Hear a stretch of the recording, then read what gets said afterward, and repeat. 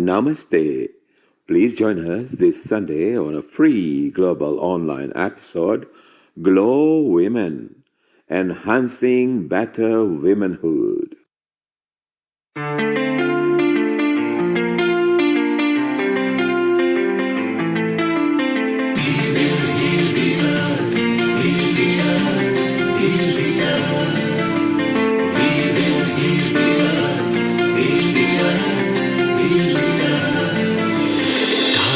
They can tell you stories which are brighter than yesterday.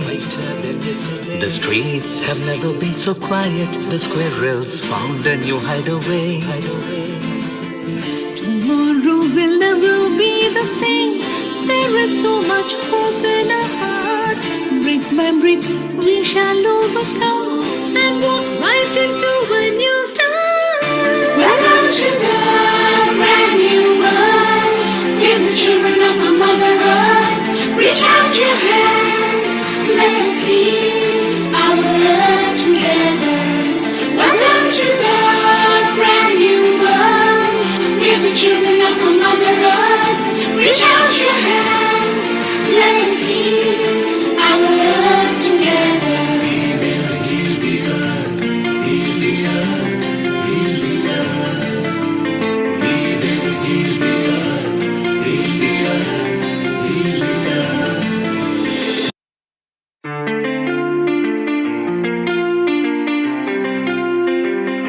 Namaste.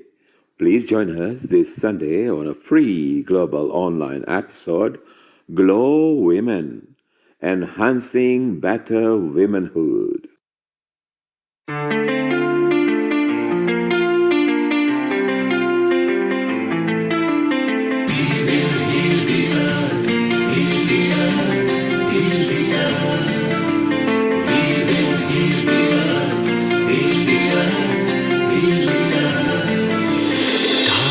They can tell you stories which are brighter than yesterday.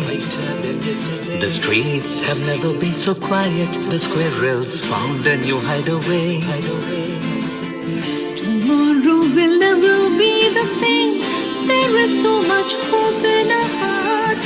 Brick by brick we shall overcome and walk right into a new start.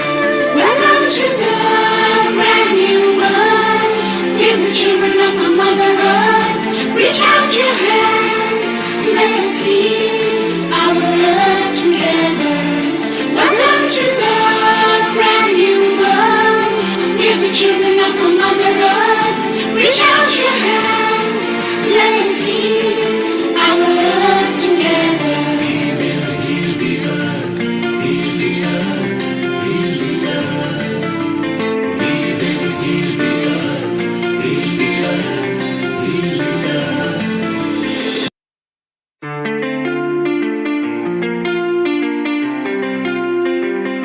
Namaste.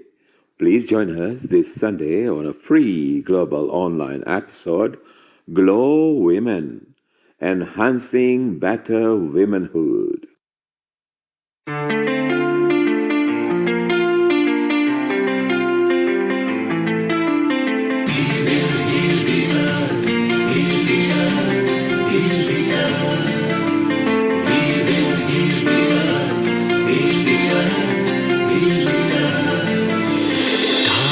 They can tell you stories which are brighter than yesterday. The streets have never been so quiet. The squirrels found a new hideaway. Tomorrow will never be the same. There is so much hope in our hearts. Brick by brick we shall overcome and walk right into a new start. Welcome to the brand new world. We're the children of a mother earth. Reach out your hands, let us lead our earth together. Welcome to the brand new world. We're the children of a mother earth. Reach out your hands, let us lead our earth together. We will heal the earth, heal the earth.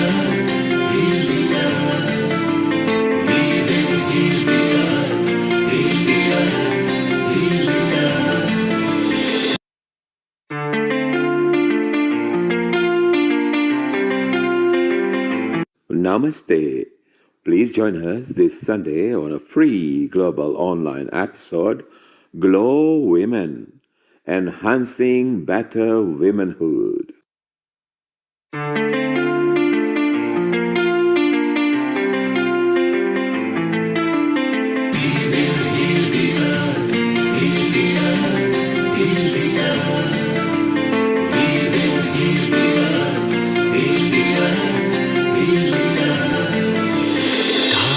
They can tell you stories which are brighter than yesterday. The streets have never been so quiet. The squirrels found a new hideaway. Tomorrow will never be the same. There is so much hope in our hearts. Brick by brick, we shall overcome and walk right into a new start. Welcome to the brand new world. We're the children of a mother earth. Reach out your hands, let us lead our earth together. Welcome to the brand new world. We're the children of a mother earth. Reach out your hands, let us lead our earth together. We will heal the earth, heal the earth, heal the earth. We will heal the earth, heal the earth, heal the earth.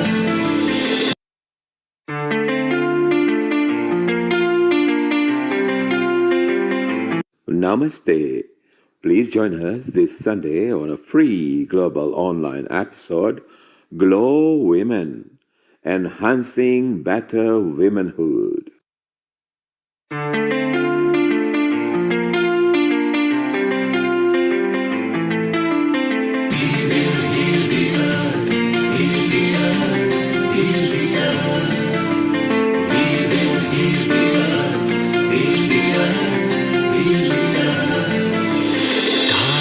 They can tell you stories which are brighter than yesterday. The streets have never been so quiet. The squirrels found a new hideaway. Tomorrow will never be the same.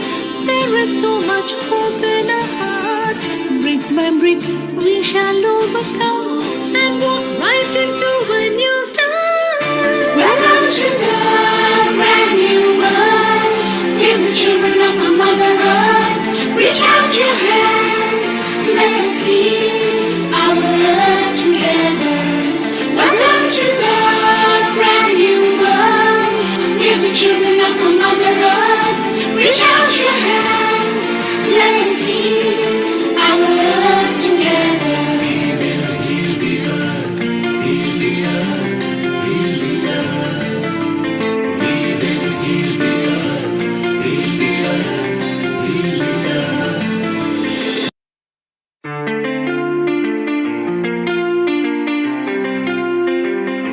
Namaste. Please join us this Sunday on a free global online episode, Glow Women, Enhancing Better Womanhood.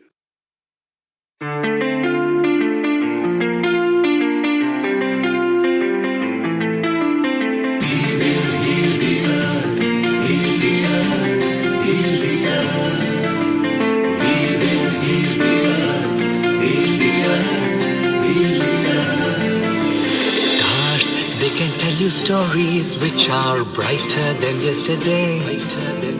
The streets have never been so quiet. The squirrels found a new hideaway. Tomorrow will never be the same. There is so much hope in our hearts. Brick by brick, we shall overcome and walk right into a new start. Welcome to the brand new world. We're the children of a mother earth. Reach out your hands, let us lead our earth together. Welcome to the brand new world. We're the children of a mother earth. Reach out your hands, let us lead our earth together. We will heal the earth, heal the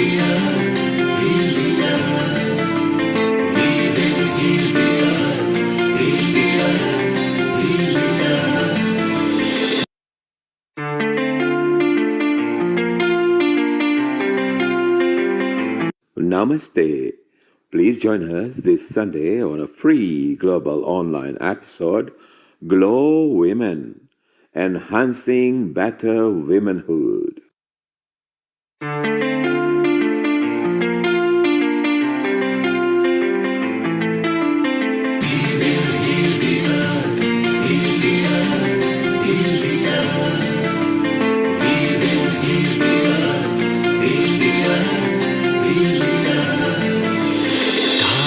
They can tell you stories which are brighter than yesterday.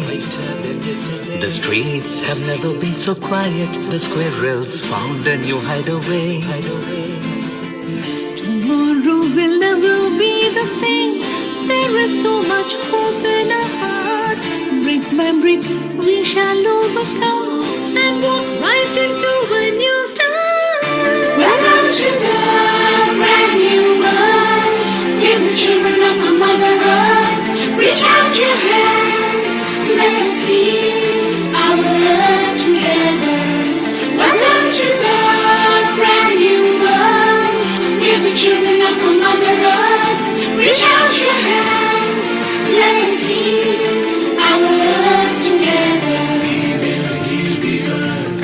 Heal the earth. Heal the earth. We will heal the earth. Heal the earth. Heal the earth.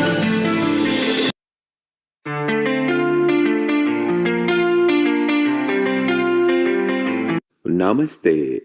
Please join us this Sunday on a free global online episode, Glow Women, Enhancing Better Womanhood.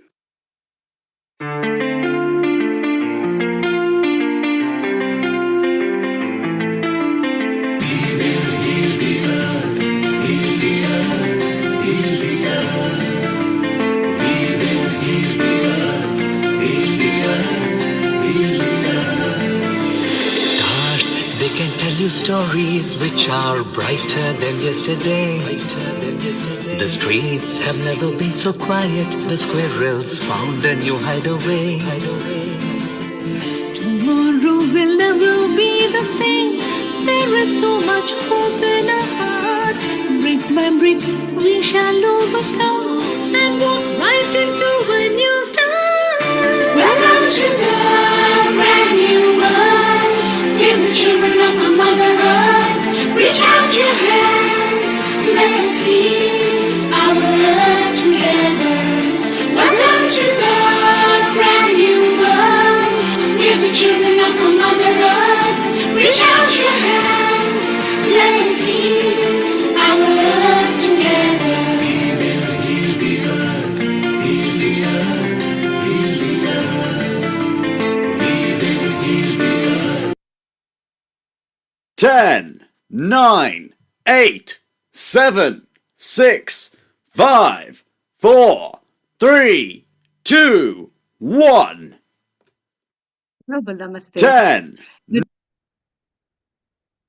Good morning, good afternoon, and good evening to all the lovely viewers of Healing Our Earth.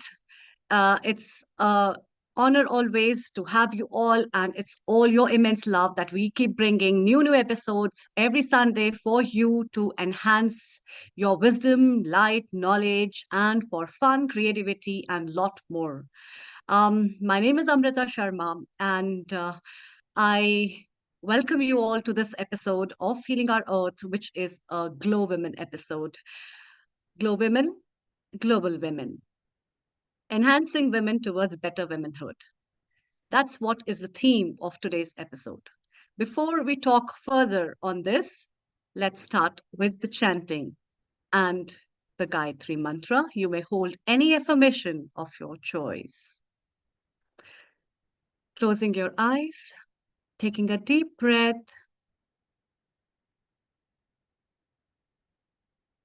A moment of silence within.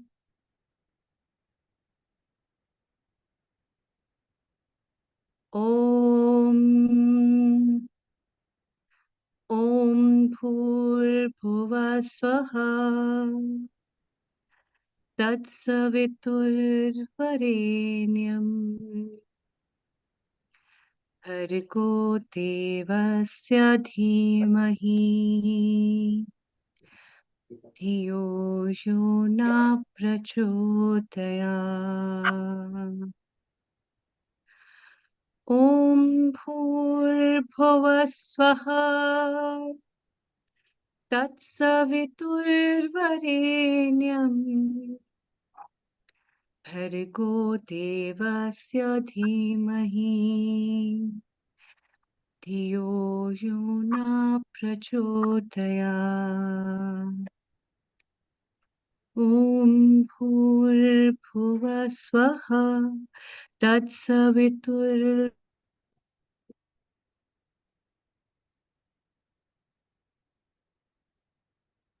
धियो यो न प्रचोदयात् ॐ शान्ति शान्ति शान्तिः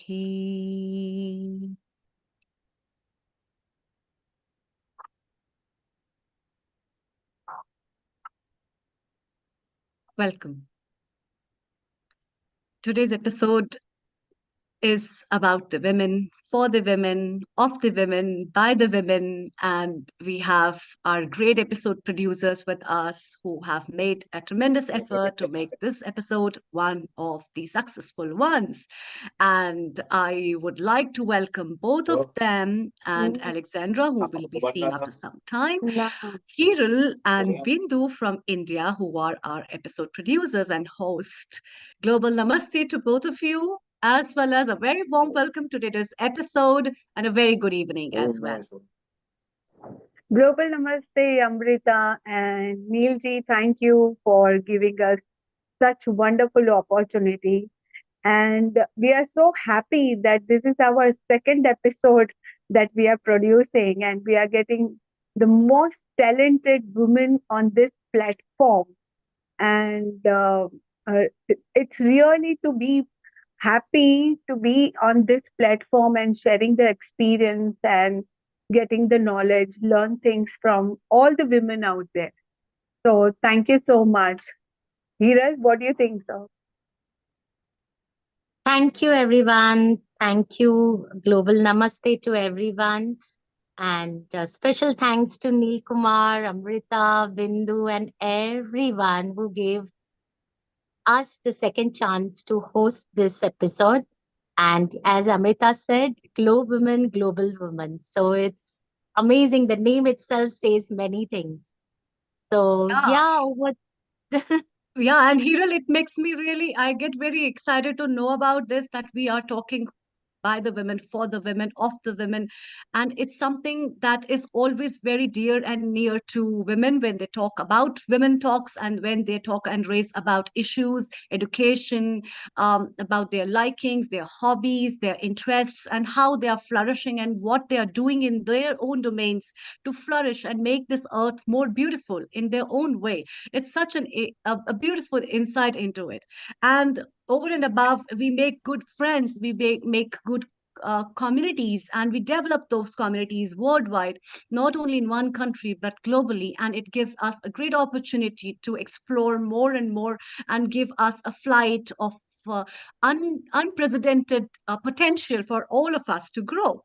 And that's what I'm pretty delighted to have. And I welcome all the guests. And I can also not forget Alexandra, who is our episode producer, as well as Yeah. Sharon, who is always with us. The great women of the great stories, along with so many other whom I have not named yet. But then all of them together give us a great power for us to explore all those things. And every day when I see these challenges that we all face in our own daily lives off the screen, and it's now time to discuss and to talk more about how we can make this all things so better, for a better livelihood, for a better womanhood. It's really nice. So Hirul and Bindu, let's get started with things. If you want to add on something what I've been saying, you can, and then let's proceed further and welcome other guests. Over to you. Yes. So I would like to welcome all my beautiful, talented, and supreme excellent women over here. And first, I would like to call upon Rakhi. So let me introduce Rakhi a bit. Like Rakhi is with over 24 years of experience. Rakhi's journey as an architect has been defined by her dedication to designing spaces that inspire and nurture human connection. Texture, scale, proportion, and light elements that breathe life into her creation. So Rakhi inspires her team to push boundaries and excel not just as a designers, but as individuals. Her work reflects as a seamless blend of technical expertise and soulful artistry, craftsmanship, creating environment that not only serve purpose but also touch lives. Wow. Rakhi, this is wonderful to know this. And over to you. You can elaborate what you want to express your feeling about it.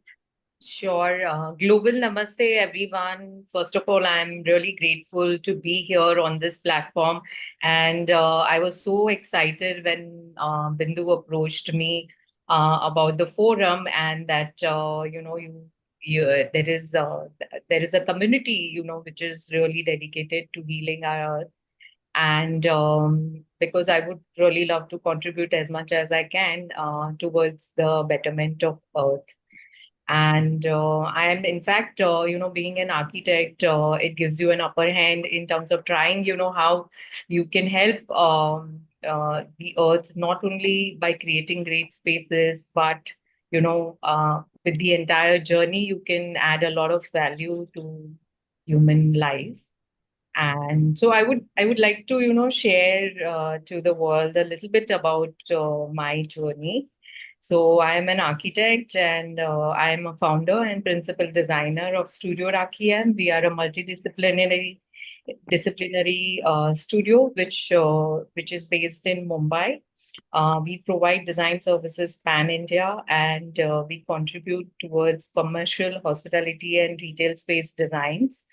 And it's been 24 years, and there is always a point that is the beginning. I think as a child, I was very much interested, in exploring different arts, beautifying things, and that was a very humble foundation to, I would say, what I am today. And it was I took some time to get clarity about what I want to do in the field of design. I would say that even during, so I would want everyone to really understand this. People who might not be clear, that you may find clarity at a certain point, so to not really give up and continue with your journey. So I would say that I was a little unclear even through my journey while I was studying architecture. But when I started my first internship ever, I think things became very, very clear. I think architectural education was not really showing me as to how will I contribute to this, beautiful buildings, etc., that keep on happening, the spaces, inspiring spaces. How will I contribute, step by step? There was no clear step by step process towards it. And I think working with a good company really formed that foundation. My first boss, Mr. Malik, he was very inspiring. His vision was so clear about, what kind of spaces he wants to do, that it really inspired that spark in me that, I can also create great spaces, and I just need to not lose focus and, keep on working towards it. So I would, recommend anyone who feels, little confused when they start their journey, that some point in time you will definitely, find that purpose to what you are doing. And from that point onwards, things have been very, very interesting. I love my field. I love designing spaces. I love designing spaces which are, for a larger audience. So which designed our designs cater to people who come from various different backgrounds. So we design spaces like malls, hotels, offices, office buildings. So they are spaces which are meant for very different kind of people who come from different backgrounds, and I think that's a challenging part, which I love about my work. And I think as a mature designer, I think there's a lot of empathy which time gives you, and now we can understand design a little more than and at the onset of your career. So we want to focus on sustainability, biophilic spaces, which incorporates, a lot of plants and very good vibrations, using nice colors into the design for people basically. And talking a little bit more about, my journey as a woman in this field, because it's a really, like, we have to go to site, we have to monitor spaces which are under construction. uh, it does require a lot of strength and a lot of adaptability, a lot of resilience, and an approach which is more like never giving up. And there is no journey, which is without any challenges. So, of course, I also faced a lot of challenges, being a woman and, traveling here or there, and handling, large scale projects was quite challenging. And I really, it was been my mission to really, make the processes of design a little bit more easier for people to achieve good spaces. So in my studio I have tried to implement, we have a lot of processes which may appear very small, like there is a small process, but they have a massive impact on how we achieve perfection at site. And not so, as a designer we don't want to lose the essence as the project goes to site level. And these processes have helped so much, and I want to share to more and more people all of these processes that we follow in the studio. And it just helps achieving much better spaces. It simplifies the process. And also in the studio, we are trying to give more opportunities to women. um, we've always been women dominated studio. So I think that's a very small way in which I can contribute towards betterment of women. And So, Rakhi, I just want to ask you what, as you said, it's challenges. So, being yes, in Bombay, you yeah, have many small houses, small rooms. What kind right. of challenges you get? What kind of? Challenges is there for you because there's a small place in Mumbai. We don't have big bungalows and all that we have, but Yeah, yeah. of course we So have. So, what are your challenges as a woman in this? So, see, the basic challenge which becomes very critical. So, not only in houses, we specialize in commercial hospitality retail spaces. So, everywhere the real estate is so expensive in Mumbai that every inch of space matters to the people who are occupying it. So, I think space planning becomes very critical. Exactly. So, how do you manage it for the space planning that we can tell to our people over here? Right. So basically, you need to ensure about. So I would say that one can, if you're talking about houses, we can focus on the sizing of the room. We can focus on multifunctionality. We can focus on how we can utilize, every inch of the space. We can edit, we can plan multifunctional furniture items which help you, save space. For example, if in a room, so in a room that I'm sitting right now is our guest room, and we have this, we have this bed and sofa. So it's a sofa uh, as well as a bed. So during the day, we are really utilizing it as our study. So we don't really need the bed. So you can think about furniture which is smart and gives you 100% utilization of your space. So during the day, when you don't need the bed, you can just lift it up and, Okay, so I have one question from my side. I hope we have time, Neil Kumar. yeah, It's okay. yeah, I just want to know that in our Loda Park where we are staying, you must be knowing Loda yeah, Park. We have a yes, very small space. Now, yeah, what they are doing it, the kitchen and the hall, like we have outside and abroad, they have uh, kitchen and the hall together. What uh. concept is this? Is something very good or how it works? Because in Indian, the kitchen has to be different. But now the things are changing, the world is changing. We want the space proper. So now, we want hall and the kitchen at the same level. What do you think about that? So you can do, so say for multifunctional usage, even when you have an open kitchen. So basically you are having an open kitchen, Open right? kitchen. And your question is, like do you like open kitchen or No, you, I don't like. you don't? I'm still All in an right. Indian mindset. Yeah, yeah, yeah. Same here. I mean, even I have a properly, separate kitchen space. You can have a partition, which is a sliding folding partition. Mm. And, so only when, like, say you are having a party or something, you want to open up the kitchen, you can open up. And otherwise, in your day-to-day activity, if you want to, shut that down, you can do that. Many a times we need separation of aircon, that when you have AC functional, you don't really want the kitchen cooking aspect to get impacted.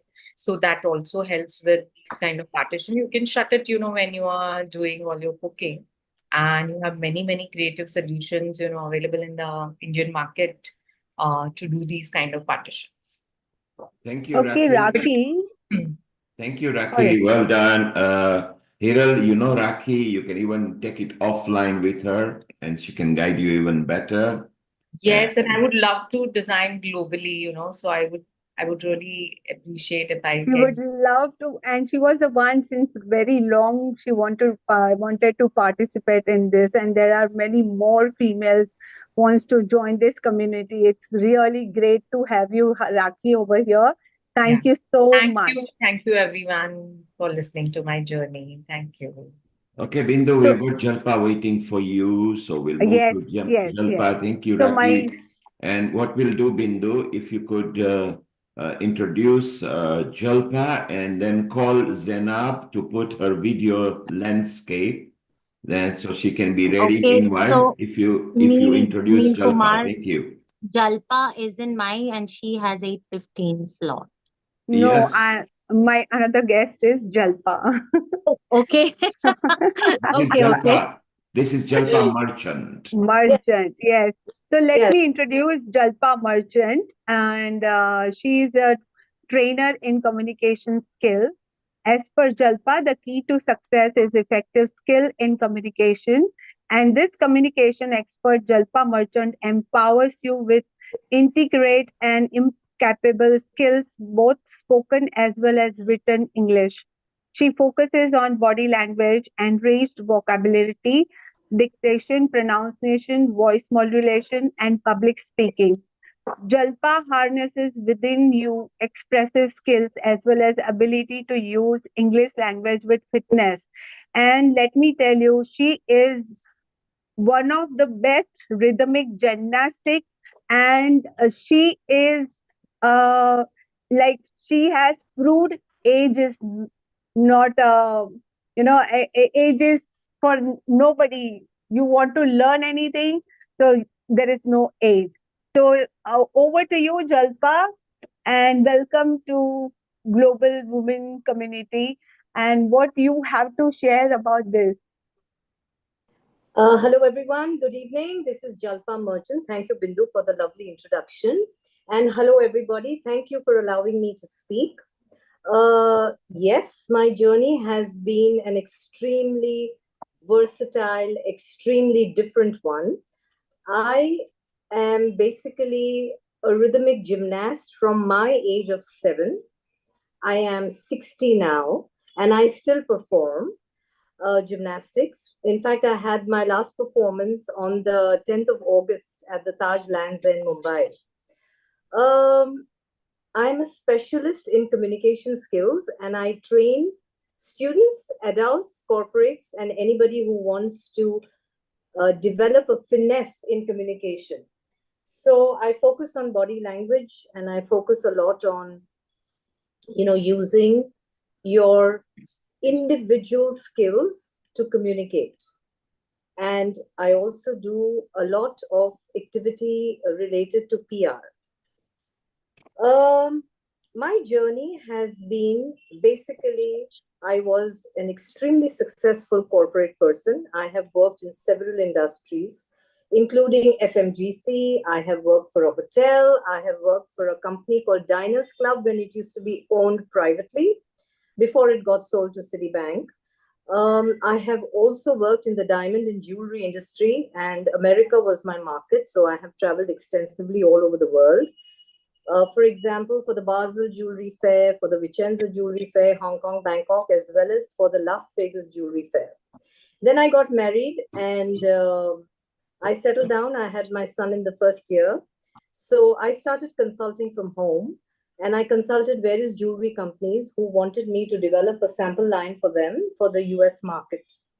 And as time grew, I realized that I can help out many people in terms of skills in communication, because today, irrespective of your qualification, irrespective of your stature, what is most important and the winning streak in your life is good communication skills. So I started teaching students, then I moved on to adults and corporates, but I take it more in small groups. So I don't take a group of 50 or 20, or I take max 2 or 3 at a time. And my journey has been so fortifying and so satisfying, because at every stage I meet people with different experiences and I learn from them. And I think this sharing is continuous as long as you live. Growth is continuous as long as your heart beats. And if you have an open mind, there is nothing that a woman cannot achieve. And I truly believe in this. So I'm just trying to fulfill my dreams, whether it is a dream of being able to nurture students, whether it is a dream of being able to bring out the best in women, or whether it is a dream to be able to help corporate professionals read, write, and speak better English. So that's the nutshell of my journey. Thank you so much. That's so wonderful, Jalpa. And you are an inspiration for all of us. That age is not a bar. So it's really like you are inspiration and strength and resilience. So it's really good to know you and have you on this platform. Thank you so much. Thank you. Okay, so we are moving forward to my third wonderful and beautiful guest.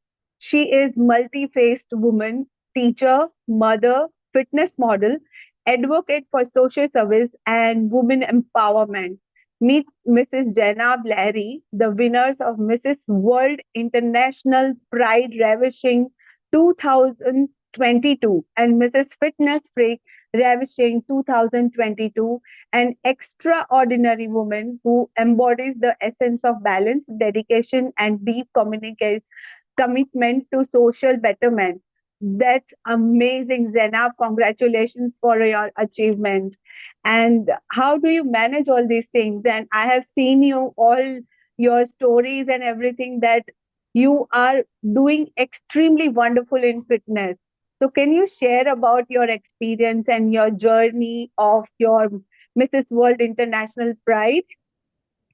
Bindu, before Yes, before Zainab starts, Zainab, can yes, you yes. straighten your video? You are upside down. Okay, keep Yeah. it This portrait, is no problem. uh, Thank you. so Go ahead. firstly, I'm sorry if there is any inconvenience because right now I'm in the hospital. My mom is admitted and I have found a space for myself wherein I Thank you cannot so much, Zainab, for disturb the coming. other patient and people around me. Yeah, but Bindu, I'm here for you. I'm Thank you extremely so much. grateful. Yes, I'm extremely grateful that you've given me this honor. You invited me today, and a very, very good evening to everybody who is hearing me out today. It's a pleasure to be here. And as Bindu has already given a little gist of myself, I would like to share my story. My story is a lot about transformation, and I had never ever thought that I would have this transformation in my life. I belonged I belonged to a family wherein I was always put, in my mind that I'm a girl, I should be, learning to cook. One day I'll get married. And, when education was the preference, it was always said, that a boy has to be educated, not the girl. So, to begin with my journey, I started working, and that is what at a very early age, I started working at the age of 18 when I was just, during the end of my college. And somewhere I always had this passion and dream to do something in my life. And I had to go through a lot of tough times, when I had to convince people in my life. So whether it's my family, my members, my relatives, and then, in future when I got married, I'm a mother of two boys. So starting with my journey, I became an air hostess after I finished my studies, and I always had that pride. I love traveling. I spent a good amount of years in my experience of working as a cabin crew. And then when I got married, I had my first son at a very early age, and then I was all lost. I really didn't know what should I do as a mother. I really didn't know what should I do as a wife. How should I handle things? But somewhere I had this passion that no, I want to do something. I have been independent, and just because now I'm married and I'm a mother, I cannot just stop my dreams here and say that, oh, I have to quit my job. So I started working. I did my teacher training course, and I started working as an educator, and I'm still teaching. I teach in a school in Bandra, and it's been almost 14 years of teaching experience now. I'm a mother of two boys. Living that life, with that hustle bustle that you are a mom, you're a wife, you're a daughter-in-law, you're a daughter, sister with so many responsibilities. I had forgotten about myself, what makes me happy. So there was a time, I mean, just a few years ago, there is this platform that came in my life of participating in Mrs. World International. And I was 40 by then. So as Bindu just said, and we had Miss Jalpa right now as an example, that age is just a number. People kept telling me that you are a mother of two boys, you're already 40, you think you're going to stand along those pretty young girls and win that crown and come home. And it was so demotivating for me. I really felt that, oh my God, why people are telling me should I take part or not? But then I decided to stop listening to whoever told me whatsoever, and I participated. And trust me, I was back home with that crown. And that moment in my life completely changed my identity. I was back home, not just with that new title that I carried, but it gave me a new identity of my life. It made me feel that I am a woman. And because I'm a woman, that doesn't mean that, I have to stop my dreams or I cannot fulfill my dreams. I went ahead with my passion. I came back home with that crown. And that further motivated me to fitness. Because when I took part, in the talent round over there, I lifted 50 kgs all by myself without any helping hand. And yes, obviously, I had a practice, like it had been almost 2 years. I was practicing of weightlifting and working hard regularly in the gym, even with that hustle bustle life of a mother's responsibility and a wife's responsibility at home. But after I won that talent round among so many women over there, that actually gave me that confidence that fitness is my forte. And that's how I entered, the field of fitness. And honestly, fitness is not only about losing weight or looking good or, becoming thin or just looking like a model. It's all about your inner happiness. Fitness gave me a lot of inner happiness. It gave me a lot of confidence in my life. I enjoy running. I go for my runs at least thrice or four times in a week. And trust me, that is the best way of calming yourself down, finding your inner happiness. And in fact, you get so charged up and motivated to do even other chores of your daily life. So, even if you're working and you're coming home tired, trust me, that 30, 40 minutes that I used to dedicate to myself, to my body, really changed my life. And that's what Bindu has mentioned about that. I'm very much dedicated to my fitness. I'm running a 21K on the 8th of December for Navy, and I'll be running for Tata as well. But my goals don't stop over here. I have to someday. I have a dream of running a 42K, and I know it's a long way through, but I'm going to practice because eventually it's my happiness, and I want to do it. So, as a woman, I realized that there are so many women, today who actually curve themselves. And just because they are women, they somewhere fear to do things. And that is what I have learned that if you want to achieve something in your life, it's not going to be coming easy way. Like for me, it was not easy to become an air hostess. I had a very tough time convincing my family. I belong to a Muslim family, and that was during the year in the year 2000 when I wanted to. So it was not easy, but the point is that if you want to do something in your life, you have to fight for it. You have to work for it, and you have to let all those toxic people out of your life who try to put you down. So it's Fantastic, Zainab. I exactly, exactly. agree each and every word of you that you have come all the way here handling all the challenges with grace and determination, and that's what you are right now. So it's so wonderful to know you and your journey, and it is so inspiring for all of us. So Yes, thank you absolutely. so much, Thanks, Janab. Bindu. I just have one message for all the women out here, that never fear of anything. And trust me, take the path and your dream will follow you back.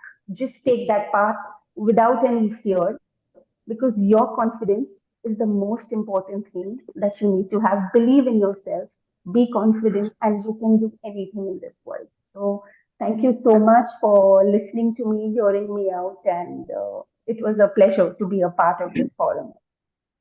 Zainab, before you go, you said you are in a hospital and your mother is down there. Is that right? Yes, yes. Well, we wish you and your mother a very speedy recovery. Send lots of blessings to her. We are very Thank you. proud of you that although being in hospital and dedicated as Bindu's friend, you still turned up. So that shows that you are a very dedicated person. Thank you. Thank you so much. Thank you, Thank you for all Zainab. the good Thank wishes. you so much. See, I need to take a leave. Thank you so much. Thank you. Thank you. Yeah. Okay, so Neil Kumar, I think Jalpa is here only, but her mobile name is Kaira Shah. Okay, we have found that. If you could Yeah, request everybody to sign with the real name so we know who they are. And yes, there is Kaira, which is Jalpa, so maybe we yeah. can go to her. So Bindu, that's wonderful that all the three guests were there. You know, one wants to be interior designer, other is a communication skill. Zainab, who was so dedicated while she's attending to her mother in the hospital. So let's send her a very good energy. Yeah. And let's go Sure. to Hiral, who is going to introduce Jalpa, who again is an exciting contributor over here. So Hiral, go ahead and introduce Jalpa to us, please. Sure. Welcome everyone. Welcome Jalpa Shah. Very nice. Thank you for coming. And she was very excited, let me tell you. And she was telling me this is for the first webinar where she is participating. Otherwise, she's always there as a faculty and all. Okay, so let me introduce. It's a big, good introduction of her, but it is must to know about her. Okay, so Jalpa Shah is a creator in true sense and a co-founder of Two Dots.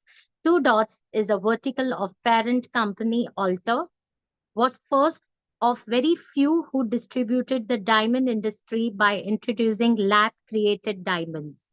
That's great. Alta is a globally re-owned brand operational since 2 decades and more. The brand is spread across 25 countries worldwide. Jalpa started as a senior gemologist institute, popularly known as IGI.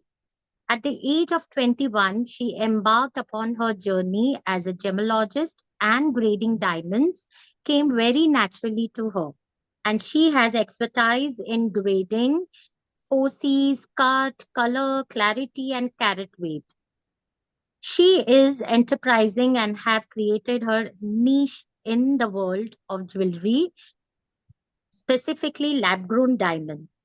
She is a multitasker and fond and art of balancing professional and personal life, a mother of two and a blue-headed creator.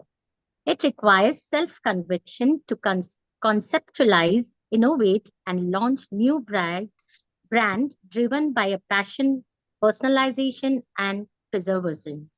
So, Jalpa, over to you. Amazing. And we would love to know about more on the real diamond and the lab grown diamond, which is such a hot topic. Exactly, always. So when I used to work in a lab, I worked for pretty much 6 years as a senior gemologist.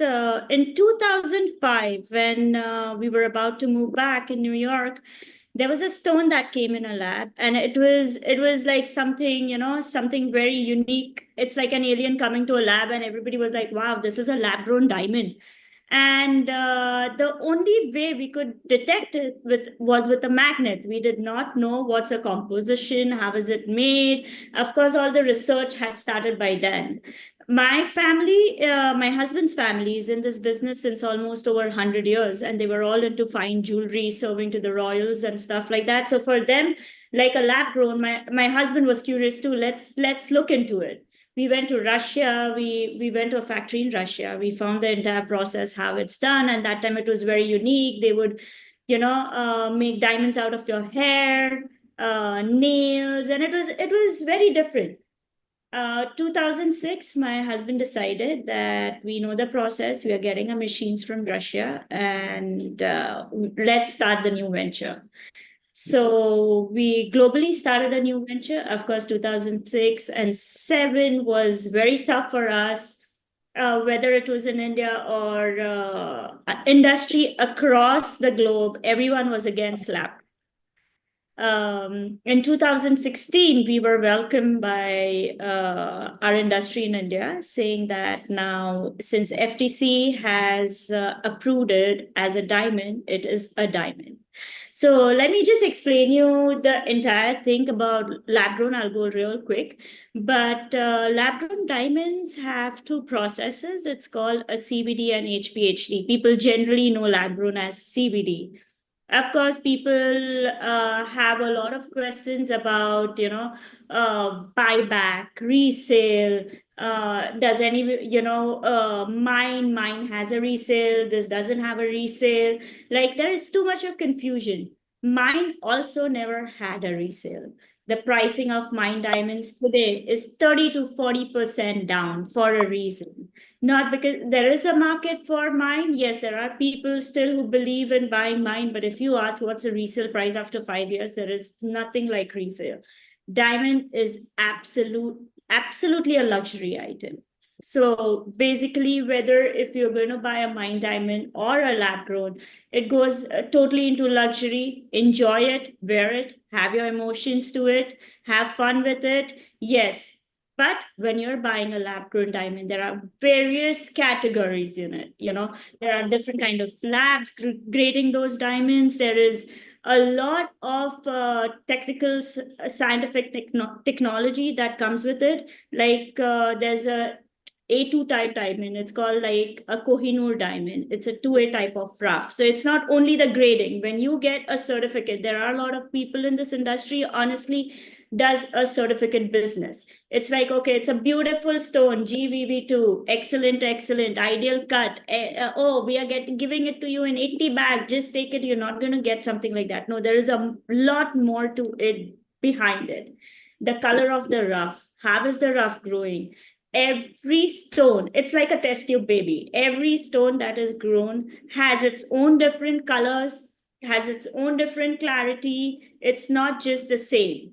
So today we have a factory. When our factory grows those diamonds, we initially, when we started growing our stones, it was only brown. Our rough was brown in color, and it took us about 5 to 6 years to keep on working on it. Our growth process, a lot of flaws. It was a process to get there, and then finally we started growing EF color, which is the colorless category.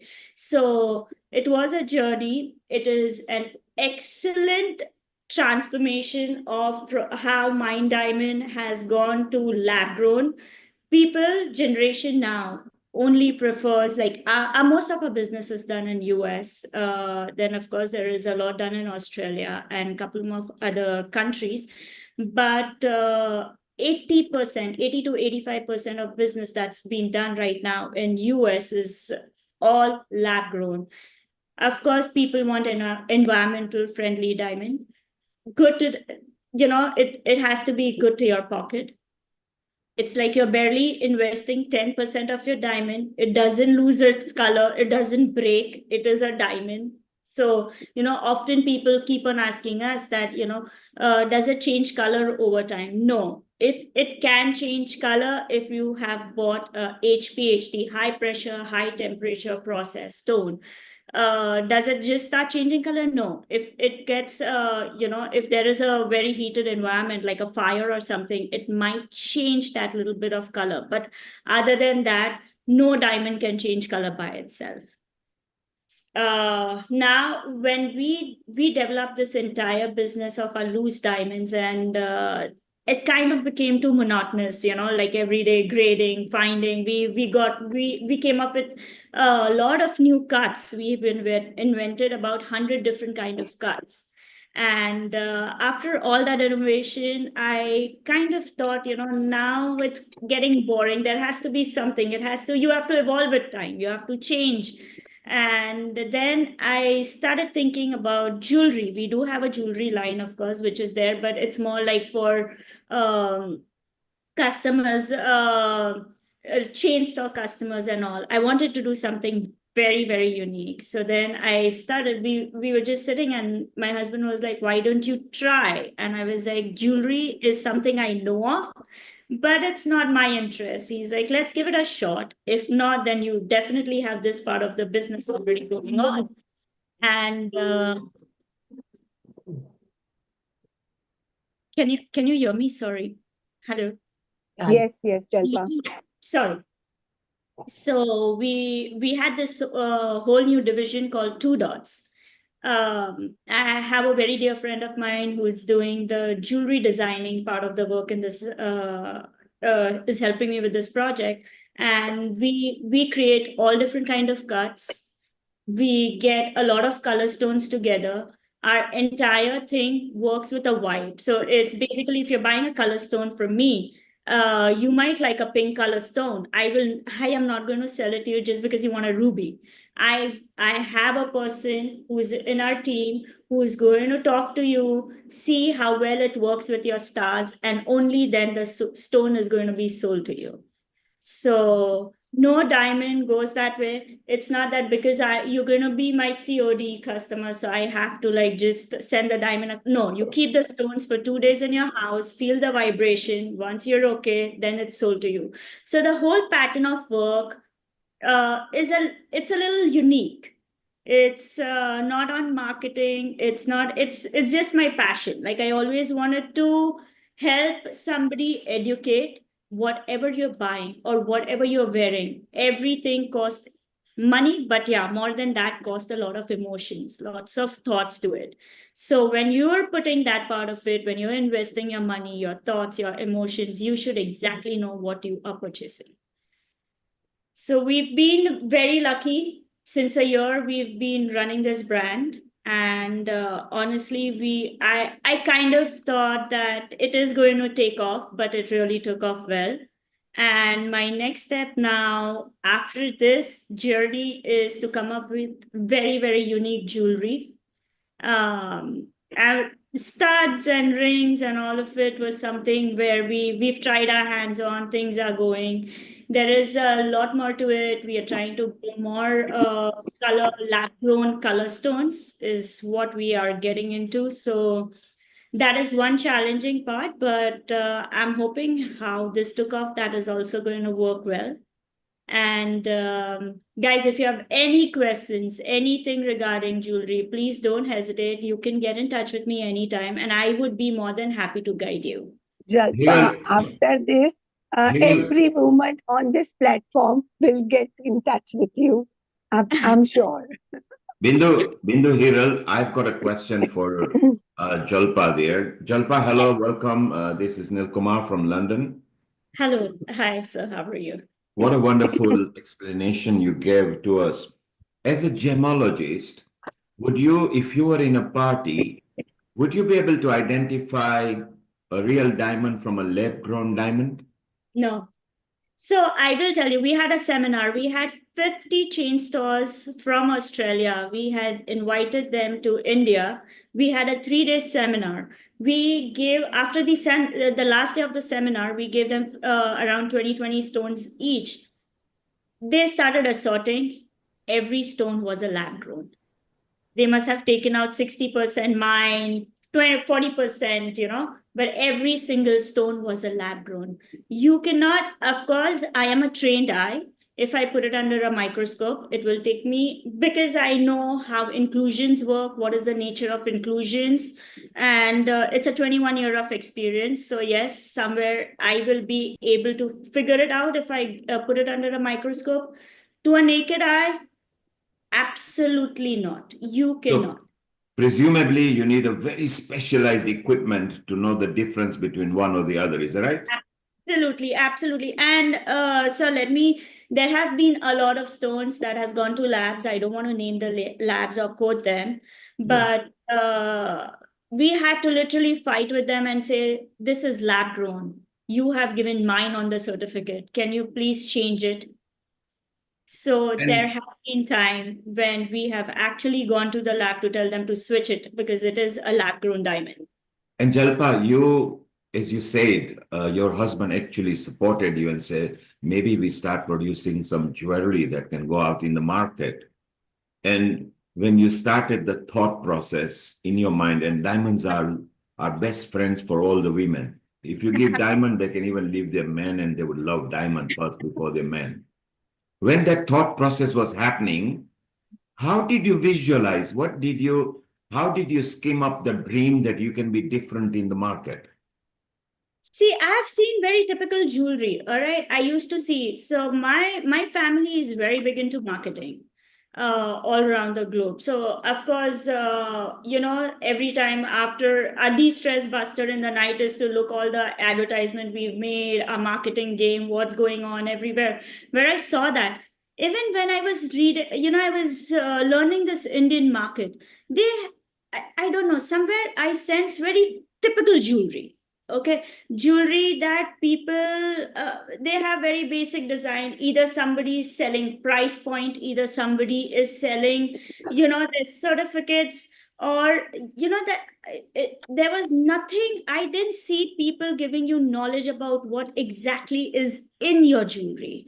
So basically, if somebody comes to me saying I want a 18 karat ring, I would say no, this ring will fit into 14 karat. Why do you want to waste so much of gold? You rather make something else, save it for later. There was no genuinity. It was just okay. Somebody wants in like 18 karat, made it, gave it. My profit margin is out. We have a very minimalistic profit game. This was my first deal with my husband, actually, that I am not going to, this is not something that I'm doing for money. This is something that honestly, until now, our industry is very traditional. And Now, Jalpa, let's show people. I think this is your website. Is that right? Alter Diamonds, yes. Yes, and so those people who are connected to us on our website, YouTube, Facebook, and media partner channels, if you want to see what Jalpa thinks and how she visualizes, you just go to altr.nyc, altr.nyc, and so wonderful, simple. Normally, people don't show their designs, but look, there are some designs here, pure love, as they say. And of course, women love diamonds. This is a wonderful website, Jalpa, over here. And I'm sure Hiral and Bindu have some questions as well. So we are very proud of you, Jalpa. You have done very well. Thank you. Thank you. And hopefully, at some point, it would be nice to introduce you to some correct dealers. You've got a lot of dealers there in Surat and Ahmedabad and in New York. We have our own plant also in Surat. We have one of our offices in Surat also. So Yes, and Hiral, you are daydreaming about diamonds and we're very keen to bring Jalpa. What question have you got for Jalpa? Okay, so before that, I like to tell you that this is the diamond which I have got from her just a month back. The heart shape which she had given and made it for me. If you can see, it's a heart, and she had made some lovely solitaire ring for me from the lab grown. So there you Jalpa, are. Jalpa, be Yes. ready for attending all the phone calls. I'd be very happy to help. Okay, so before I tell Neil Kumar, I was having this question and I asked her that, what everyone will think like it's a lab grown. And then I thought one thing, one good example inside me. When we have a baby inside, we used to before we thought normal is the best, normal delivery is the best, but now later everything is possible. Why to think about natural things? We can have everything. We have operations, we have test tube babies, we have IVF, everything is now available. Then why we have to go find out and give this, where Jalpa just said that it's the same, it's just a lab grown, and you are going to get everything in the half price. It's nothing wrong. And So there are, sorry to cut you off here, but there are a lot of dealers you will see that they come up with, we'll give you 100% buyback on the value of whatever is there at that moment, or we'll give you 70% buyback, or we'll upgrade your stones and stuff like that. I'm going to be very honest to you. You know the kind of margin they work with, they can literally upgrade you 2 stones in that. So, I mean, it's a game of marketing, but it's absolutely when somebody says we'll upgrade you. What is buyback? What is buyback? There is nothing such as buyback. But Jalpa, I would prefer that way. Why should I go and sell if I want to? I'm just using it. I love to be in that, the Absolutely, feeling not of, gonna. as you said, everything is emotion. So such a lovely way you said that you have your feeling on that, and then when you feel good, then you take it. That emotions is very important. I connect with you this. Thank you, thank you. And so Yeah. Jalpa, basically, does these lab grown diamonds, do they have international certifications? Yes, they do. So that's a good value. And do they retain value, and just like a commodity, they can go up and down? They do go up and down. Now it's technology, right? At the end of it, it's technology. Now, I'll give you a very simple example of an iPhone. Every time the model goes up, the prices of the one that you bought before will decrease. So the more pieces you have, the prices do go up and down. If you ask me what is the resale value, once again, I will be very honest to you. Wear it, enjoy it, have fun with it. There is no resale value. Okay, so when you say there is no resale value, meaning it's not good investment? Diamond is not an investment. Aha, so it's basically just for a. Whether it's mine or whether it's lab grown, lab created diamond. Diamond is not an investment. From last year to this year, 40% of mine diamond, 40 to 50%, in some 60 has really gone down. I mean, today I will tell all of you guys, you'll have the jewelry, don't sell it. There are jewelers who come and tell you, sell it, you'll get the money now, tomorrow you might not even get that. Don't believe in it, don't sell it. Whatever you have, keep it with you, enjoy it. So Jalpa, stay around. We'll just ask a couple of more questions before we go to our smiling Dipti, who is waiting there for Sheryl to call her, and Dipti is image consultant. Can I Before we say, go there, let's have a comment from our Amrita and Jalpa merchant here. Okay, Jalpa merchant, you go first, then Amrita. yes. So, hi Jalpa, we share the same name. And I know what you're saying in terms of lab-grown diamonds, and also the diamonds don't have a resale value. So when I used to handle the American market, when I was working for jewelry industry, we used to say that the American market is all flash, no cash, which means that, a half a carat ring must look like a 1 carat, and a 1 carat must look like a 2 carat. So we did all permutations and combinations with miracle setting, illusion setting, just to make it look big. So whilst diamonds don't have a resale value, they have a lot of personal value, a certain amount of emotional value.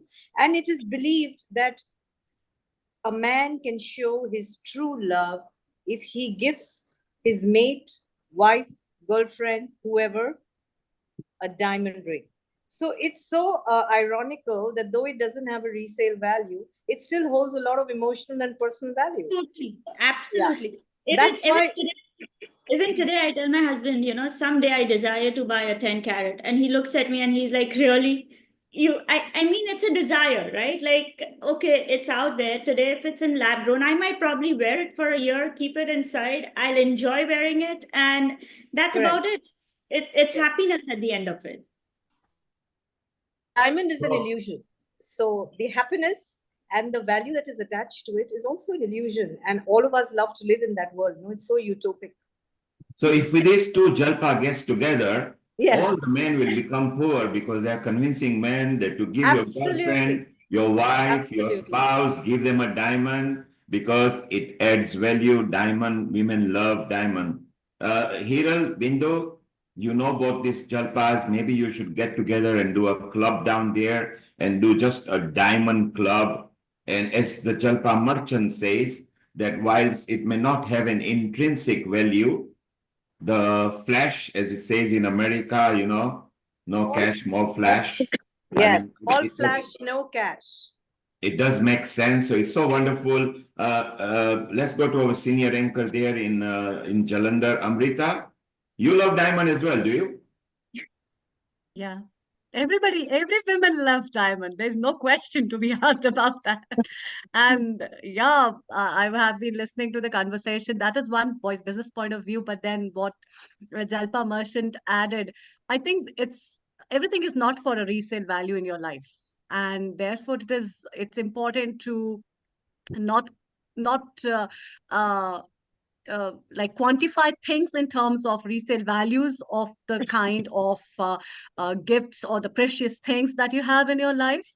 And I think that will make you much more satisfied when you're buying a diamond ring for someone or gifting something to someone, which holds a great weightage much more than just its resale value. So, and we are getting a lot of comments off from the social media.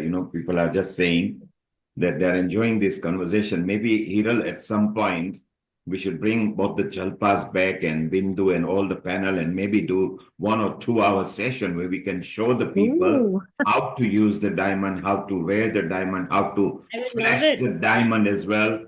I think it'll be beautiful. So Jalpa, stay around. We might ask you to come back in a moment. Let's go to our smiling Dipti, who is there in India as well. Sheryl, Dipti was smiling as well. Maybe we can ask her a comment if she has got a question for Jalpa before you introduce her. Global namaste to you, Dipti.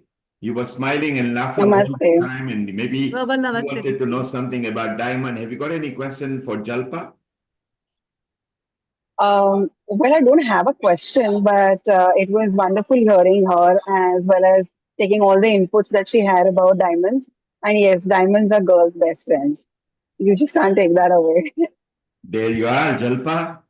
Jalpa Shah. Look, everybody Yes. says diamonds are girls' Girls' best best friends. friends. Jalpa, thank you very much. Sheryl, thank you for bringing Jalpa. Let's Thank you. introduce our Dipti Joshi. Dipti Josh, is it Joshi? Yes, Yes. Joshi. Yeah. And It's we go ahead Joshi. with that. Hello, Dipti. Welcome to the our Global Woman. And she was excited, and she is amazing lady and very well. Uh, the way she is established her things. We would love to know about more things on you. First, I will introduce, and we will be there with you. Okay, so Dipti Joshi is a certified image consultant and wardrobe stylist. That's amazing.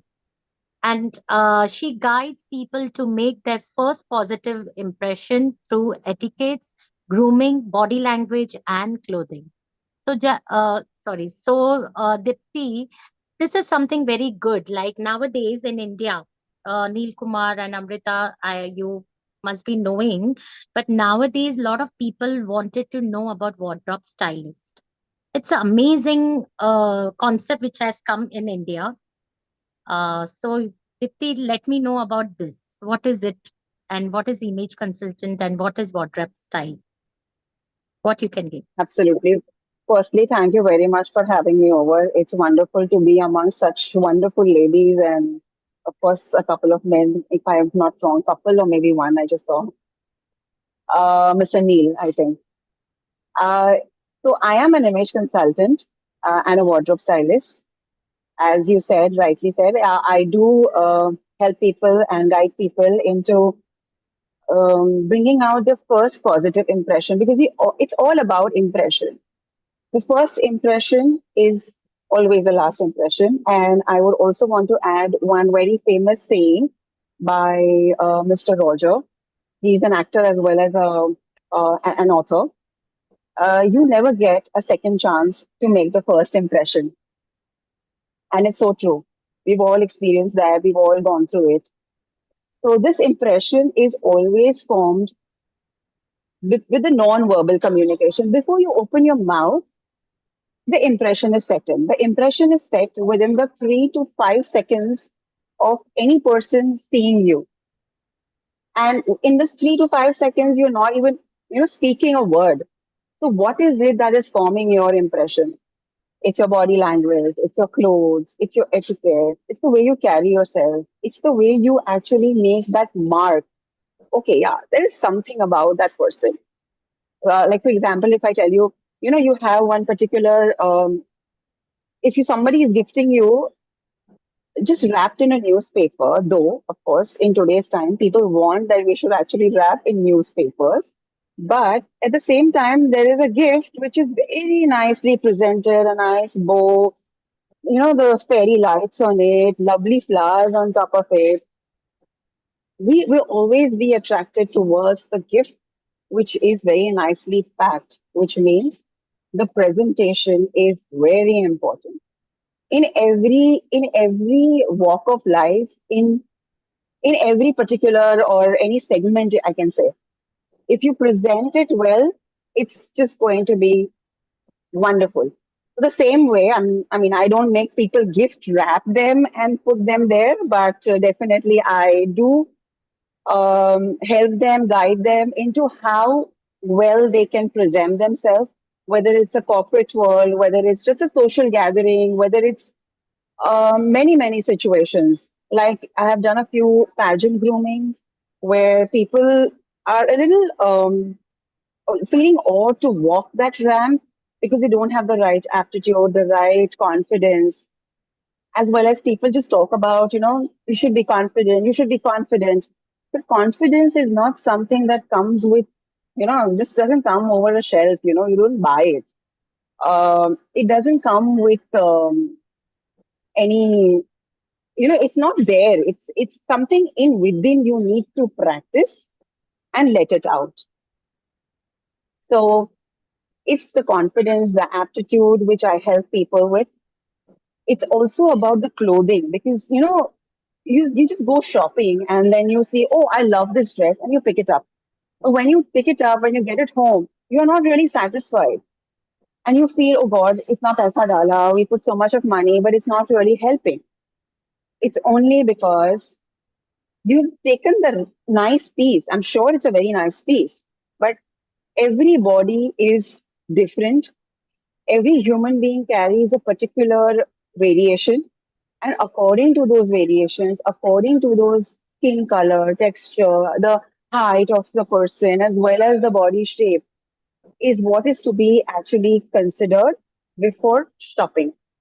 So, yes, that's why I am also a wardrobe stylist.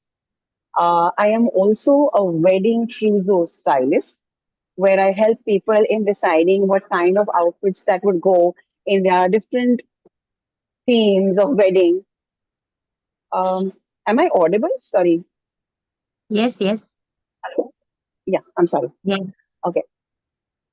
So, yeah, so there as well as the first impression is formed with etiquette. Now, etiquette is something which everybody knows, it's manners, of course. Etiquette comes in many, many different ways: social gathering etiquette, the dining etiquette, the net etiquette, the corporate world, the net etiquette, corporate world, email etiquette. So there are many different segments of etiquette. So all of these combined together under one roof is image consultancy and wardrobe styling. Okay, that's nice. And I have seen many very top class people like Ambani's and uh, uh, many, which I have heard about it. That how do you connect with those people with the wardrobe style? Because I've heard that they also believe in that because we have in Indian culture we have many uh, you know attire, we can say, like one would be Yes. Western, one is Indian, one is Indo-Western. How do you gauge and how do you make it for that? Actually, everything is amazing. All styles are amazing. It's only you need to identify which one suits you. You have to understand your own personal body shape, the personal body type, your personal preferences. So, actually, certain people just love classics. Certain people just love romantic stuff. So they'll go for florals, they'll go for red colors, softer colors. And some are very classic. They'll just want, the muted colors, the ones which are just the neutral ones, the black, the grays, the whites. So it's just about understanding what you like and how to use your own liking in dressing up yourself. Because the fact is, if you are not happy with what you're going to wear, you will never feel confident. I mean, everybody would have experienced that. You worn an outfit, but at one point of time, you're not feeling comfortable.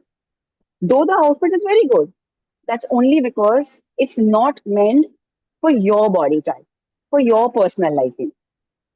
Okay, so Dipti, you mean to say you will guide them, you will give a personal session to them, they will come to you, they will ask you Yeah. what is my body type and what kind of things. So all that when once they come to you and you give the guidance to them what you can. Yeah, And so I have personally a you also proper. go through.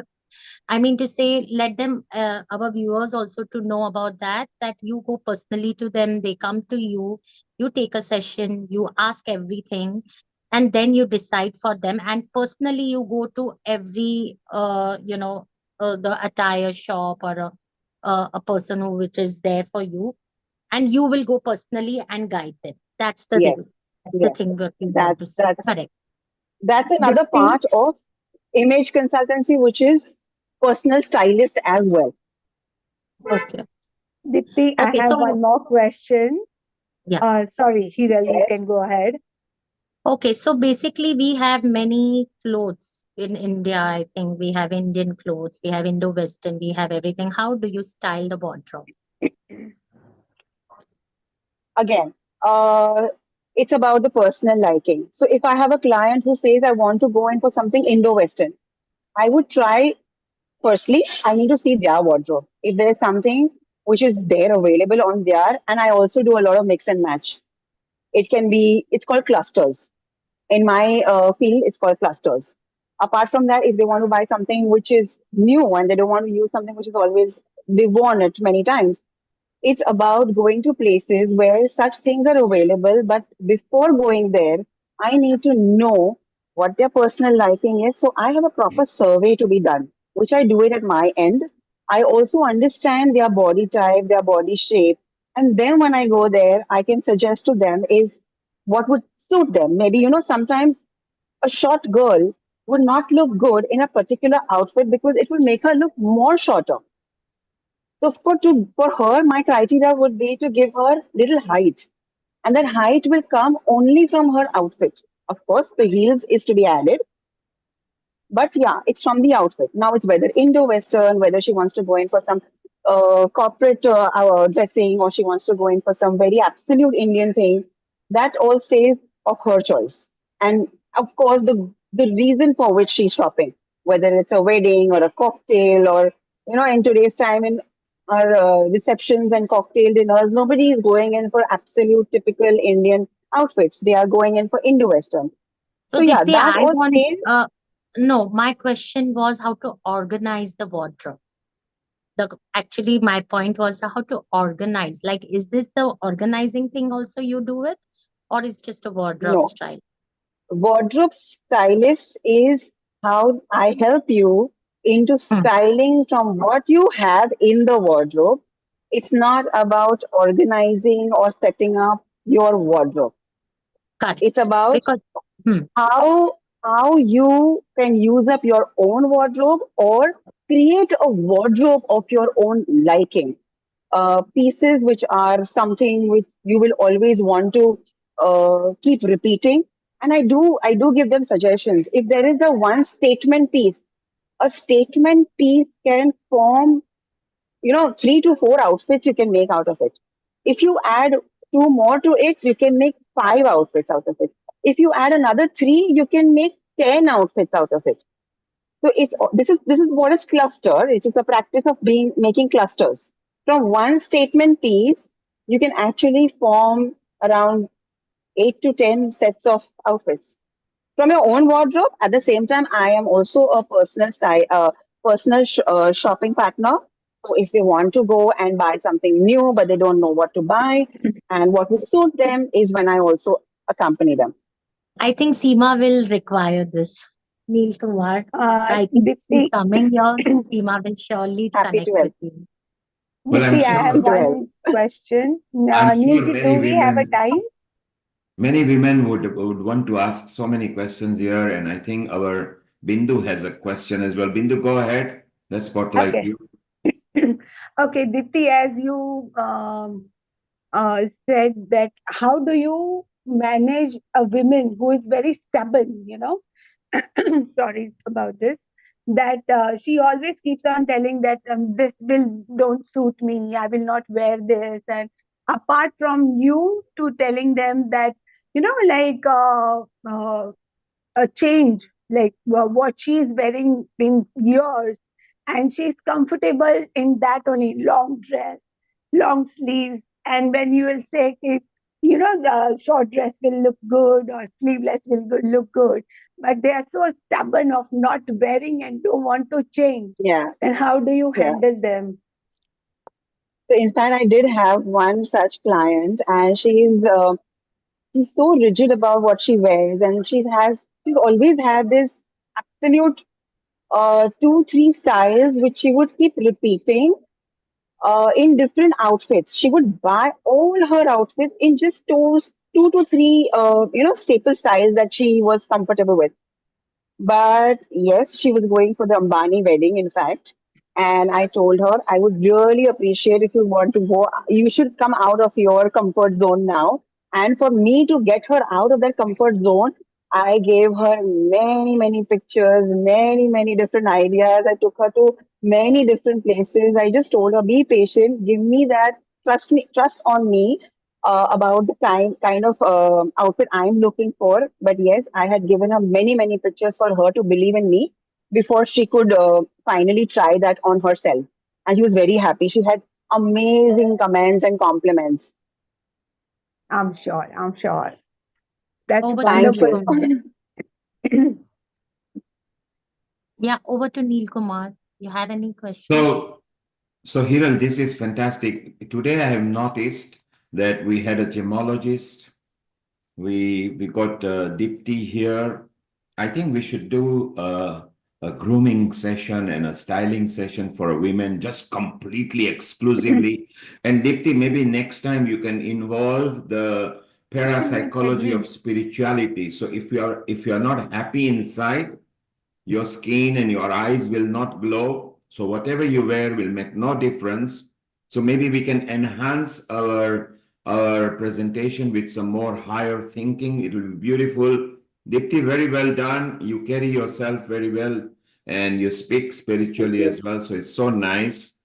We will have you back in a session where I think we can have a long session where women can just come. As you say, you also go with people and select the colors and the draping and the style and the material, because certain it will be silly to put kanjivaram on a woman who is 100 kg. It wouldn't be nice because Yes. it's material, whether we need French chiffon or georgette or depending what we need falling on a woman, it will be beautiful. So, Dipti, well done. We are very proud Now of it's you. amazing that you have, I'm sorry I'm cutting you across, but it's amazing that you have so much of knowledge being a man, because whatever you said was absolutely right.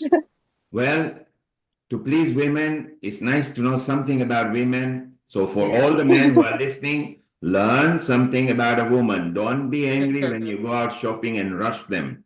Spend time because, after all, they are dressing up for you. So, very well done. Good We Right. point. back again with another Joshi woman over here as well, and she's smiling. She was happy when you were talking over there. Maybe you know each other. Yeah. So, Hiral, She's my introduce sister. Kalindi. They look like sisters, actually. We We are are. siblings. We are siblings. Ah, so there you are. Well, over to welcome Kalindi and Dipti. Stay around. Maybe we'll even involve our other people in here for a chit chat in a while. So, Hiral, over to you. Thank you. Thank you, Neil Kumar. So now we have Kalindi Joshi, sister of Dipti, and she has come last time which we had episode, the first Glow Yeah. Woman which we had, and she also been a participant in our things, and she was very excited, and she told me, Hiral, I want to be over here because it was amazing. Her experience Yeah. were very amazing, and she loved the experience in this episode. So I'm sure everyone would love it to come again and again and again. So here she Yeah. is for the second time. And let me introduce about her. She is a lovely nutritionist. And before I start the introduction, I would also tell you that in from our Neil Kumar and Amrita and everyone, one lady had come to her for her therapy and she lost many kgs. She came Yeah. to me, she said, Thank you, you recommended Kalindi, and Yeah. tremendously she lost the weight from our Glow Woman Neil Kumar. So, yeah, that's nice. That's what we want. We want to inspire others and we want to know each other. And that's why we are here to help each other, to inspire, to glow, to help everyone. So definitely that's amazing. So before I start, Kalindi Joshi is a nutritionist and a cupping therapist who is aiming to inspire others to adapt to holistic approach and a lifestyle change wherein you understand your own body and how to eat, cheat, but balance in the time. That's amazing that you eat everything, but you always balance your weight. That's what we all want. Yeah. Yeah. Over to you.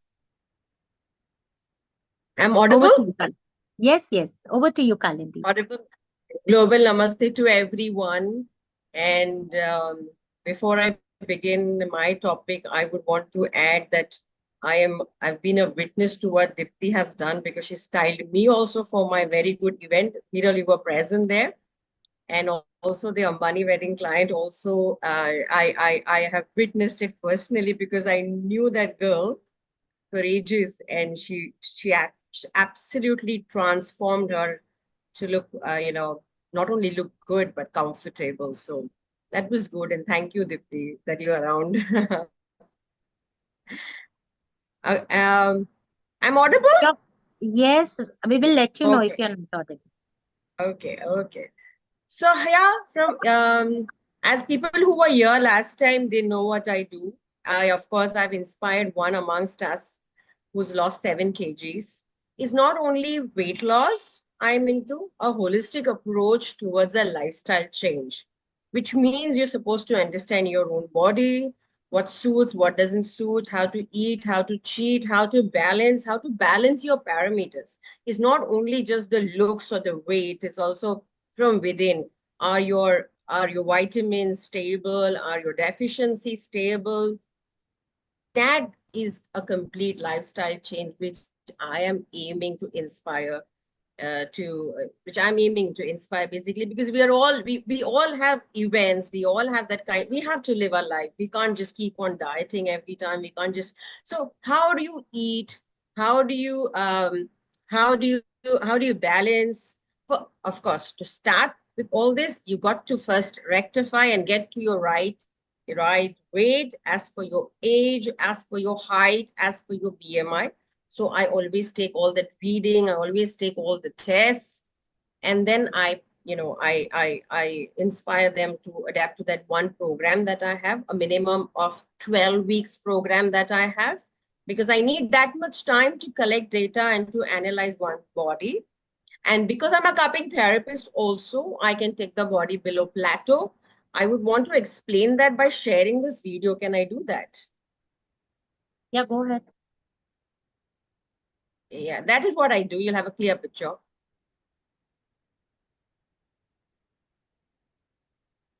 Yeah.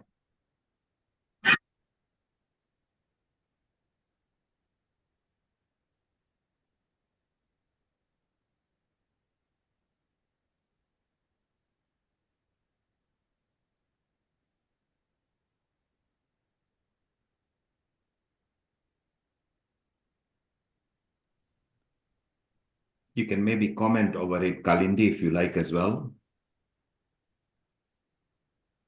I think Kalindi, you can also talk on that. I can't hear you, sorry. I said you can even comment over it since there is no sound on here. Yeah, so basically, this is what I do. I have 2 centers from where I work. One is in the suburbs, one is in the town at Kolaba. So these are the treatments that I offer. These are the programs. This is all covered under my program, and these are the results my clients have got. And Who Kalindi, have we want adapted a lifestyle change, and they are still maintaining. You can go to my Instagram page, and ever since they have been with me, I've given them the science to balance even after the program is over. and being a nutritionist, it obviously helps you even further because then cupping therapies goes even better because you are Yeah. helping them with their diet as well. Is that right, Kalindi? Yes, diet, nutrition, nourishment, cupping, everything. So basically anyone who enrolls with me at the end of the program, depending whether you need one program, 1.5, 2, that person will understand his entire body, what suits, what doesn't suit, how to eat, how to cheat, how to go out, how to socialize, how to drink, how to balance food, how to balance weight, how to balance the parameters, how to balance the vitamins, how to balance everything. You understand your own body basically, because most of the time the problem is we all keep on saying, "मैं तो घर का खाना खाती हूँ. I don't eat out. I don't eat much." Still you're putting weight. Forget weight. Still your parameters are fluctuating. So basically the combination, how to eat, basically to understand what is nutritive, what is not. We get so deceived with the marketing that the multi-grain industry, I'm sure now people are coming up, is one of the most deceiving industry. So we don't Yes. understand that. Simple thing like a roti sabzi. Roti sabzi is one of the most unhealthy option because there is no protein present. To explain how to eat a roti sabzi. Like for Gujaratis, we always have thepla, shak and curd. Even the Punjabis have paratha and dahi. The reason is there is the protein angle that coming into it. To understand how to eat. A khichdi is a very healthy option, but if you don't know how to soak a khichdi, I don't know how to make khichdi, that khichdi is just empty calories because the bioavailable nourishment and nutrients do not assimilate in your body because the process is incomplete. So this is all to educate you and your connection with the food. And the only thing I do is I know food science, I know body science. I help them implement that depending on their history, depending on their situation, circumstances. The body is such a beautiful creation of nature. Body heals on its own. I would want to add that I had a client, if you go to my page, the last client who had enrolled, she had a disease. I didn't even know about it. Neither did I treat her. I don't want to express related to personal thing. But at the end of it, she came and she told me it has healed completely. Neither was I aware, neither did I treat her. But the thing is, the body is such a beautiful creation of nature that body healed itself. So I didn't have to do anything. And it is all related to conceiving. That's her age, and it's going to really help her. So it's all that I do is understand the food science, body science. I help people to implement that, and the body heals on its own. And I educate through the entire program and the journey that we are together. Well, that's Hiran, that is so wonderful. The two Joshi sisters are there. If you want to look pretty and you want to feel good and you want to eat right food, just connect the Joshi sisters. They can groom you and set you up and style you correctly. And Kalindi, what I liked was you are saying that you can eat what you like, but eat it in the right sequence with the right portion. And don't forget the protein element in the food. Is that correct? Yes, yes.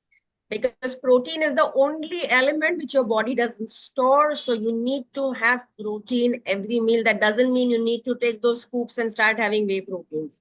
I'm absolutely against that. We have enough protein. We have enough options. We have even natural options because these have, side effects. But yes, that angle of protein. Not only that, the amount of fat, how much fat can you have? People say nuts are very healthy, but that doesn't mean, you can't just grab handful and handful nuts and keep having it the entire day. To same way, roasted chana. Roasted chana is very healthy, but who needs it? A horse. They bolte hain, chana to घोड़े को देते हैं. So you have to understand who needs what. You can't just keep on having chana and you feel I'm putting on weight. You definitely will put on weight with chana. So what you're supposed to have in those times where you are craving, how do you kill your craving? Because you never lose weight from your stomach, you always lose weight from your mind. How to deceive your mind, how to trick your mind. For example, we are hungry, evening time, we always grab some snacky thing, which is a lot of calories. I always tell my clients, take a cup of chai, take some good, nice nuts, sit with it, hot cup chai, 20 minutes, scroll something, divert your mind. Trust me, your cravings will go because craving is a sign where mind tells you, I need rest. And the only reason we eat food, because when we eat food, our mind is at rest. So it's not necessarily you're supposed to have food and, just stuff in those 200, 300 calories. A 20-calorie chai can do wonders. And you cut so much of calories. Kalindi, you're right. Your mind can play tricks. And when your mind is hungry, maybe have a glass of water at a room temperature. And it might be that you are thirsty and dehydrated and you think you are hungry. Yeah. So go for a water therapy. And I can see on the screen, we have got 5 beautiful ladies. Sheryl, who is a healer and a sound healer as well. And we've got our own episode producer, Bindu, who is a healer herself and a yoga expert.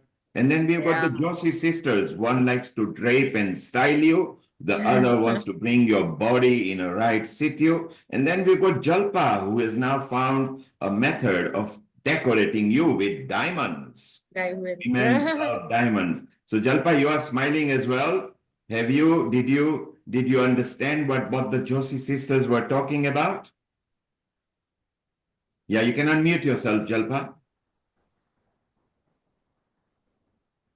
Yes, absolutely. Because I have also taken for 6 months, a couple of years back, I had a massive cold, frozen shoulder, and I had taken the cupping therapy, so I could totally relate. How does that work? Well, Jalpa, you are very lucky because Sheryl is common friend to all of you, and maybe you can all meet up for a dinner somewhere, and all the ladies can get together and improve not just Mumbai and Maharashtra, but maybe India and then the world as well. So it will be so beautiful. So stay around, ladies. Maybe we will chit chat with you in about 10 minutes as well. Maybe Hiral, it's time to fly from India to London, where we have got another guest of yours who is waiting over here. Oh, I can't see her. Oops, she's not here. Yeah, Rithi is here. Let's just Rithi? bring. We can have. Yes, there you are. Rithi is here, our general surgeon. So please introduce her. Yes, so we have many nutritionists. We, as you said, Neil Kumar, very right, but we need doctor also. So yes, she's in your country from London, Dr. Riddhi from London. So I personally feel she's also a woman of transformation. When she came to me once, she was like, I could I could not imagine that she has lost so many kilos, and she came to me the next day. I like, what is next time? Like after a year, she lost almost 15 to 20 kgs. I could not recognize her. So yes, the journey, I like her to share how she did it. But before that, I would love to introduce about her. Dr. Riddhi brought up in Oman, living in London last 10 years, specializing in general surgery, completed masters at Queen Mary London. So welcome, Riddhi. I was very excited and thank you for taking time for this because you've been a doctor. I know your schedules and all that. So you have a family now in London. As I told Neil Kumar to her that now you have more people in London to know about. You are now in a family, GLOWomen. Yes, you over to you, Riddhi. What you like to tell about a So, woman yes, and how was your transformation made it? right. Hi. Hello, everybody. Um, this is my first time ever to this, and it's really interesting. I'm really happy that I was invited for this. Can anyone hear? Everyone can hear me, right? Yes, we are audible. Okay, Yeah. perfect. So, I mean, I met Hiral 1.5 years ago, and of course, there's been a huge transformation over these last 1 year. Being a doctor and being in a surgical specialty, which is a very male dominant specialty, it was definitely very difficult for me initially when I came to this country because I had no idea. I didn't know anybody at all here. And I had to find everything by myself, figure out everything by myself, which itself was really challenging. And working in a male dominant field was very challenging in itself. But things have been going really good. I have obviously managed to get in touch with the right people, meet more women in surgery, which has been even more inspiring, and able to get my scholarship in this country. So it's been a long journey, but yes, finally I'm here. Um, I'm not entirely sure. So the last, I mean, obviously based on the weight and things like that, I actually since last 1 year I just started walking a lot, and that has been what has been my motivation for everything, is just keeping myself active, just making sure that I'm walking around everywhere. I eat pretty much everything. Because obviously with our timing, sometimes I have to stand for 10 hours or 12 hours. So it's a bit difficult for me to be on a specific sort of diet or food or anything. So I try to eat as much as I can and everything at any time. But yeah. Um, So, Didi, how did you change your life with Access?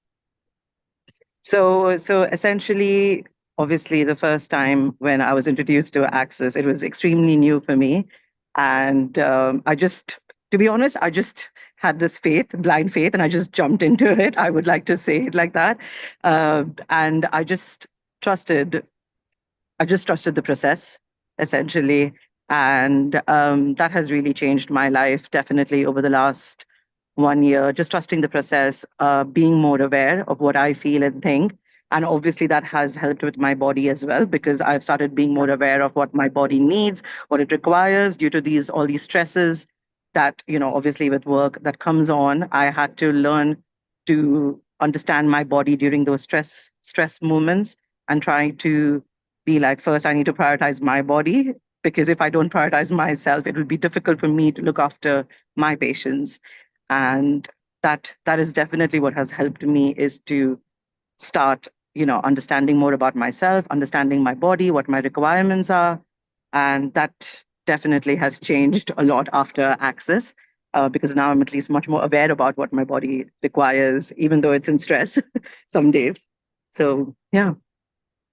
Yeah. So that's great, Dr. Riddhi. That's great. So, what do you want to know from Neil Kumar? You can help her for something Yeah, from your sorry. This is London my house. very first time. So, Yeah. So our main person who is always there for us, doing for the Glow Woman, is our Neil Kumar, who is residing amazing. in London since Riddhi, I two would like decades. to say something that as Yes, you said that you have to give prioritize yourself first, it is very, very important. it First, really is. it is very, very important. If you are fine and if you are healthy and confident about yourself, you can handle so many other things with confidence.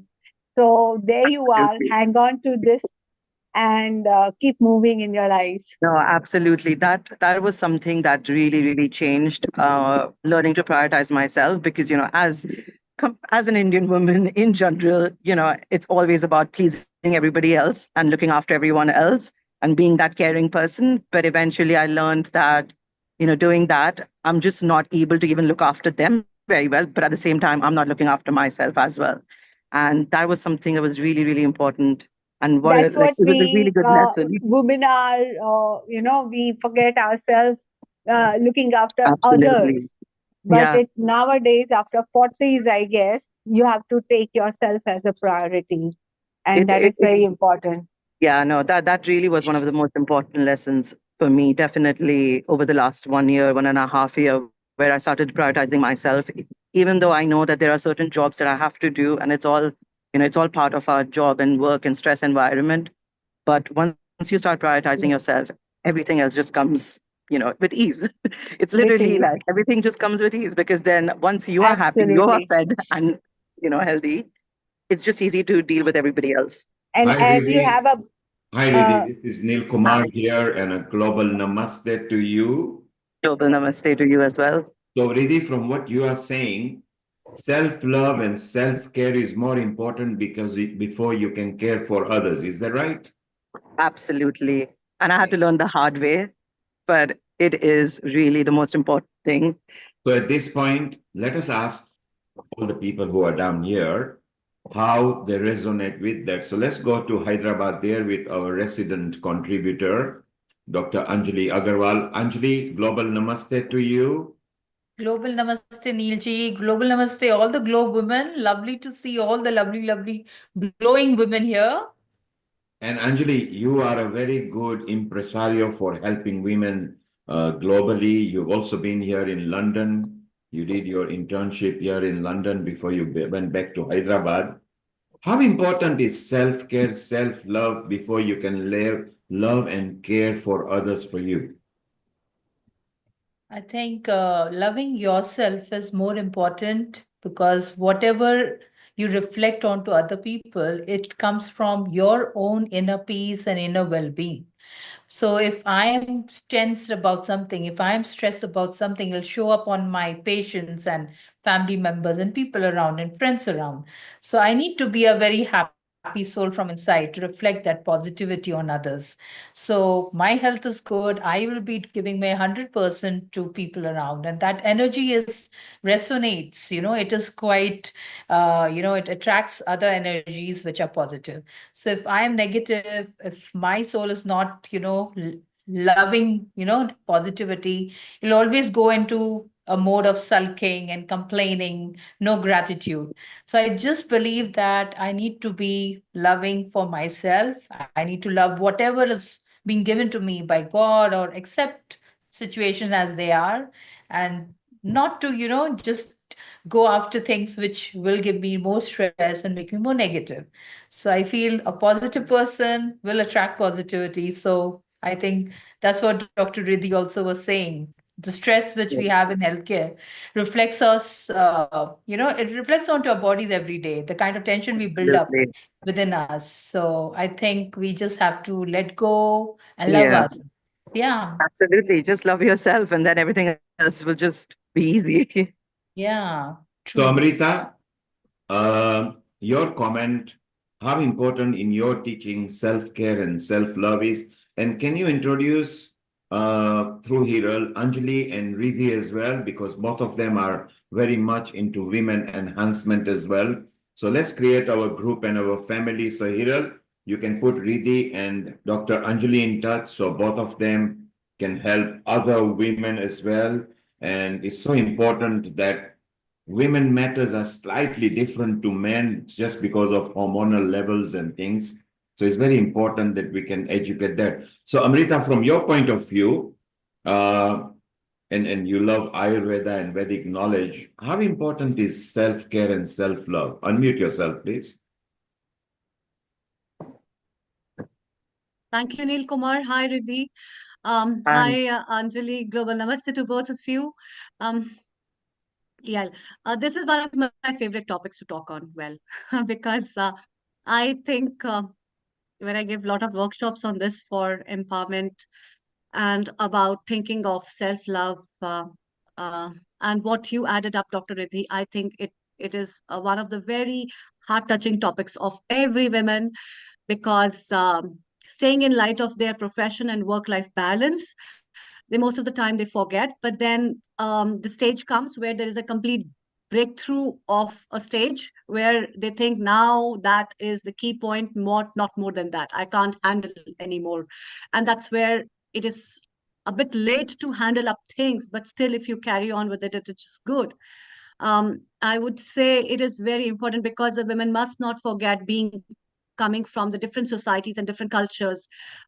It's all, she's the engine of the home. She is the engine of the family. She's also the engine and priority basis at the professional level, at many other places. And so, for the engine to work efficiently, it's very important that it should be fueled up with a great energy and a self care, and specifically with every age, with every situation, with every circumstances, and at every age of life. That self-care may vary from person to person, which I find in so many women, and it is sometimes very ironical also to see a lot of women, especially in the healthcare system, as a doctor, as a personal caretaker, as we see, or the patients that approach us in the gender preference for most of the females, what kind of situations they face through is also the lack of self-care for themselves, or lack of understanding that yes, it's not just about giving, it's about receiving something, not receiving in a selfish mode, but just accepting that this is the basic requirement which will be fueling up their life.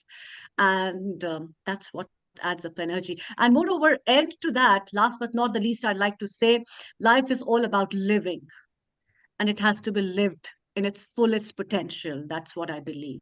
And for that, self care is one of the very important ingredients. That's what I have to add. Thank So you. the message from Dr. Amrita in Jalandhar in Punjab is start living now. Don't wait for tomorrow. If you start living now, okay, then you will not miss out. Hiral, do you feel guilty that you are putting yourself first and self-care and self-love? And how important is it for you? Oh, yes, that's a very good question. The thing is, first, when I was starting and my journey of healing, first I used to think about others and what they will think about me, what will I do, how that person will think about me. I always used to think about others before I think about myself. So in this journey of healing, then I started as the first Louise Hay, which I started my journey was from Louise Hay. Love yourself. I think everyone knows her. She's the mother of loving ourselves. And like I started my journey with loving yourself. Love yourself first. And then I started my journey that first see myself, see your image, how you want. Are you happy? Are you okay? Are you giving lots of, is this a sacrificing or what the situation is? And then my life changed after when I started looking at me first. And that's not guilty. first I was definitely, Neil Kumar, I was thinking that, oh my God, I'm looking, and my kids were also, Mama, you always see yourself. That taunt is always there before. That it was a, you always think about you. You don't think about it. That the transformation came when I thought that no, first is me. Of course, you are all are there with me. I am taking priority of yourself, all the people in the family and other my friends and all. But that's first me, which gave me a lot of confidence in me. That no, I'm also a priority for myself. I should live for myself. As everyone know that loving yourself is the first priority to love and give. Like as Dr. Amrita said, you first, yeah, you're ready to give, but be ready to receive also, right?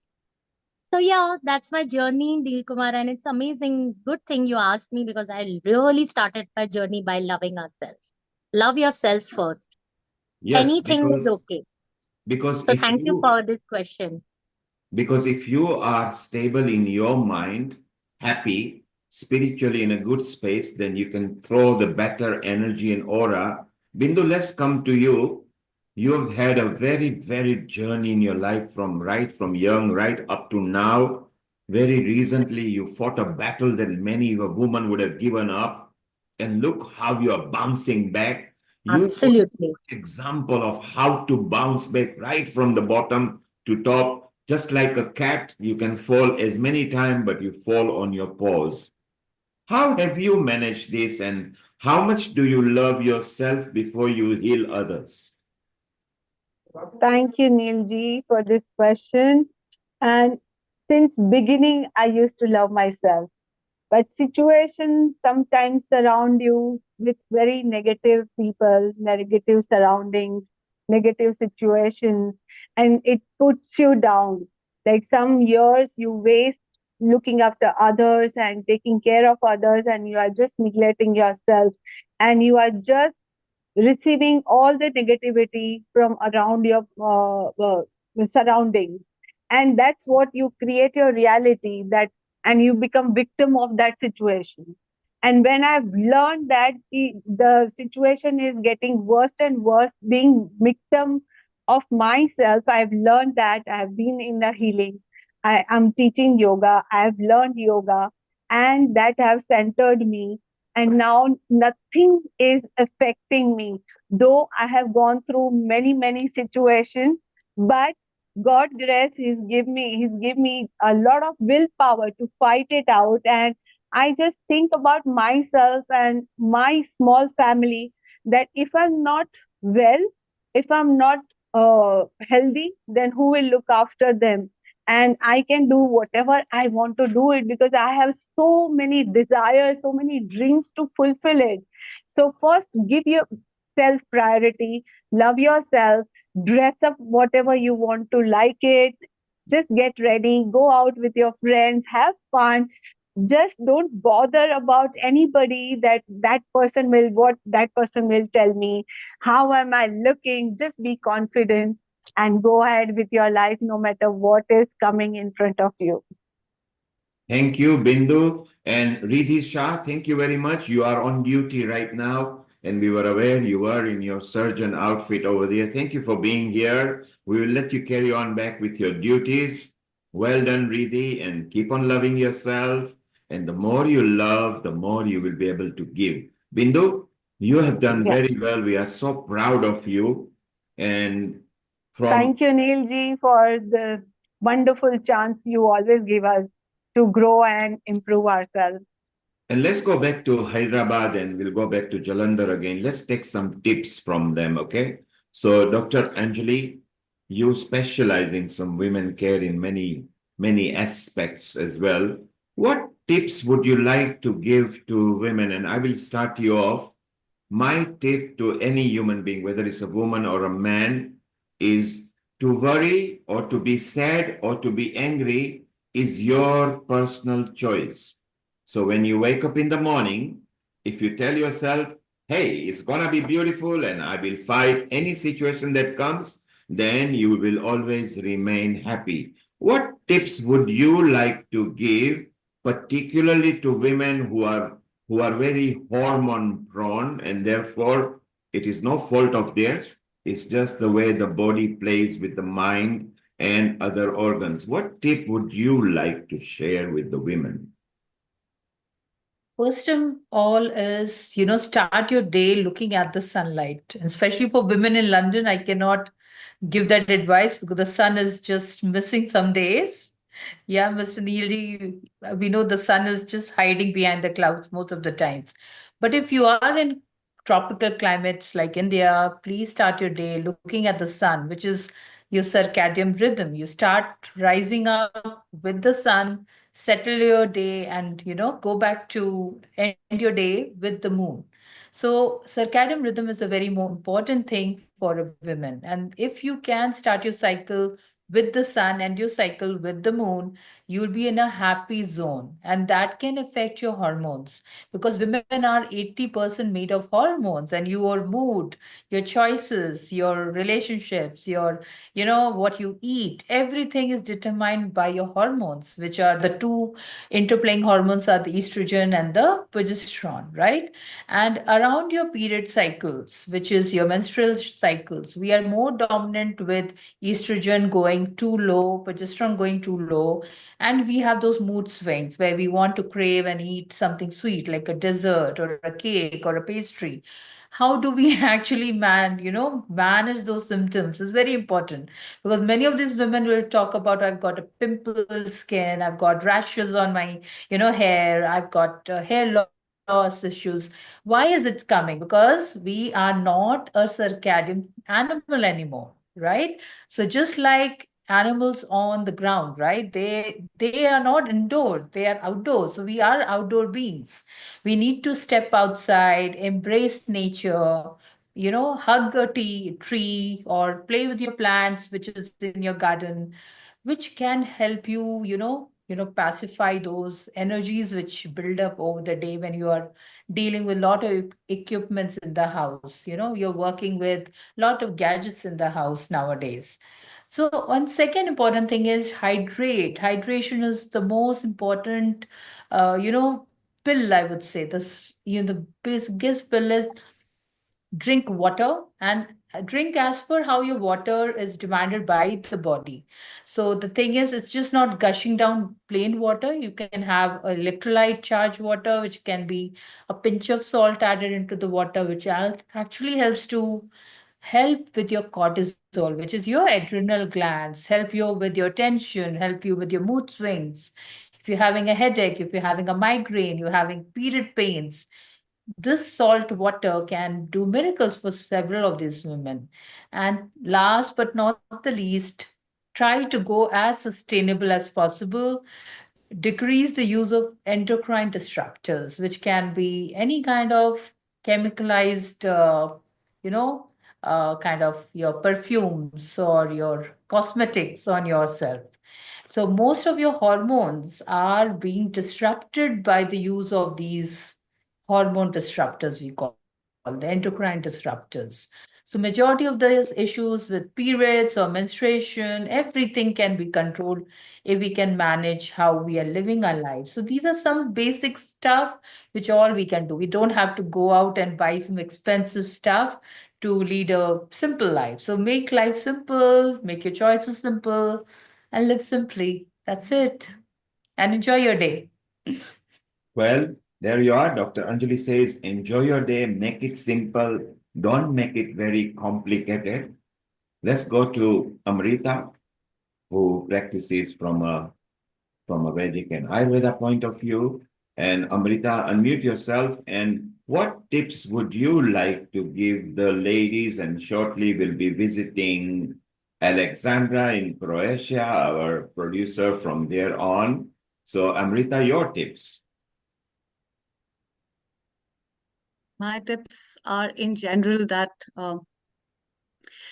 um, being females, we must take care of ourselves, we must live happily, we must think about others and ourselves. And in the emotional times of life, we especially must take care of ourselves. There are a lot of times in our life where we might be finding up things really hard, but then you really need to take care of yourself on mental, spiritual, as well as physical basis.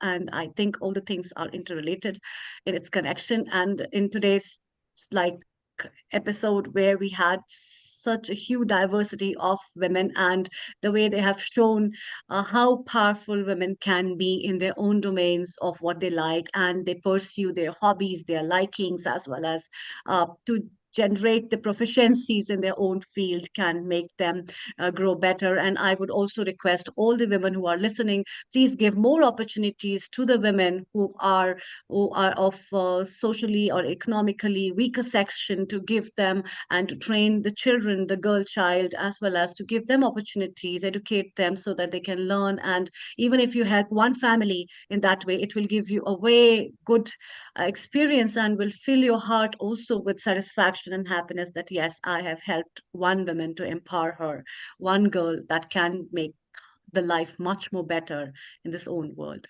That's what I have to say. Wow, it's so important that all the women give different advice, but moving toward the same direction, that compose yourself, talk to others as well. And I think it's so important to have friends around as well, where you can share ideas, where you can even explore the probabilities. So, Amrita, talking about that, Yes. I think we've got a very nice episode coming in future at Healing Our Earth. Maybe we can share and show to people what's happening before we go to Alexandra, who will be bringing some more guests. So, Amrita, tell us about Yes. some future episodes.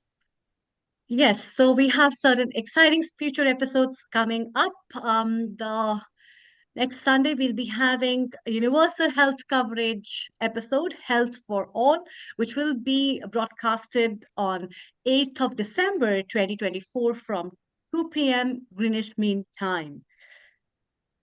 And the next, again, we have a women's self-care episode, so don't miss out for that. We'll be specially talking about menopausal care on 15th of December, 2 p.m. GMT onwards. And then, as the Christmas carols ring and the Santa Claus is coming, and we are welcoming everyone for singing and festivity on 22nd of December 2024 from 2 p.m. Greenwich Mean Time. So let's have fun together. So that's fantastic. Amrita, well, Anjali, very well said. Hiral, Bindu, very well produced your part of the episode. Stay around. Let's go to Croatia and we welcome Alexandra Horwood, who is not only our yoga expert, but she's a well-being expert as well. And she's been with us ever since the pandemic has been there and have produced quite a bit of episode and been here. Let's say hello to her, take her tips, and move on to her guest. Global namaste to you in Croatia. Alexandra, how are you? Global namaste, everyone. Global namaste, Alexandra. So nice to see everyone, Dr. Amrita. So nice to see you as well. So nice to see you after such a long time. Yes. Oh, so nice. Salata is there, everyone. And I just heard also Dr. Anjali talking about that, what we need to do is maybe also letting go of perfectionism, just striving always for this constant perfection of being like really true to ourselves. And then what you mentioned is like contact with others. That's like such an important thing about healing our earth. We meet Sunday after Sunday, year after year, and we cultivated really deep connections. And I think this is really important for everyone, but I think especially for women, because we tend to do that. We like to gather together and find ways to move forward together without competition. So it's so nice to be here again with all of you, and I learned so much through just listening to the episode so far. So Alexandra, and you have been doing yes, Neil Kumar, please go ahead. Alexandra, I'm glad you met Dr. Anjali Agarwal. She is now our resident regular. She will also be a host, and she carries multifaceted knowledge as well. So it's so useful and will be part of our GLOWomen as well. So it's so beautiful that we are spreading the family, which is so nice that what we are doing. So Amrita, Let's go to Alexandra and our first guest, Erica, who is waiting. So over to you, Amrita and Alexandra. Let's welcome Erica. Thank you, Nilkumar.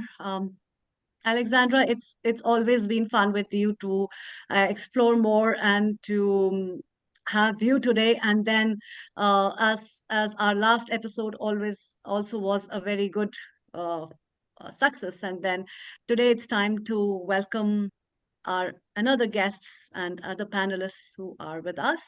So over to you, Alexandra. A global namaste to you, Erica. A very warm welcome to At Healing Our Earth, and especially at the Glow Women episode.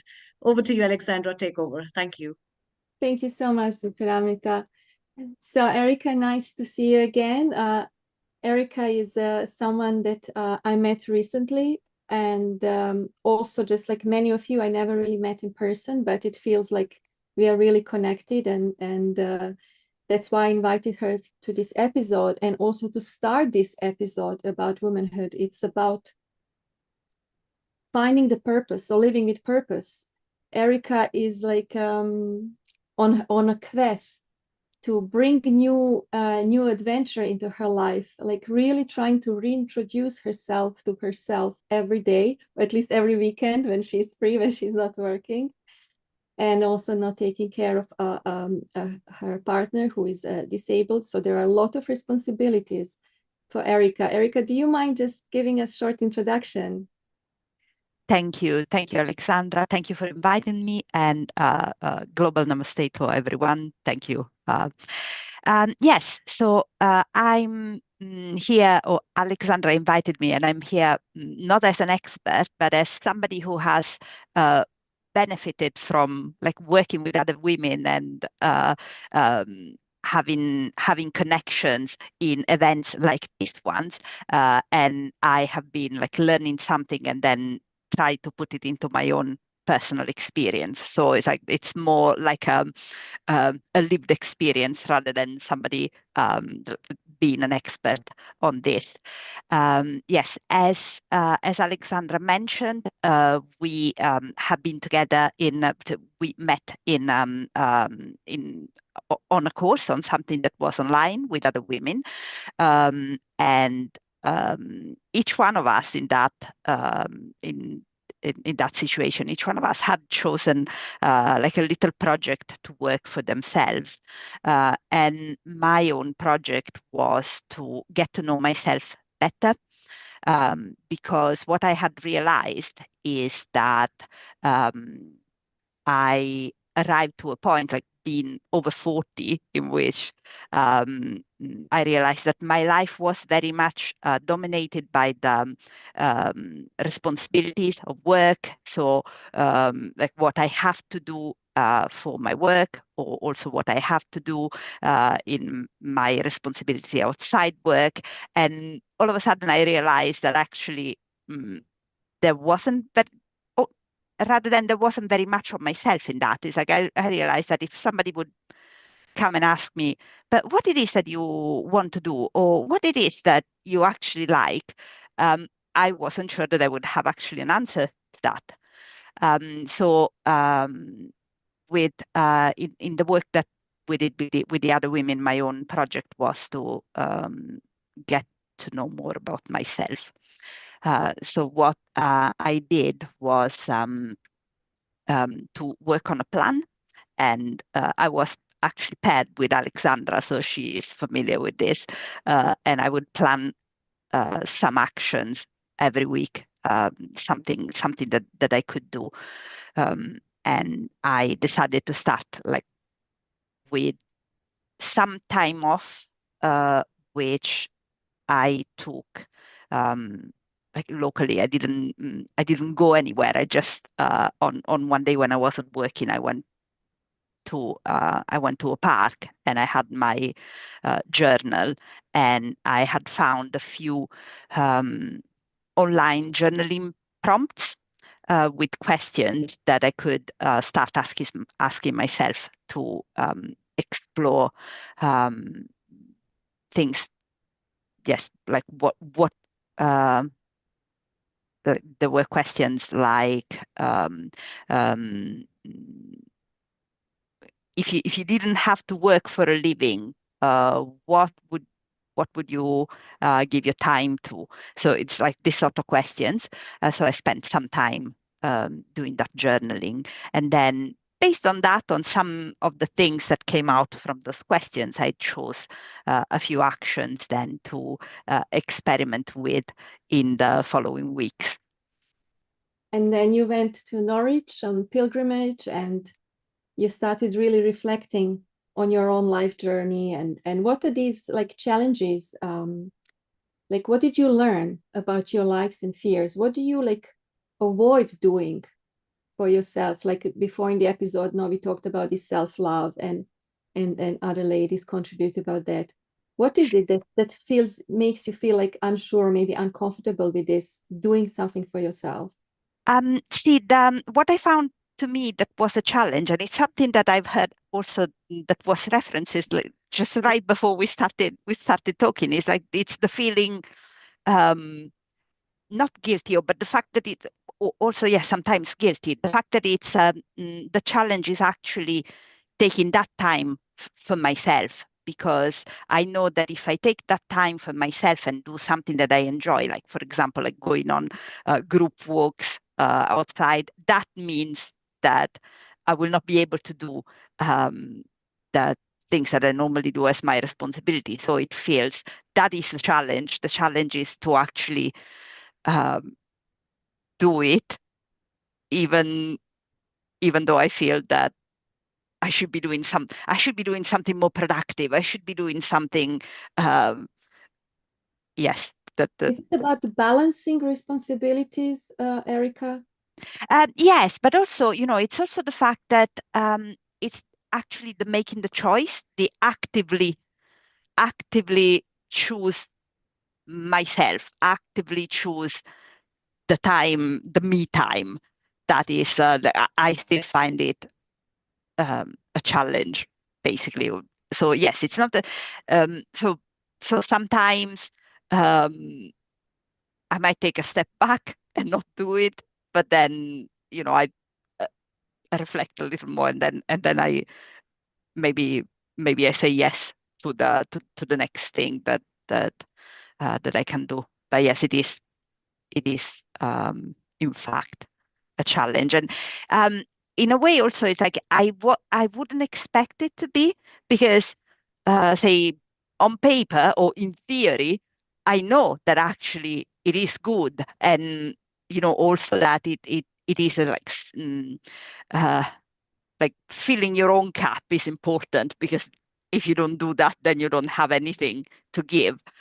So on paper, I know that. In theory, I know that. But then when that needs to lead to a practical choice of doing something, I see that then there is a bit of a challenge there. So you really now made a decision, like actively, to do that, to prioritize that on weekends. And so what advice would you give then to someone who also wants to understand themselves better? Like, So my advice would be that it doesn't necessarily need to be something big or something some oh, yes, like it doesn't necessarily mean going somewhere else, or doing an activity that necessarily is going to involve spending a lot of money. Or I think that's like my experience is that I'm starting with the small things, also because starting with the small things, I then feel more comfortable, and then it helps me when I have to like make the other choice. So, like for example, something that I've done without without having to do anything is, like, for example, prioritize, like saying no to some social events on a weekend in which I had planned um, some time for reflections. And so, yes, in that case, I said no to a social gathering. Or um, mm, I decided to go and visit some places. So I'm based in London, and so I decided to go and visit some places in London in which I hadn't been, but that they were on my list for a long time. And yes, again, it was like free activities, and it's yes. So I would say that basically my advice is that even starting small, you can already reap some rewards from that, and then it helps you to build on that. You started just by going to Kew Gardens, no, and you took the journal and just saw one afternoon, but you said it like really shifted the perspective, and also you mentioned having like a support system, like a buddy system, someone that who will like remind you or ask you what your plans are, like that you don't overplan a weekend, like doing things for others. So that's also like, I think, important to have someone, friends or some women's circle or even like a family member, not to remind. Yes, I would actually I would really want to highlight that. Thank you for mentioning it, because if you have a buddy, then it's it's more difficult to chicken out of doing things. So it's like knowing that there is somebody that it's there to support you, and you can also share with them if you have doubts, or so yes, having a buddy really helps in not letting things not lose momentum, or not have things like fizzle out. So this is like, I think, very interesting for me. Like you create that space, your time, and then you choose different things that are like nearby, so you don't have to invest a lot of time or money. So this is really possible now for everyone else. And then we talked about life and value of life and self-love. And then your new passion, or what you decided to go and visit. I find it very interesting, if I can share with others, what you mentioned, that you want to go and visit Victorian cemeteries. Oh yes, it's a. It's really fascinating. I think this is really amazing and very kind of inspiring, no? To live our life fully. Well, yes, in a way. So it's so it was part of the those things that were on my list. They had been on my list for years, of things that I wanted to visit, places that I wanted to visit in London. So like this year, I decided to it's like, why don't we go and do them? Probably not all, because even doing them all, it would be in a short time. It is a bit of traveling, because they're in different parts of the city. But yes, there are this. They're called the Magnificent Seven, and they're yes, beautiful Victorian cemeteries. And yes, as you say, yes, it does, in a way, it gives you, you're there and you reflect in a way, you reflect on the impermanence, and basically you come out with a renewed appreciation for like making the most of the time that we have here. So it's it might sound strange, but it's it's very life affirming. Yeah, I can really imagine. And I really hope that you will continue doing that, Erica. And because you also inspire me. And I hear about these things because I'm more like a dreamer, and I just want to shift worlds and, go to the universe. And it's like, no, like you can just go and do something as ordinary as that, just going to a local cemetery or like a local pilgrimage site, or just like local botanic garden. I mean, of course, in London, everything is grander and bigger and like really like amazing. But wherever we live, there are those places where we can live with nature, with integrity, with alignment, like really, and then learning more about ourselves, because that's your journey. You really kind of, by going out, you come back to yourself. Yes, I would I would definitely confirm that. And also, like, for example, you mentioned pilgrimage.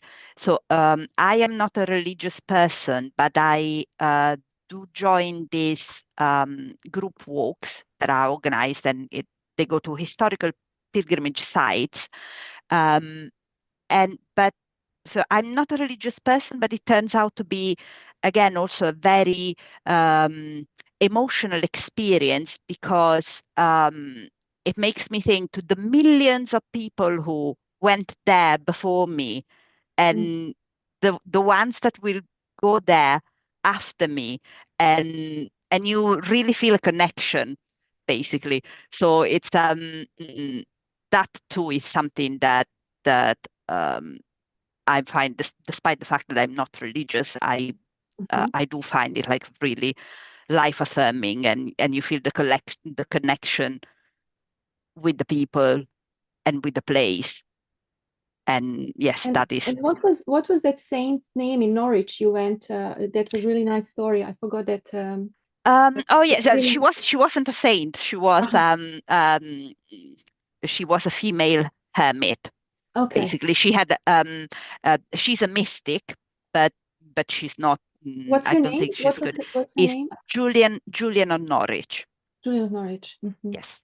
So this woman in the 1300s, who, after experiencing like mystical visions, decided to become a hermit, and so she lived in this room, but over the years she had become like a really sought after advisor and wise woman and spiritual guide that people will go and visit for advice. So I found her story quite striking, because it gave me an example of like what you can get when you take a step back, and so even like connecting with yourself, that's it can make you. One would think, well, but you spend all the time on your own. Yeah, but that made her able to then be a source of wisdom, or for other people, basically. So like in a way, I was thinking, oh well, see, she was filling her own cup in that way, and then she was able to give to other.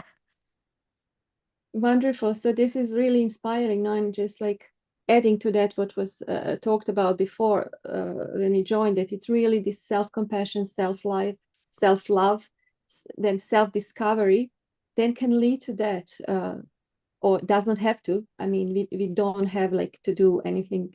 It's just like to be authentic. If she felt like urge to help others, and others needed help, so I think she was willing to share.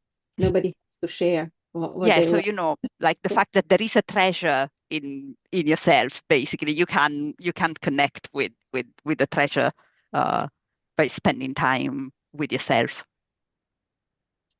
Thank you so much, Erica. It was for me very, very interesting, just joining with you on that journey, and learning about how these small steps can really make a big shifts in our personal journey, in our discovering who we are, what our values are, what we need to feel fuller or more accomplished or fulfilled or happier, and having something to hope and look forward to. Yes. Yeah.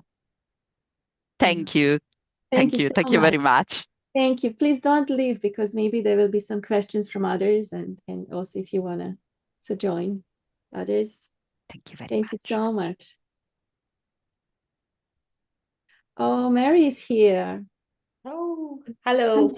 Hello, another friend, long-time friend. Mary, did you clarify everything about this musician sound and things? I didn't. So I hope this will work. I think it will work out okay. Yes, no problem, because Mary, we did not know what she will do, because she can do anything you want. She can do pesto, she can act, she can sing, she can do. Yes. Really. A global namaste to everyone. Thank you, Alex, for inviting me. it took her a lot of pressure. And many years, because we made flyers for I think Mary every year, and she kind of kept telling me, She's been like a bee, like Mary, Yeah. no, I've been dodging her. And I yes, know it takes time. Unfortunately, also one lady just canceled. She can't join. Sometimes, yeah, it takes time for everything to align, and really no pressure, because it's supposed to be like enjoyable experience for you and for all of us as well. So I just really wanted to have Mary, who is like native from Mississippi. I'm from Mississippi, and I'm a singer and Singer. spiritual mentor.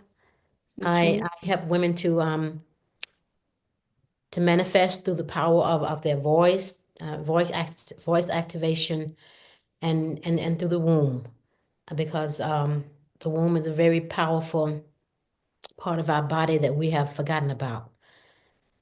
We only speak about the womb when we either have a child or when we have our moon.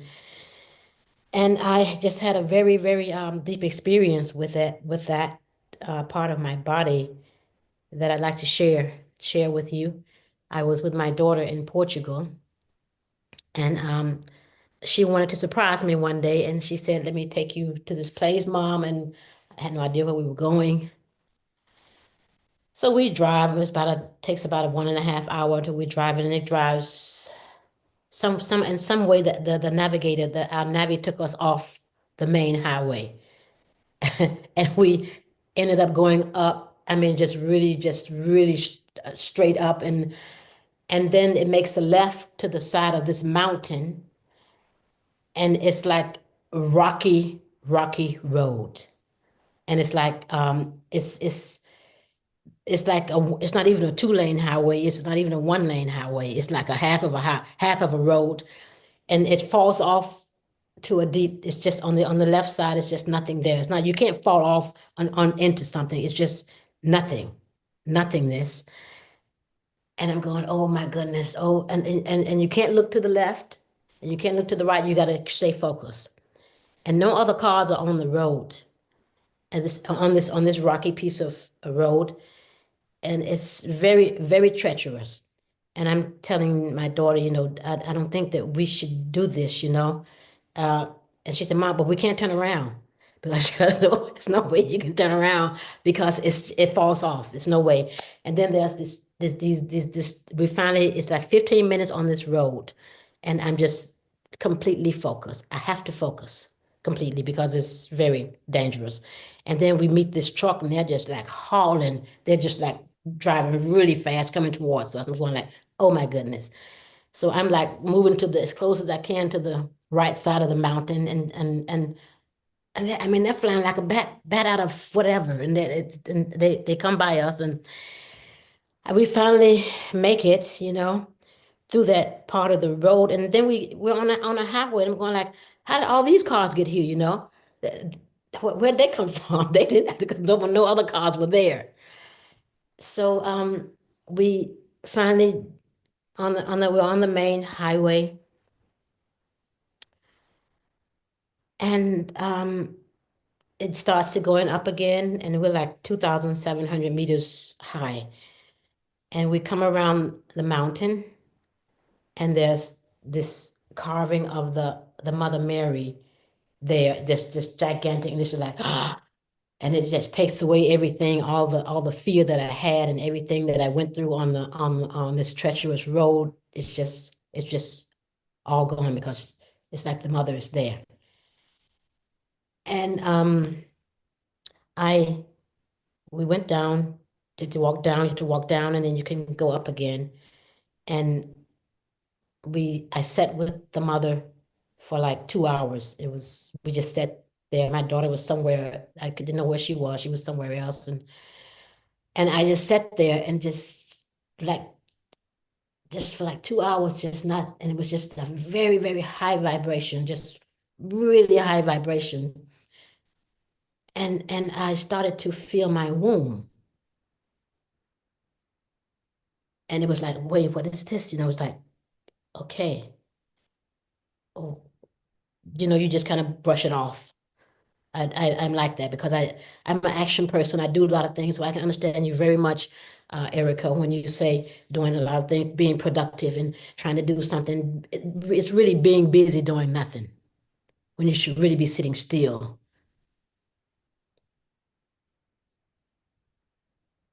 And so I kind of brushed it off, and it was getting dark, and it was kind of really getting chilly up in the mountains, and so we decided to but it was very powerful being there with the mother.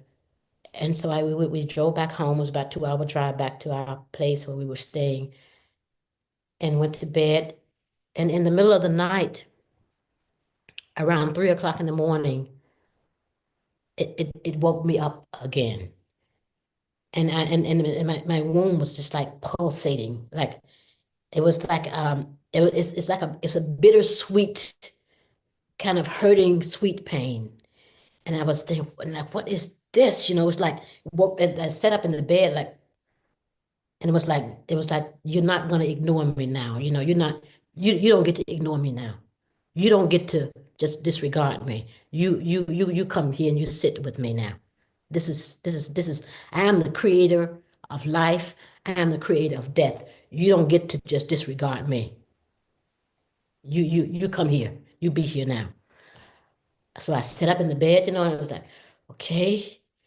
And like this was very powerful. You are the creator, and you're the creator of life and the creator of death, and just sat with it. And I just sat there, and it was like, and the only time that nobody talks about the womb. It's like just forgotten, nobody says anything about, we speak about the heart, but the heart has to be in alliance with the womb, and it's even more powerful when the heart is connected with the womb. It's like, it's this, it has the power to transform. It has the power to, it has so much potential. I mean, the power over, I mean, we have to acknowledge it. It was like, you got to acknowledge me now. And I was up the most of the rest of the night just listening. It was a womb activation and transmission from the mother. It was very, very.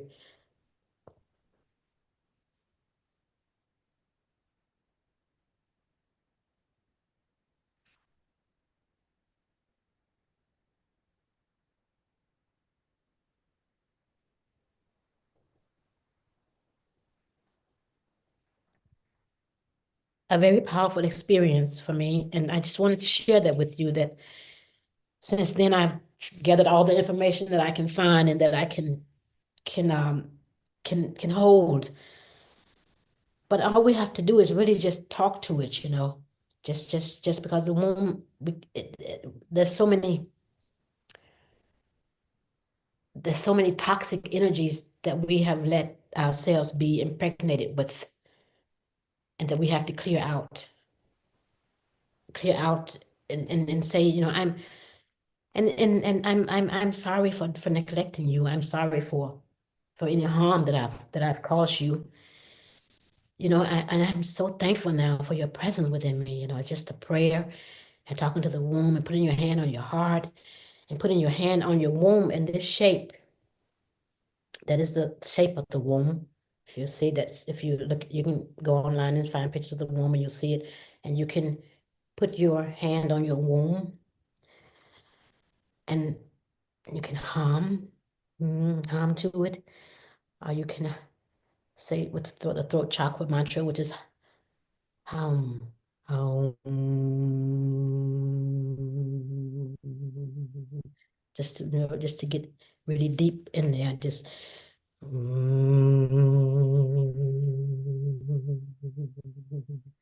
And just say, forgive me for anything that I've harmed you. And it's your creative potential. You can transform, you can manifest, you can heal yourself through this powerful. I mean, there's a story, another story I'd like to share. This is the Hopi creation story. It's from the Hopi Indians. It says that, God gathered all the creation and said, I want to hide something from the humans until they're ready for it. It is a realization that they can create their own reality. So the eagle said, give it to me and I'll fly it to the moon. I'll take it to the moon. And the creator said, no, one day they'll go there and they'll find it. And the salmon said, give it to me. I will bury it at the bottom of the ocean. And the creator said, they'll go there too. And the buffalo said, give it to me. I'll bury it on the Great Plains. The creator said, no, they'll cut into the skin of the earth and they'll find it there. And the grandmother mole, who lives deep within the breast of the earth and who has physical eyes but has no spiritual eyes, said, put it inside of them. The creator said, it is done. I love that Hopi creation story. So we have this powerful womb inside of us, working in connection with the heart to manifest and create our own reality, as has been said earlier. And I think that it's very, very, for me, it was just vital. It was like, you listen to me now, So I've been listening to my womb and I've been saying prayers and I've just been enjoying that time. I even speak to my liver sometimes. So it's been quite a journey and that has taught me a lot of, someone was saying something earlier about about people say about them and this and worrying about what people say about you, and I've just been releasing a lot of things in my life, people, weight, thoughts, toxic negativity. It's really about releasing things that do not serve you and your higher good. What is it that I need? Ask the divine, ask the womb, what is it that I am needing to release in order that I may align with my higher purpose, my divinity. We are divine. We are divine. We have so much light, and sometimes there are things, that people in our life who want to don't want us to shine so bright, and so we have to release that out of our life, because it's also a toxic energy. It is a frequency that is not. It's not. If you get into a frequency that is higher, that frequency is gonna try to mess it up. It's gonna try to work to it. So we have to let some things go. We have to let go of that is holding on, that we're holding on to, because we're perpetuating the suffering. It's feeding off of it's hungry, and so we're feeding it. The longer we hold on to it, the longer we, it's not just, we have to, it was for me important to let it go. I had a very deep somatic relationship. I mean, with this cleansing a couple of weeks ago, because I was carrying something and it was just messing with me every morning. And what is this? My mother always said, you have to name it. If you name it, you know what it is. Sometimes our emotions, especially negative and toxic, are so they can what is the word I'm looking for? They're not what they are. They have a facade. They have a facade, and they're camouflaged behind something else, and we try to get, no, it's not that. And I was trying to think, what is it? What is it? Why am I so triggered by this particular person? I was triggered. Why is this person triggering me? What is it now? Am I envious? I get up in the morning sometimes at 4 o'clock, and I wrap myself in a blanket and I go outside and I just sit out there, And I was thinking, what is this? Was it envy? No, it wasn't envy. So it's like there's something hiding behind that. What is behind that? I sat a little longer, so then I couldn't get it, but it's like you got to dig deeper. You got to dig deeper, Mary. And I came back inside, and I got my journal, and I started to writing in it, just anything that came out, just anything that came out. And it got to where it was resentment. And I said, me? Resentment? And, oh yeah, you. Oh yeah, you, Mary. You got it. Get a hold. But I knew at that moment what it was though. It was like, this is what this is. This is resentment. And I started, and I got to get through it. And I did a very, very, very traumatic, had a very heavy traumatic experience with it. And I just went like, it just was deep down. It was like, oh, it was like this. And I just screamed and I hollered and I cried and for about an hour, just getting it out. And it was like, it was like a very deep purge of toxic energy inside of me. And I was like, it was just so, and for about an hour and a half, I went through this purge of getting this resentment out of me.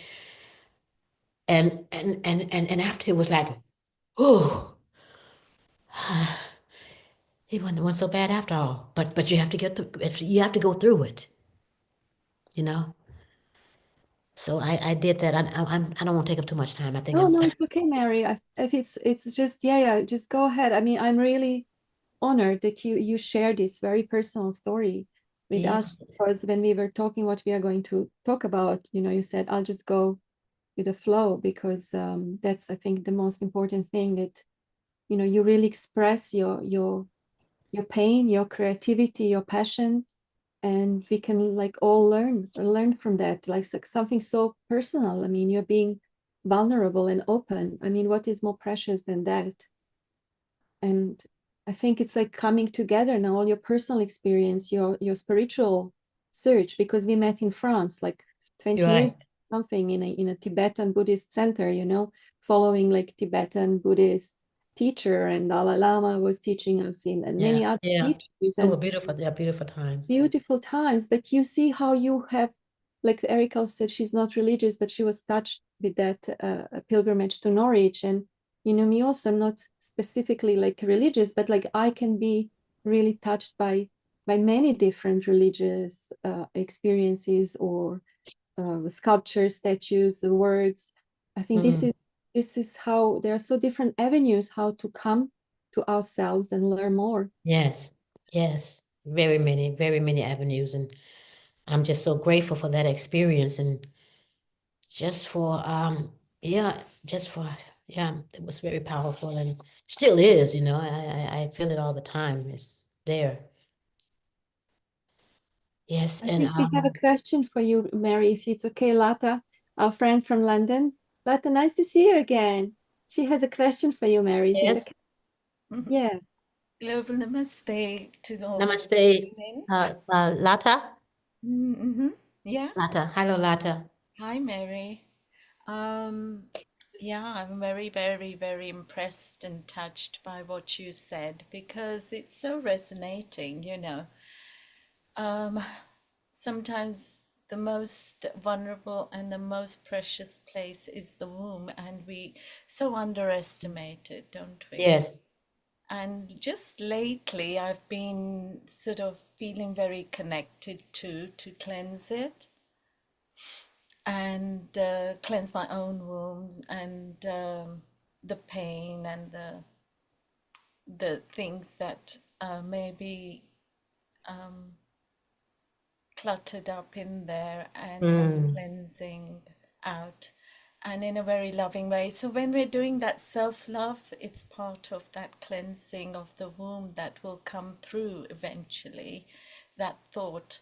And I think we all have our own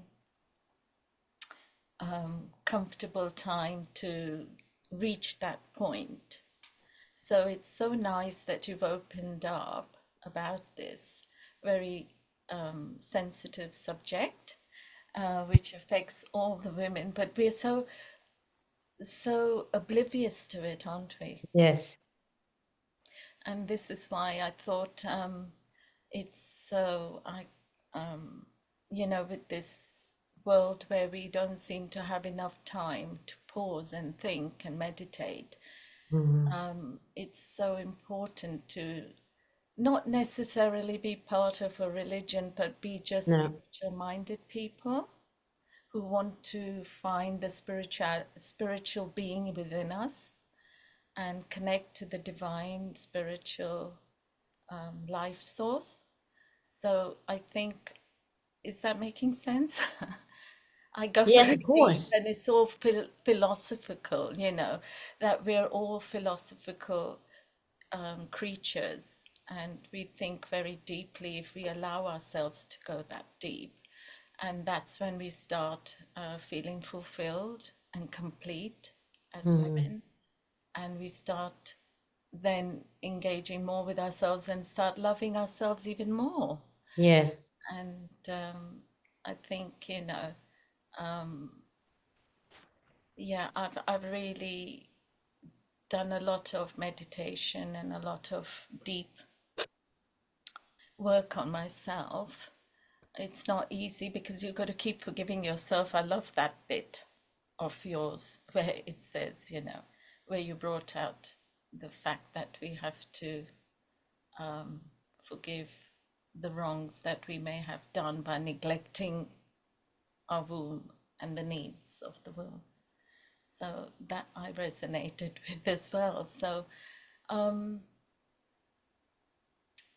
where do we go from here is the question, really, as well. What would you say after discovering all this? Where would we go with it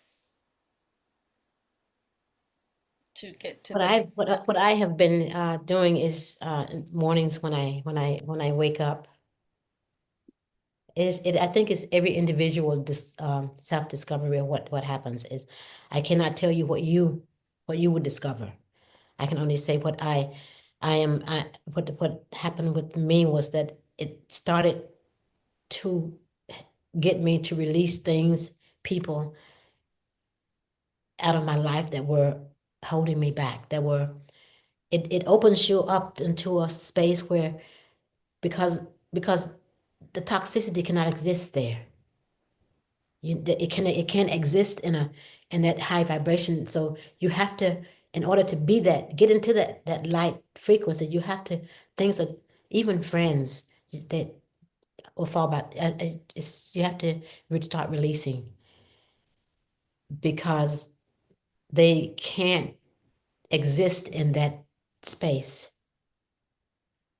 Am I being clear?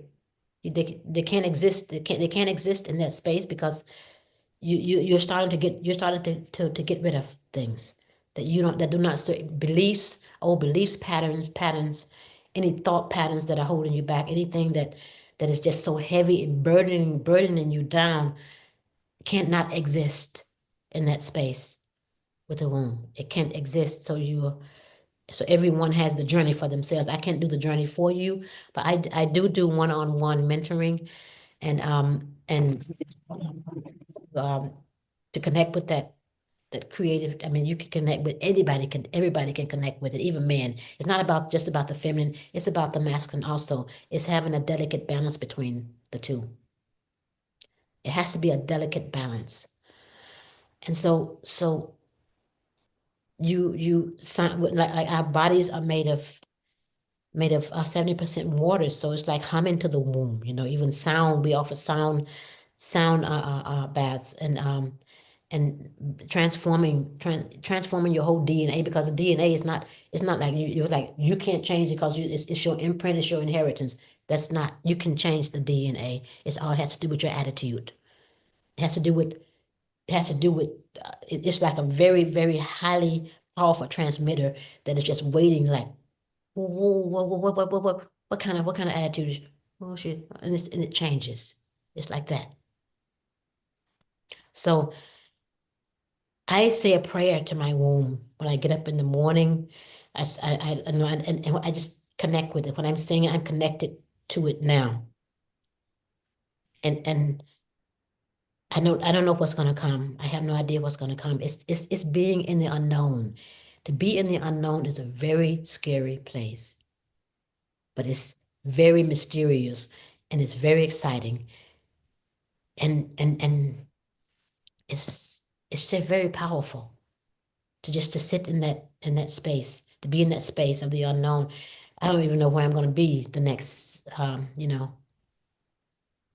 and being in the impermanence, because I could just fall over and be gone right now. It's just it's life. Just and I have a womb prayer that I pray, like it's a sacred womb. If you want to say it with me, we can put our hand on you. You can put your hand on your womb now and just put it, and we can pray together. Just breathe in and connect.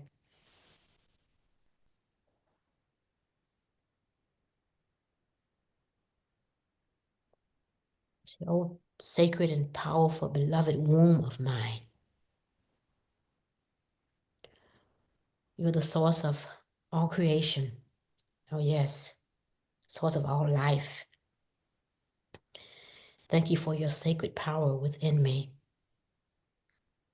Thank you for your miraculous power within me. Thank you for your magic within me. You who have the power to transform, heal, and make me whole. Thank you for your presence within me.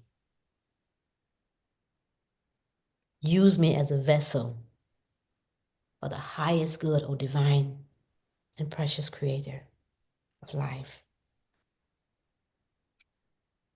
I'm yours, you are mine, and all is well. Help me to let go of all those things that are not in service to the highest good. I thank you. Aho. Thank you, Mary. So that is a prayer that you can say to your womb.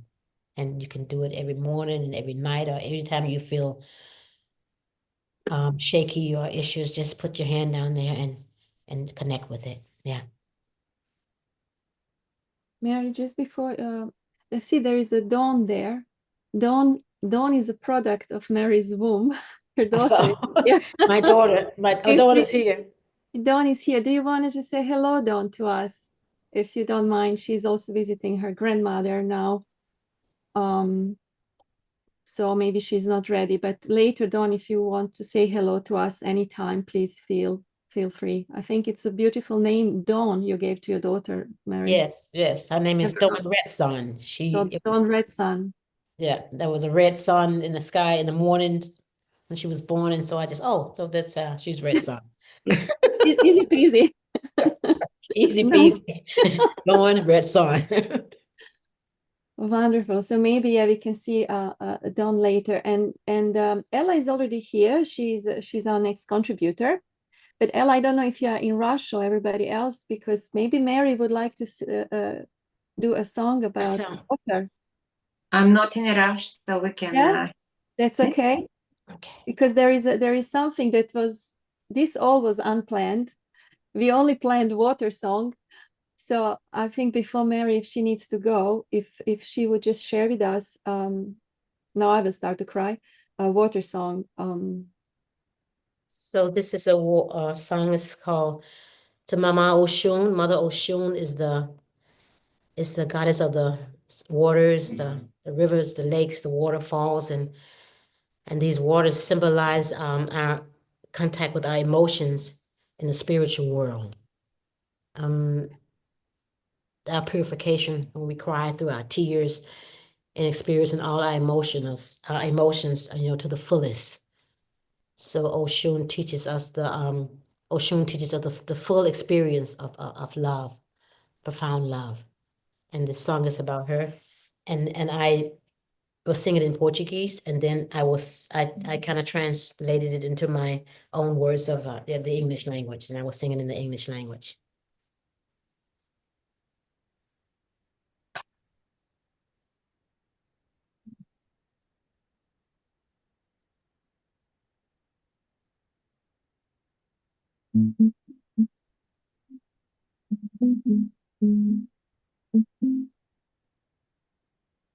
Nakashuera je mamai ocean por agua cristalina no tempo paioloru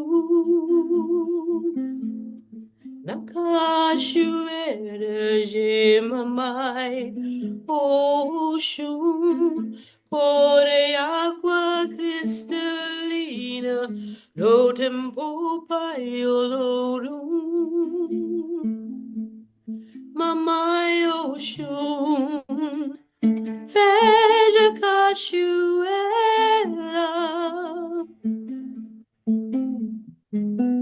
paiolorum benzo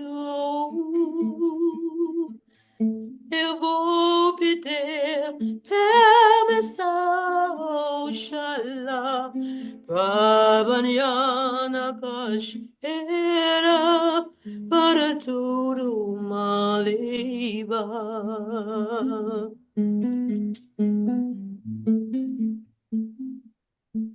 In the waterfall, emotion, crystal waters flowing from the times of Uluru.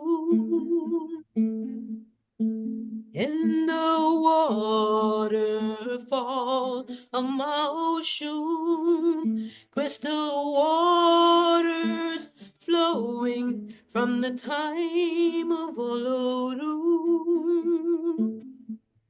The waterfall was made by Mother Ocean, and it was blessed by Father Olodum.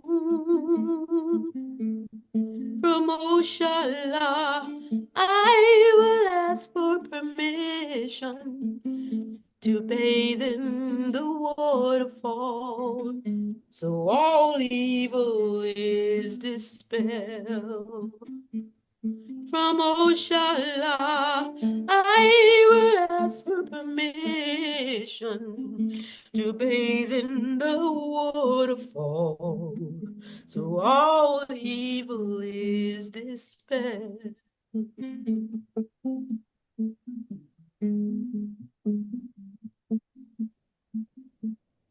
Nakashuere mamai ocean corre agua cristalina no tempo paioloru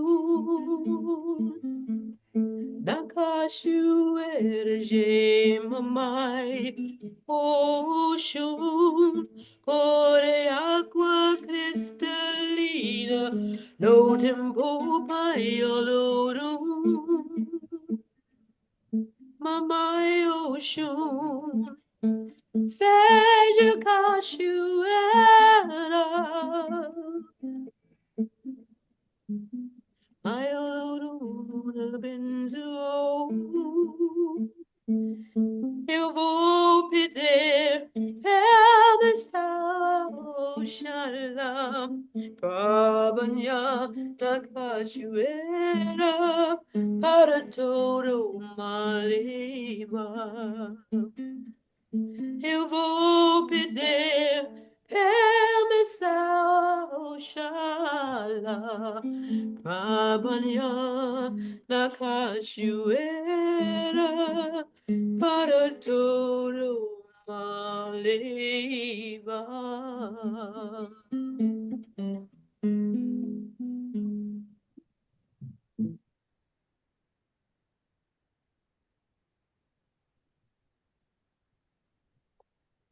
Thank you. So thank you. That was from my ocean. Obrigada. Dankeschön. The pure waters. Merci.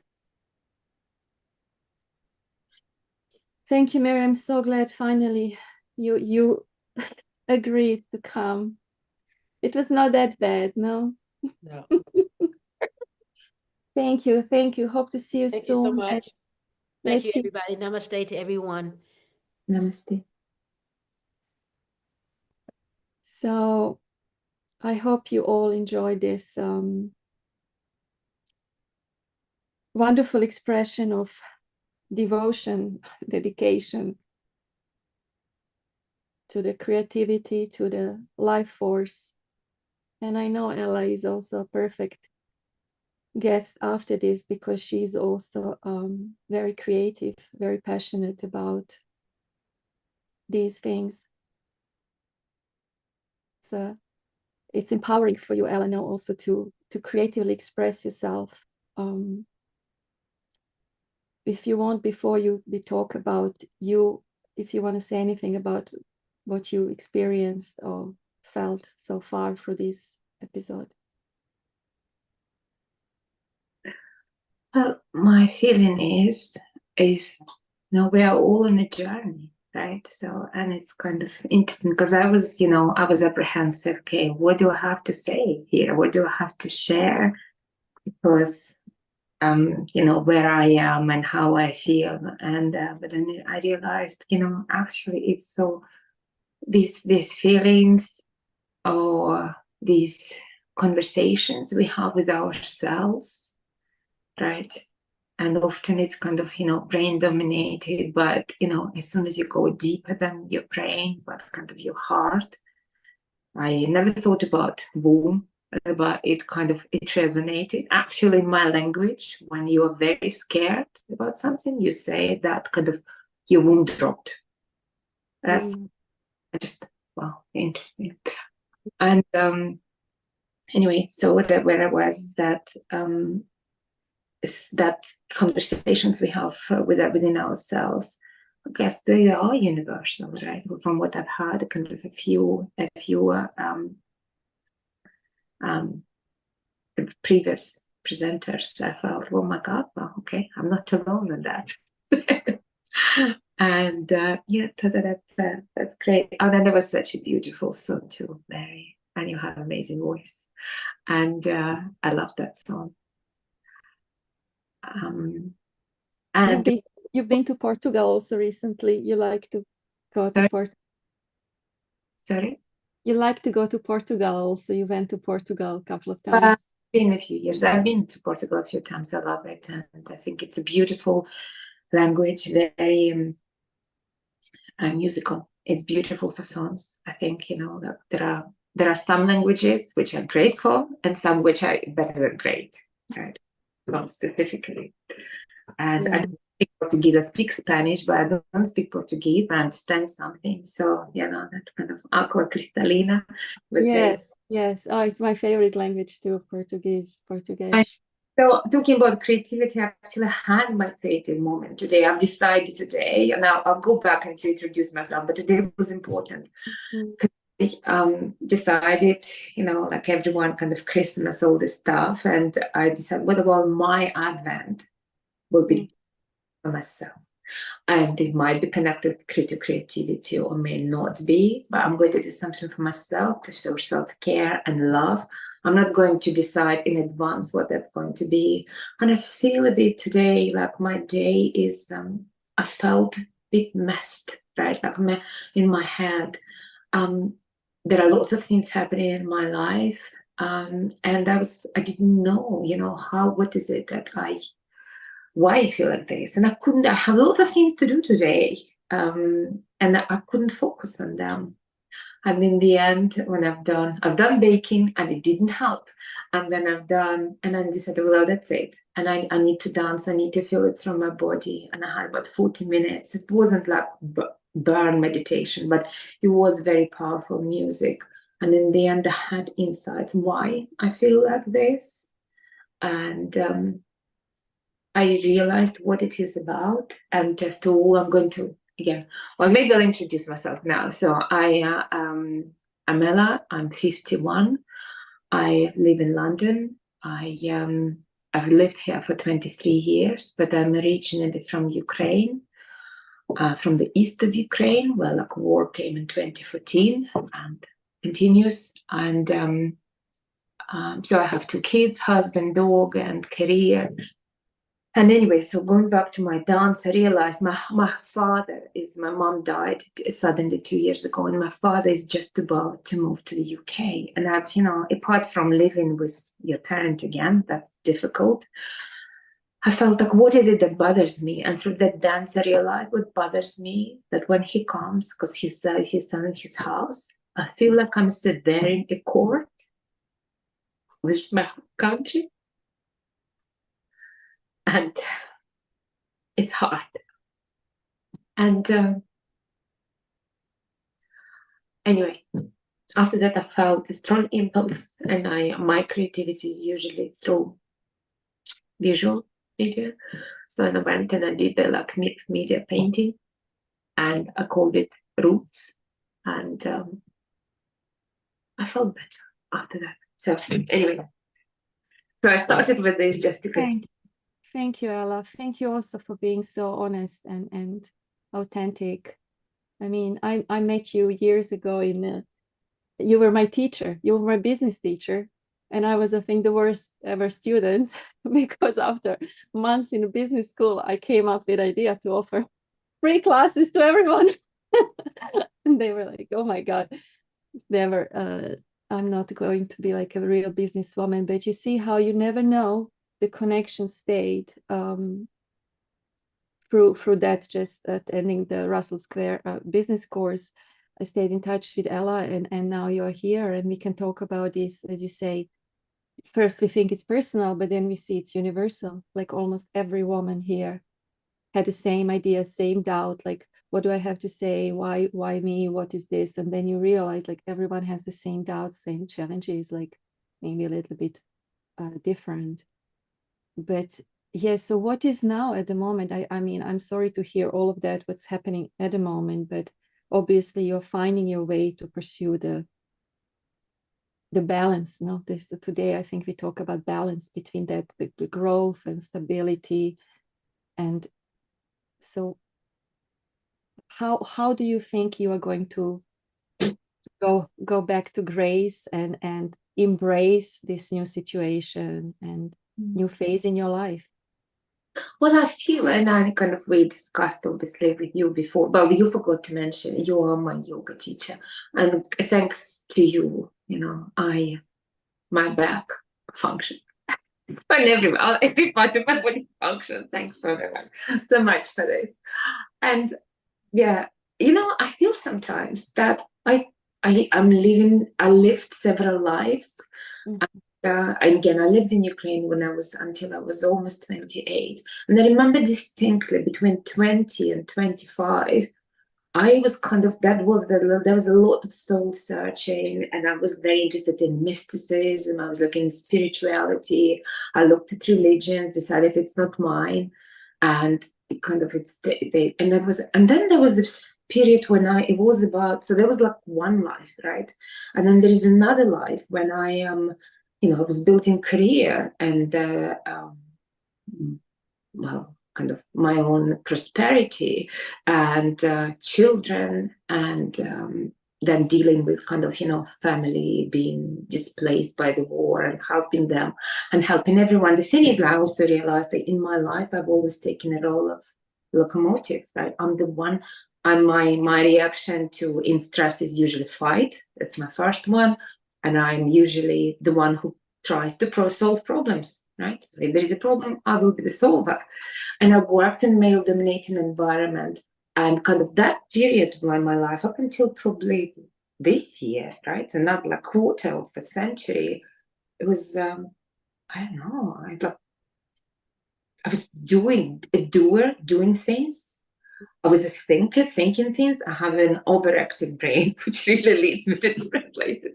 But then I think I've lost touch with myself and lost touch with who I am and what I want and what nourishes my soul.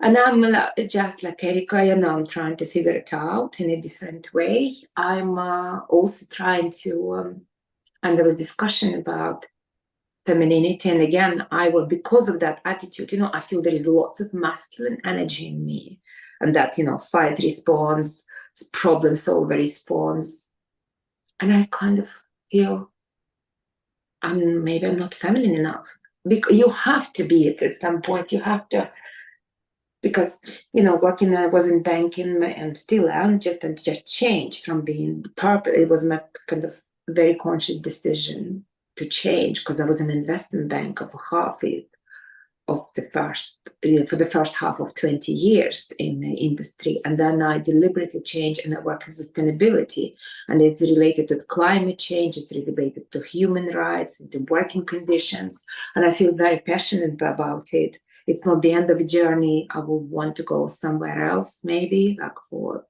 define different purpose in that, but it was always very male-dominated environment. You have to be like one of them, so you can. I feel I've lost my femininity, right? So I'm trying to reconnect with that. And, also it's kind of a problem. Sorry, I'm very chaotic when I talk about it. But there are lots of other things, right? It's about losing touch with femininity, losing touch with spirituality, trying to understand what nourishes my soul. What is it that I want? And I still have young kids, actually, right? So like 12 and 8. How can I manage and balance that? How I can have, better relationships, including with my husband, right? Like I'm a wonderful, loving husband, and I feel like sometimes lost.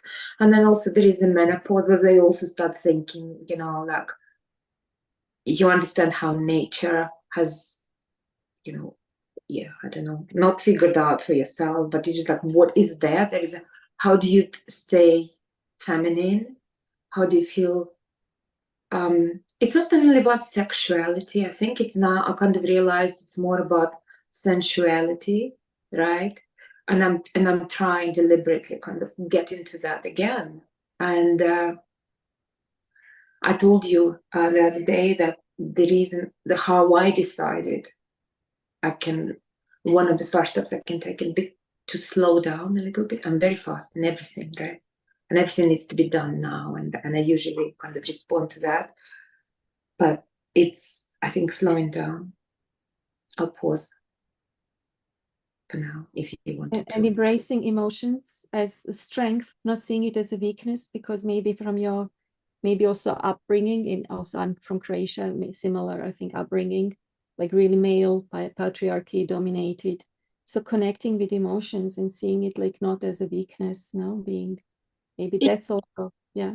Yes, so right, I guess so. But also even like understanding feelings, there are some feelings I can name easily, right? But when it comes to subtleties, the feelings, in my childhood, no one taught me that, right? And also, well, I went in a retreat. I'm not a retreat going person. I haven't been before, but I went in an amazing retreat recently, and I went to deep places there, and it was very scary in a sense, kind of discovering the dark corners of yourself. And also the realization but there was discovering light in yourself. And one of the amazing things that I thought, we all are like this. In each of us, there is a murderer, there is a rapist, there is like a horrible person, right? But there is also inside each of us, there is I'd say there is divine in us, right? And that, when you feel, and I'm listening now to this book of amazing Irish author, John O'Donoghue. He was priest, he turned mystic, right? He wrote about the Celtic culture and beliefs and all of that. And there is the book, listening to it, and it is about he calls it contradiction in yourself. And it's almost like seeing the dark in yourself, embracing it, but then also connecting with the light side of you. And this is where I am now, and it's chaotic in my own head now and in my own heart, and that's why maybe my talk is quite chaotic now. But it also, I think, what is important, what I'm trying, and you mentioned this, Soviet kind of background, which I have. I grew up in Soviet Union. There wasn't, it might be in other cultures as well, but I felt like, there is like, no one taught us how to love yourself. and where I am now, and there's, and Mary also touched on that, see the darkness in you as well, right? So, and but the light is come. How do you love both? Mm. So, how to stay curious about both, and like this playfulness, because you're also like, I think, artist actually in your deep soul. So to explore these experiences of both, not just like, shut it out, shut it down, suppress it. So I think you're very courageous, as I said, that you also went, to retreat, and you're doing all these things, exploring all these new, like really vulnerable territories.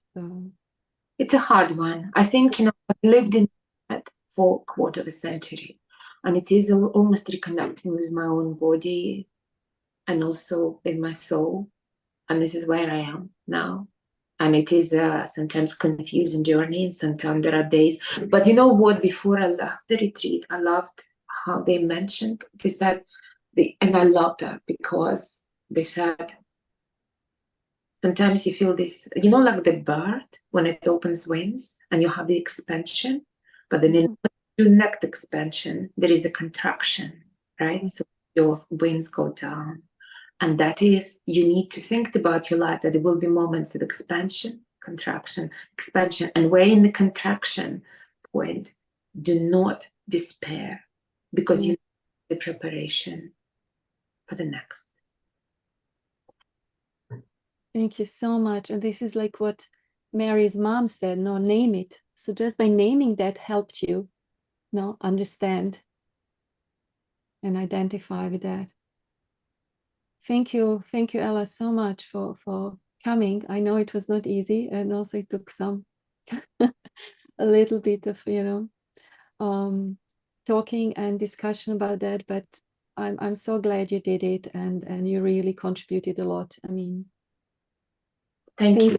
No, thank you so much for being here. And I think our next guest, it's Alison. So it's really wonderful, because Alison's job is to do this, to coach us through these transitions, through these questions. And Alison, I met personally before the COVID hit in London, in Walthamstow, and she offered, I think it was Finding Our Voices course for women only. And it was just a couple of us. I think it was not Harmony Hall, it was Walthamstow Hall. We met, and all kinds of different women from different background would come, like not knowing each other, everyone sitting in their corner. Then in 6 weeks, we are like the best friends. And I have been doing with Alison a couple of courses. One just recently finished, I think last month. So I'm so glad that she accepted the invitation to come and tell us more about her path and her journey, her profession. And also we share this kind of spiritual seeking thing in a Buddhism. So that was also another connection. But yeah, thank you so much for coming, Alison. Well, thank you for inviting me. Would you like to tell more about yourself or anything you heard? Well, I just wanted to kind of respond a little bit to Ella, because it really, anyway, there was a lot that I really liked about what you were saying, Ella, and I wanted to thank you for your vulnerability and your availability to all of us. It's very moving. I know what it's like when you're with a bunch of people you don't actually know. So that takes some guts. So I appreciate that a lot. I really liked about holding contradiction in yourself. And I think one of the things that I've learned through all my spiritual practice, and also doing the work that I do, is that I think often there's this sort of myth about we have to sort of transcend these parts of ourselves, these kind of negative parts of ourselves, and it's all gonna be better if we do. And I feel like that sets up a kind of an ideal that's unrealistic for many of us. And I really like the fact of, and I know in my own life, is like knowing my strengths and weaknesses and being able to hold those kind of contradictions, I think is a much you can have a lot more balance, I think, in your life when you're not trying to where you don't feel bad, oh, I've got this emotion coming up, or I shouldn't be feeling this, or I acted out of something which wasn't so great. that you're just kind of easy on yourself. Not to say that you shouldn't challenge yourself as well, but I just like that thing of holding the contradictions. And I think, and also the other thing is I loved it when you said you'd gone on retreat, because it's like to learn things that no one had taught you. And I think that's the kind of, I like that. I think I'm going to take it as my subtext of why I do the work that I do. Because I think I work with, I only work with women, and I do a group coaching. That's how I do the work. It's through bringing a group of women together and then doing all sorts of different exercises and sharing and telling our stories and etc. But I do that. A lot of each session that I do a meditation. I have a long. I've been meditating sort of for more than 40 years. So I've got a long spiritual background. But I do believe in the power of meditation, and I think many people are not taught how to meditate.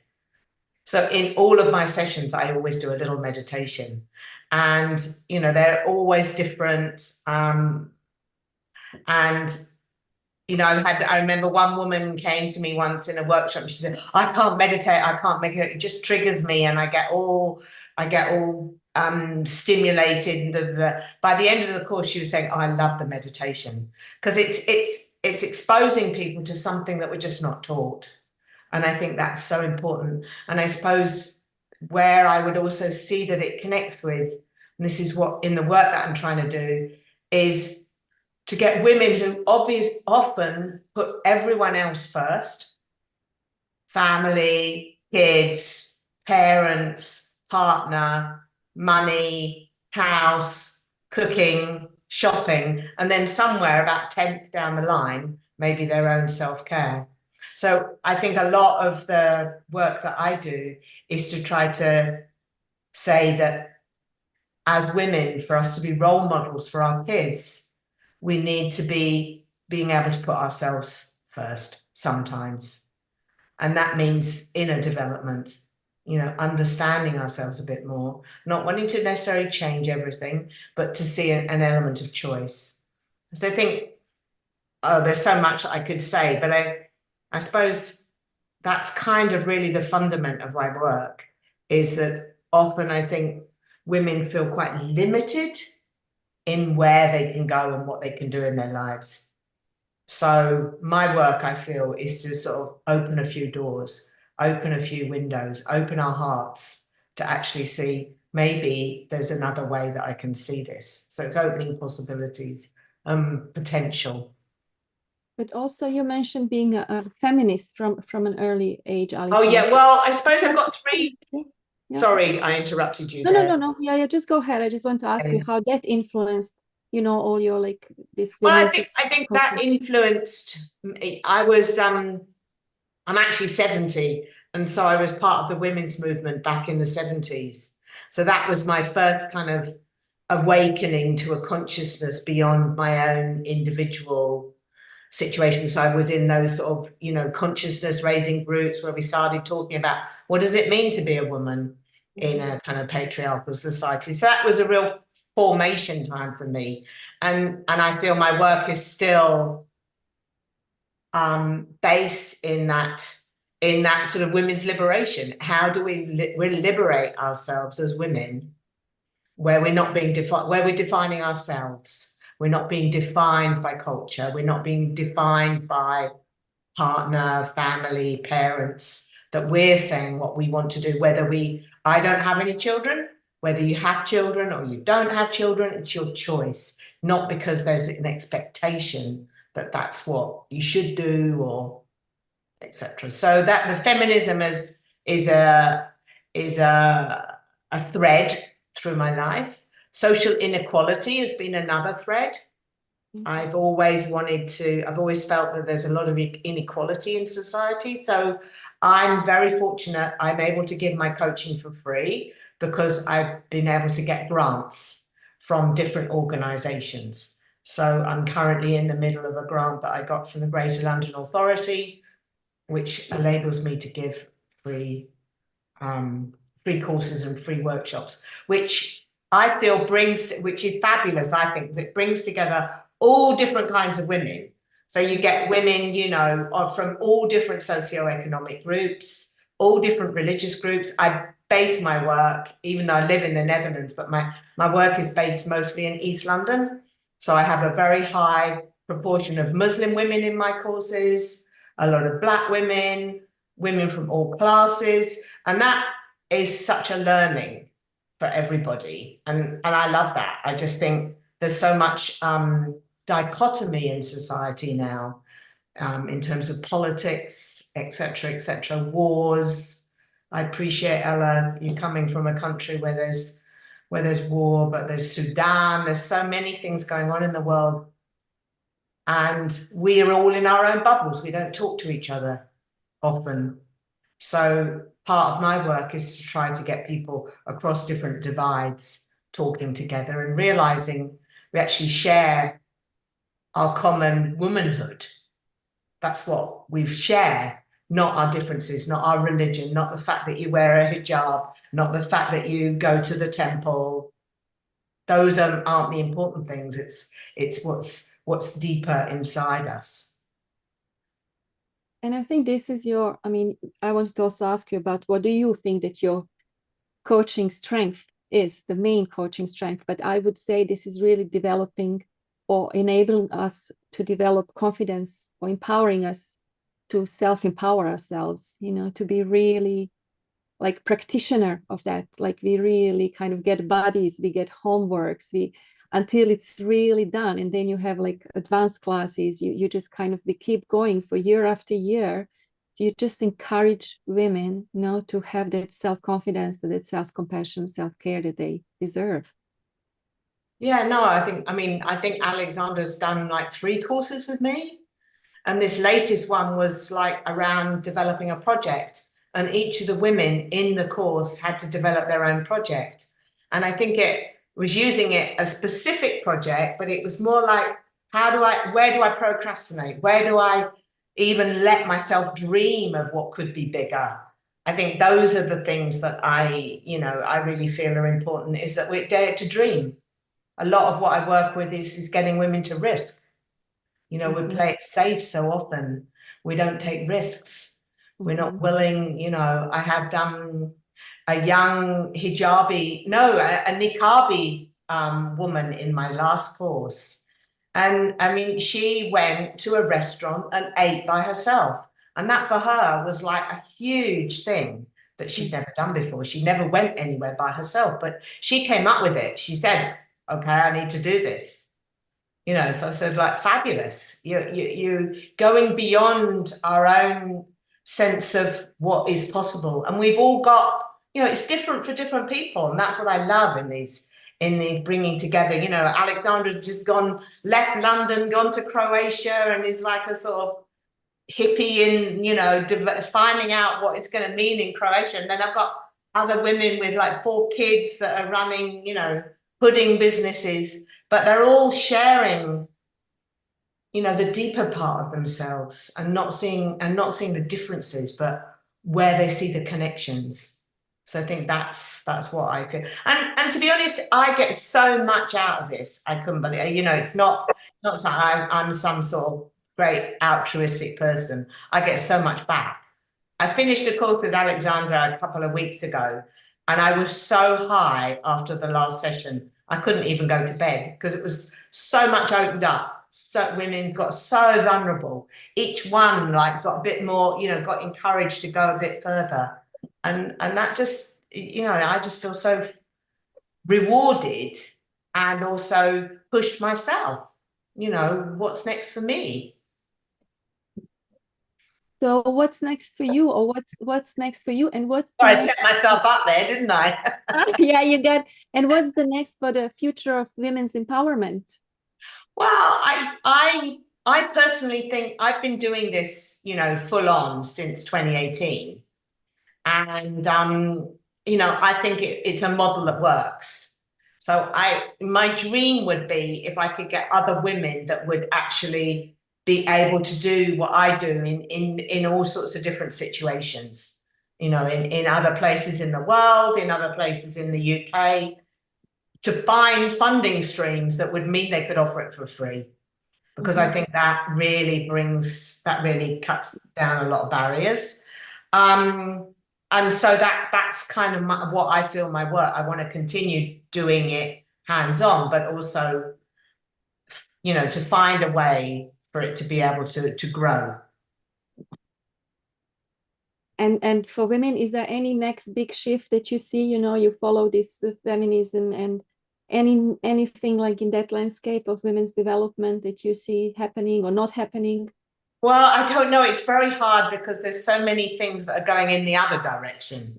Like having been in the women's movement in the 70s and seeing what's happening about abortion rights in America, it's very hard to kind of say, yes, women, and, like this dreadful rape case that's going on in France.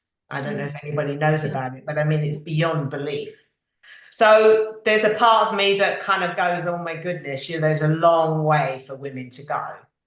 But at the same time, I feel if we can get, my major concern is that we don't, it's not, that this kind of spiritual urge is not just for this select few.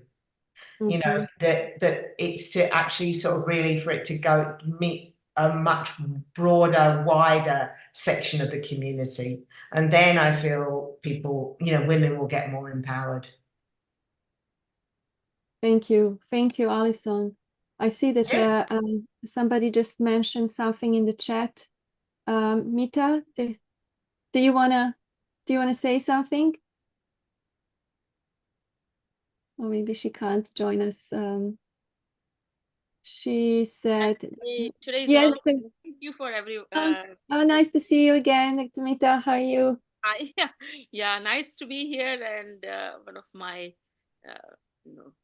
one of the areas very close to my heart about women empowerment. I also speak at United Nations at the Commission of Status of Women. New York headquarters. I was spoken there in person and parallel for parallel events on various issues. So we go from the UK mission goes from here, and National Alliance of Women's Organization. We regularly have meetings before that for the preparation. And what reminds me today is the World AIDS Day. And hence, because I get the reminders and invites from the global network of women peace builders. And so their agenda is supporting HIV/AIDS prevention and treatment programs as women become more vulnerable to infection in conflict settings. We're talking about wars and war zones. So something which today is the day 7 of the 16 days of activism against gender-based violence, and World AIDS Day is today. So the Global Network of Women Peace Builders, which is GNWP, urges member states to address existing gaps in the response to gender-based violence, conflicts related sexual violence, and HIV/AIDS. So the women peace builders and the peace and security, which is Women Peace and Security WPS agenda is key to supporting HIV/AIDS prevention and treatment programs as women become more vulnerable to infection during conflicts and crises. And I think it's worth remembering that and in our thoughts, and being spiritual person, what best we can do is pray at the same time, because gender inequality remains a significant factor, increasing the vulnerability of women and girls to get HIV, especially in the global south. And the effectiveness of health programs is very important conflict zones. So if you look at the statistics, then 790 cases, 95 cases of sexual violence have been verified in 2023, often resulting in unwanted pregnancies and HIV infections. Yeah, so I wanted to contribute towards that. I don't know in the previous sessions anyone had contributed towards this activism against GBW or gender-based violence and World AIDS Day for today. And I'm a chaplain at the University of Surrey. I'm a Hindu chaplain, and there is a character in the Hindu scripture of Mahabharata who is called Draupadi, who is a main character. And I saw a modern version of a play yesterday in London. It was in Earlsfield, very, very small, cozy group of audience was there. And it was very immersive experience. So it mentioned about, Draupadi was known for having 5 husbands, incidentally, because of the misunderstanding of her mother-in-law.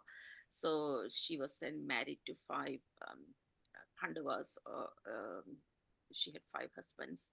And modern day Draupadi, and how different men come to her lives, and how she has tried to negotiate and share her body, mind, and soul without any, hesitation. And the name of the play was Undivided Love.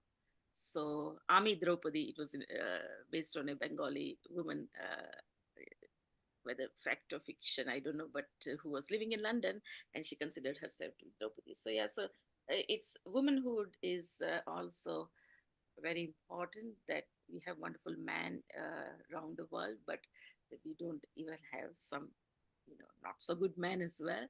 So how women have to have the confidence that, I come from a family where my brothers were totally supportive. My father was a soft feminist, so he used to support as well. So, but my mom comes from patriarchal background, so her thinking is different. So it all depends. It's not just men; it's also women who might not be working towards the cause of women, and because that's what they know. That's what their childhood has taught them. And so yeah, so I come with a very open mind with regards to men, that because I had very good experience with men when I was brought up in my formative years. So yeah, so it's a good balance. You're learning, and I went to an IT telecoms field, which is male dominated.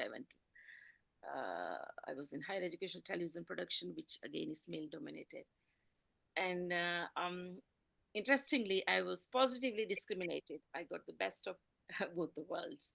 So there are fantastic opportunities women have.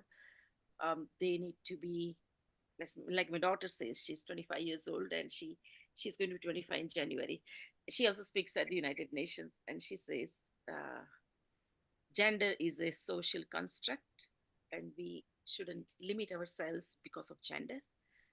Because society has put in our heads, especially in the global north, when my daughter was going to be born, my sister-in-law who lives in California, she said, "Oh, are you going to color the nursery pink or blue?" I never thought like that, because I wore all different colors in India. There was no color discrimination. The moment the child is born, it's is reared with a different mindset by the parents. So it's a lot to learn, lot to realize, lot to understand about all these aspects, that patriarchal society, women might be coming from there, and they might be women's own enemies because of that. And men might be feminist as well, and they might be so considerate and helping and understanding the most intimate part of a woman. So feelings, it's very complicated. It's not an easy thing. But So thank you, made Doctor. any sense. But Thank you. Thank you, Dr. Mita. It was really nice to hear you. And last time I saw you, you were in California with your mom in hospital. I remember you were like joining the session. But thank you so much for reminding us of all these important questions and topics. And now we have next contributor, the founder of She Feels Good. This is like a very good, Sheryl, if you can, yes, unmute yourself. So Sheryl is our next guest. You are in the UK and also currently also moving, shifting planes, platforms. Would you like to just introduce yourself, Sheryl? Hi, so hello everyone, global namaste, and thank you for inviting me to join you for the first time. And I previously came along just to watch, so this is interesting to now be participating. So yes, I'm Sheryl. I'm a life strategist and positivity coach, and soon to be podcaster. Launching a podcast in January, which is all centered around women feeling good. And I'm a big advocate for living aligned with individuals' values, needs, and desires, and freeing ourselves from societal norms and external expectations and stories. In my observations of working with women over the years, I previously had a beauty business that I ran for 7 years before I became a coach. And so I've worked with women over a period of time in their lives, watching the turmoil go on for them. And I observed a lot during that time working with them. As they sort of, opened up their heart and shared what was going on in their personal lives and their work lives and health and their family. And I observed that there's a lot of talk about should do's in their lives. And it's interesting if you bring that back to what I was saying about societal norms, because we've got a global audience here today. And obviously there are differences between our cultures. So there is no such thing as normal, like between countries, there's the norm, potentially culturally, but what is this normal? Like, what is regular? And I think we need to free ourselves from thinking in this way because it's very restrictive. And when we force ourselves to live by what we think is our cultural or societal norm, you do it, but then inside your soul still feels a little bit like something's not quite right. And this is what I mean about living aligned with who you are, because forcing yourself to live a life that isn't yours is always going to make you feel a little bit empty. And to be honest, it's a waste of your life. Life is so precious to us all. The best thing we can do is live like true to ourselves. And from that, we have to look inside rather than outside. We won't get the answers on the outside. So this is, Sheryl, is it like to practice self-acceptance, like just like these powerful and tender aspects, like what Ella talked about, being feminine and then being still assertive and strong, kind of male attributes. Is it that what you, this to balance that, like, what would you, how would you define? It's looking at life from a completely blank canvas point of view, because we are bombarded with messages of how to be, like really bombarded with messages of how to be, how to live, and what will make us happy. Certainly in the Western world as well, the marketing that goes on to tell us what a happy life is. We're and even from I guess even from school age, we're sort of encouraged that a good life would be to go to university, be successful, get a steady job, settle down, get on the property ladder as soon as you can, have a family, work until you get to the age where you have to retire because you know, physically can work no more. And all the money that you earn in your life, spend it on having a bigger life, a bigger house, a shinier car, fancier holidays and things. And this is the message that we're told all the time. And I think it kind of works for men and women. It's the same message. But I think as women have strived for equality, it's created a lot more pressure on ourselves to achieve more. And then that ties in with that message again of like, well, have more, have the bigger house, have the shinier, all those things. It's put that pressure on women more at the more equal we've wanted to be. We've kind of stepped into this man's world of where they're getting all that pressure to have more and bigger and shinier. So yeah, I think if we all genders, whoever you are, could just take a step back and look at life with a blank canvas without all the noise. I think that to me is what it's all about. So that you can feel into the direction of your life and what matters to you, because that's so individual. Someone else can't tell you that.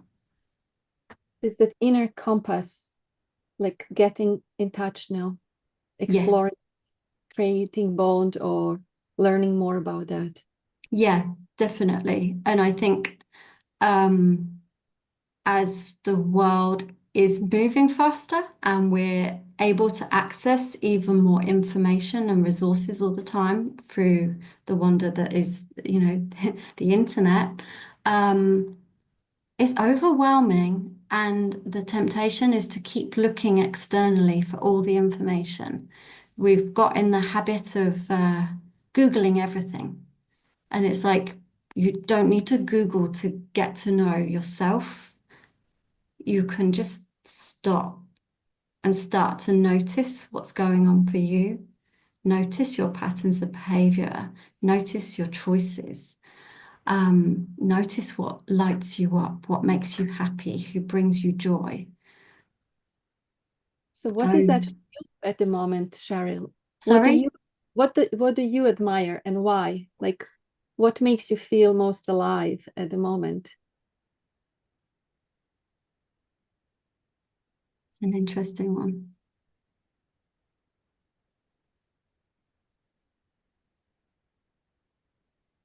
I think taking that step back and observing makes me feel alive, because I think sometimes when you're busy in the midst of living and you're busy talking to everybody about it and you're busy thinking about the next step, you stop being. So I think being present to you. Yeah, definitely. But also the more I stop and I, you know, take that position of being, and there's like this calmness, the more I'm observing everybody else around me that's still caught up in the busyness and the searching externally for answers. That, yeah, just it then kind of grounds me thinking, yeah, I'm not caught up in that so much anymore. It's easy to get sucked back into it. I'm not immune to it, but yeah, I feel like being in a different place, it helps. And definitely that connection with nature and really knowing what matters. And, you know, anyone who's lost anyone knows that that changes your whole perspective on what matters in life.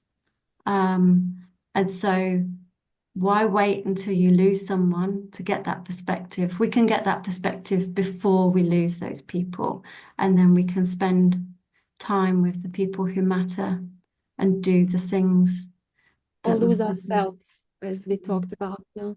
Yeah.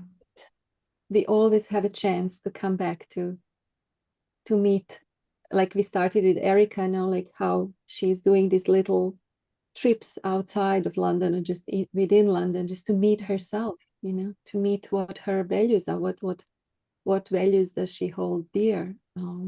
Yeah. And it's It's interesting. I feel like one of the most useful tools I can give to people with this is to shift away from labeling things. If we can shift away from labeling things as like good and bad, like certainly in the UK, I feel like we do this globally, this kind of labeling. Even when we have conversations like, how are you? I'm good or I'm bad. Like it's very black and white, and nobody just feels completely good or completely bad. Like it's more complex than that. And the same with the whole concept of, I don't know, say you get made redundant, we label it instantly as like, oh, that's really awful, that's so bad, like poor you. And it's like, what if we stopped labeling everything? Everything that happens is an opportunity, and life is more complex. If you take away that labeling, it takes away a whole load of negative baggage. And that just frees us from a lot of negativity. So maybe this also what Alison is working with women, and you, like sometimes the beliefs keep us stuck, no? Like this like imposter syndrome, like, oh, I can't make it there because it's just like what Ella did make in the finance sector, and that, but like we get stuck with this belief system. But beliefs, I think, are easier to change than emotions. Like when we feel certain way, it's more difficult, no? Because it's like, it's reality, but belief is not really reality. It's just your belief that you are not able to do that. You're not capable. So you help people creating also that confidence again. And on the emotions front, they're so useful. Emotions are telling us so much. It's like feel into that, notice it, even like noticing it in your body, because we're so switched off from what's going on in our body. And if you start to listen to the body as well with the emotions, you really start to piece together that self-awareness. And then that's the first step to being able to taking action. To decide which way to go, north, south, east, west. Yeah. Because you are in the center. You are not influenced by the winds and storms and other people's opinions or your own labels. Yeah. Thank you. Thank you, Sheryl. Thank you for having me. Of course, of course. Is there anything else you want to say before we start with Tanya, our last guest today in this section? I think just in terms of like that whole concept of what's normal, I feel like the modern world, we now accept a lot of overwhelm and stress in our lives as normal, and the rise in burnout in people, men and women, is a reflection of how we've normalized the level of stress in our lives. And I think we need to, again, stop, take a step back, and think like that isn't normal. And we need to move away from saying that that's a normal life. You zoom out, to use the zoom. Come back to that blank canvas again. Like if you were starting with a blank canvas of life, what would it look like? Oh, thank you so much. It's such a nice, like just image of, everything is possible. Like there are opportunities out there.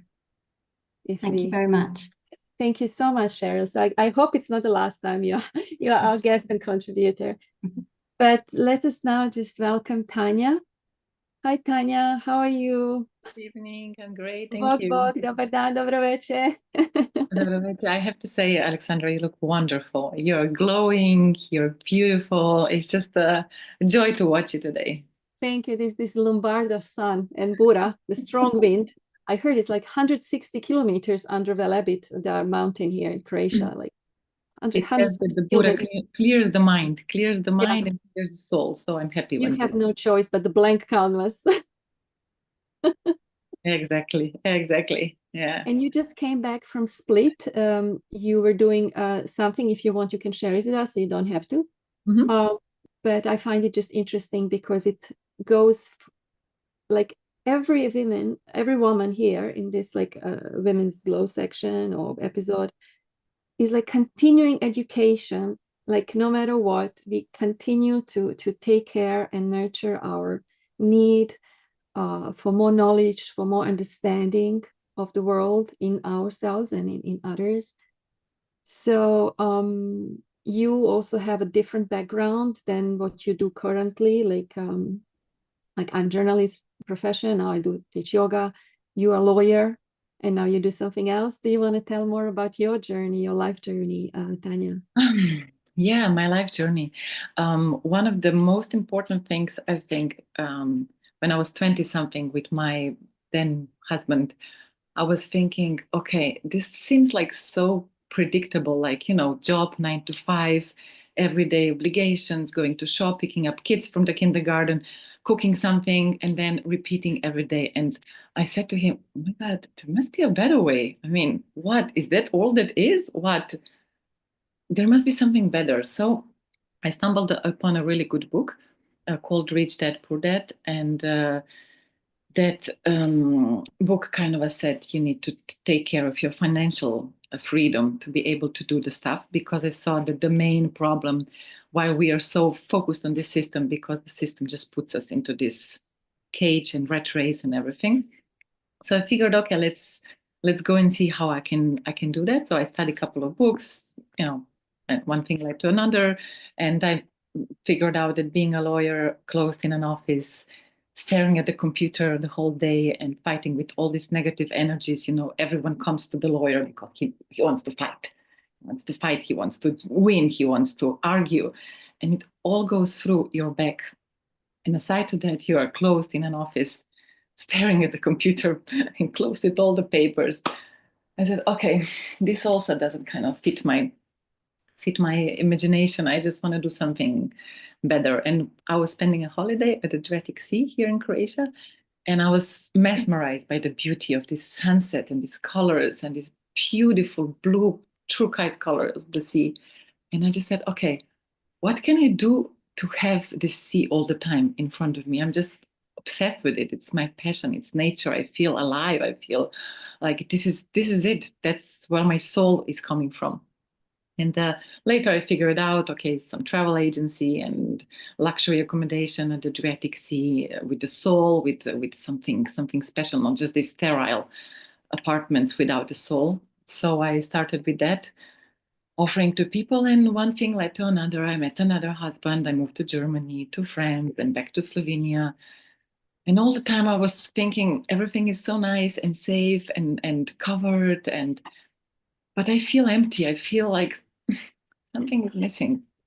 And I thought maybe it's the relationship, of course, with your intimate person, and that's the one thing that is missing. But it's not actually, because these relationships, there are the biggest meaning that I find in my life, this really meaningful relationship. But it's not, first of all, it's not easy. It's really challenging. I'm now on my project number 3, my husband to be, maybe we'll see. He's still in qualification process after 8 years. But I figured love is not enough. So I went into this psychotherapy to like integral body psychotherapy. And I see many connection points with also Ella and other beautiful women that presented today. Also Mary had a really deep insight how disconnected we are from our bodies, and how we are just in our mind running around, just doing tasks, performing this, just, being always active and never feeling ourselves, never feeling this, never giving us this TLC, because that's the whole point, actually. If you don't feed yourself, you cannot give what you don't have. So I was accused of being selfish when I started taking, care of myself, nurturing myself, going to spa, going to filling myself with friends, energy, with, I don't know, reading the stuff that I could allow myself then, due to the financial independence. Otherwise, I would have been just struggling, to make ends meet. And then I figured out, really, the more you feel yourself, the more you are able to give.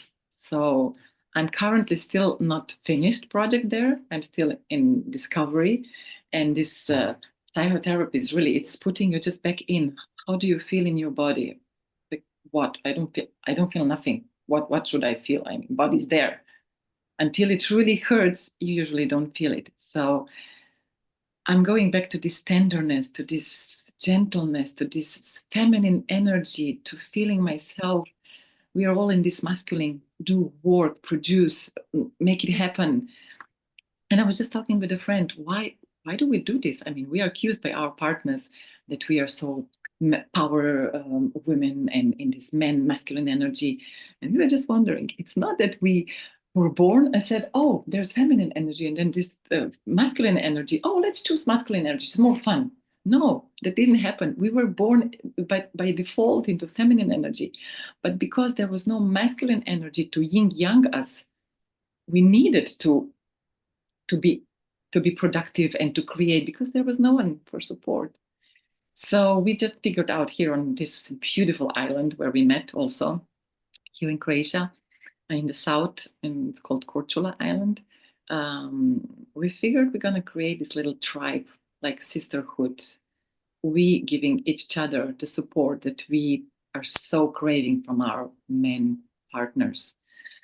And not everyone, of course, is at the same level of consciousness. You cannot just come to the Eastern Europe kind of mentality of patriarchate and tell him, hey, you need to be the support, you need to be my intellectual equal, you need to be the funniest person in my life, you need to be my best friend, you need to be the one who cuddles me, a shoulder to cry on, everything. It's impossible. It's just too heavy cargo that we put on a too fragile wooden boat.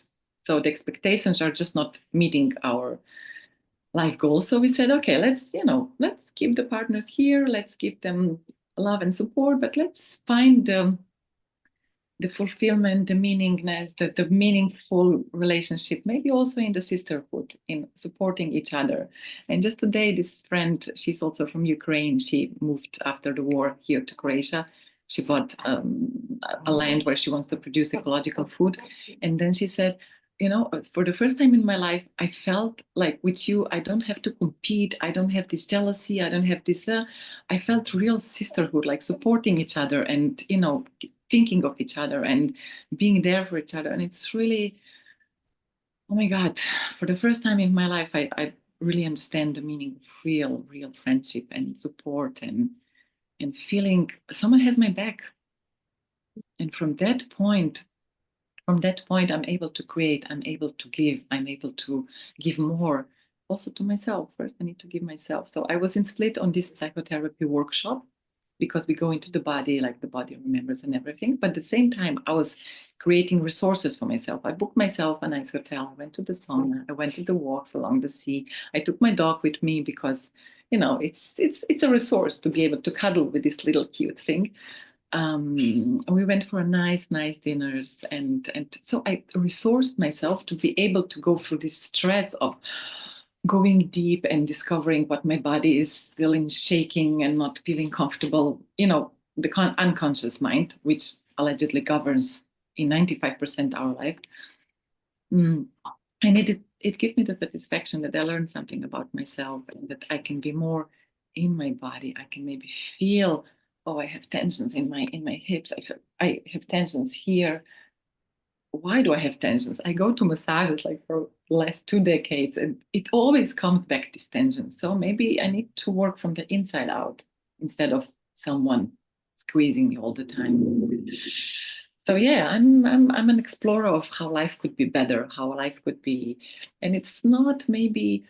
I was accused of being a feminist. My boyfriend here on the island. Here on the island, people, when they have sons and daughters, the son gets most of the heritage and the daughters just get some worthless pieces of land or something. And he said, why do you all the time, you're in this feminist energy, all the time something here, something there, all the time fighting for something. Did you ever see me complaining? And I said, are you kidding me? Why would you complain? You're born like this, like a prince, and you're fed with a silver spoon just by being a man. I don't want to be a feminist by default, but I just see such a big discrepancy. I just need to fight for the equality of, we are both equal, we are both worth. And I see that actually also men, they're also very hurt, very, very much hurt, because the mother who is overworked cannot give to the child the tenderness and the connection and the presence he needs. So they also come like very hurt person. So that's the perfect But base. also, Tanya, what you I think we have to close soon because it's our part is over. But just wanted to mention that because this platform is called Healing Our Earth. Yeah. So you're not just working to heal yourself and in relationship, you also really try to work toward healing the Mother Earth, like all your hotels and accommodation, it's all green. They're eco hotels, like solar energy. You're really trying like not to waste anything. This is really also very important for you. Exactly. I came to this island as a stranger. I'm not local here. And I just wanted to set an example. And everyone told me, you bought this little piece of land, just do a lot of bungalows and overbuild. And I said, no, we need to keep this garden. I want this fragility to be kept. I want this old stone house to be, renowned and put into these traditional materials, no plastic, no nothing, sustainable. Wow. I want to set an example and maybe inspire someone else to go in the same direction, not just beton and overbuild, but to keep this nature and then create this little, it's called also the Dreamers Club, this Eco Apart Hotel, to have like a meeting point for everyone who wants a different, non-consumerism orientated world. Wow. But preserving the nature and giving the point where we all start to create our tribe and act differently. Thank you so much, Tanya. So it's again about finding balance, like for us to enjoy it, but also Mother Earth to enjoy and not be harmed through our enjoyments. Exactly.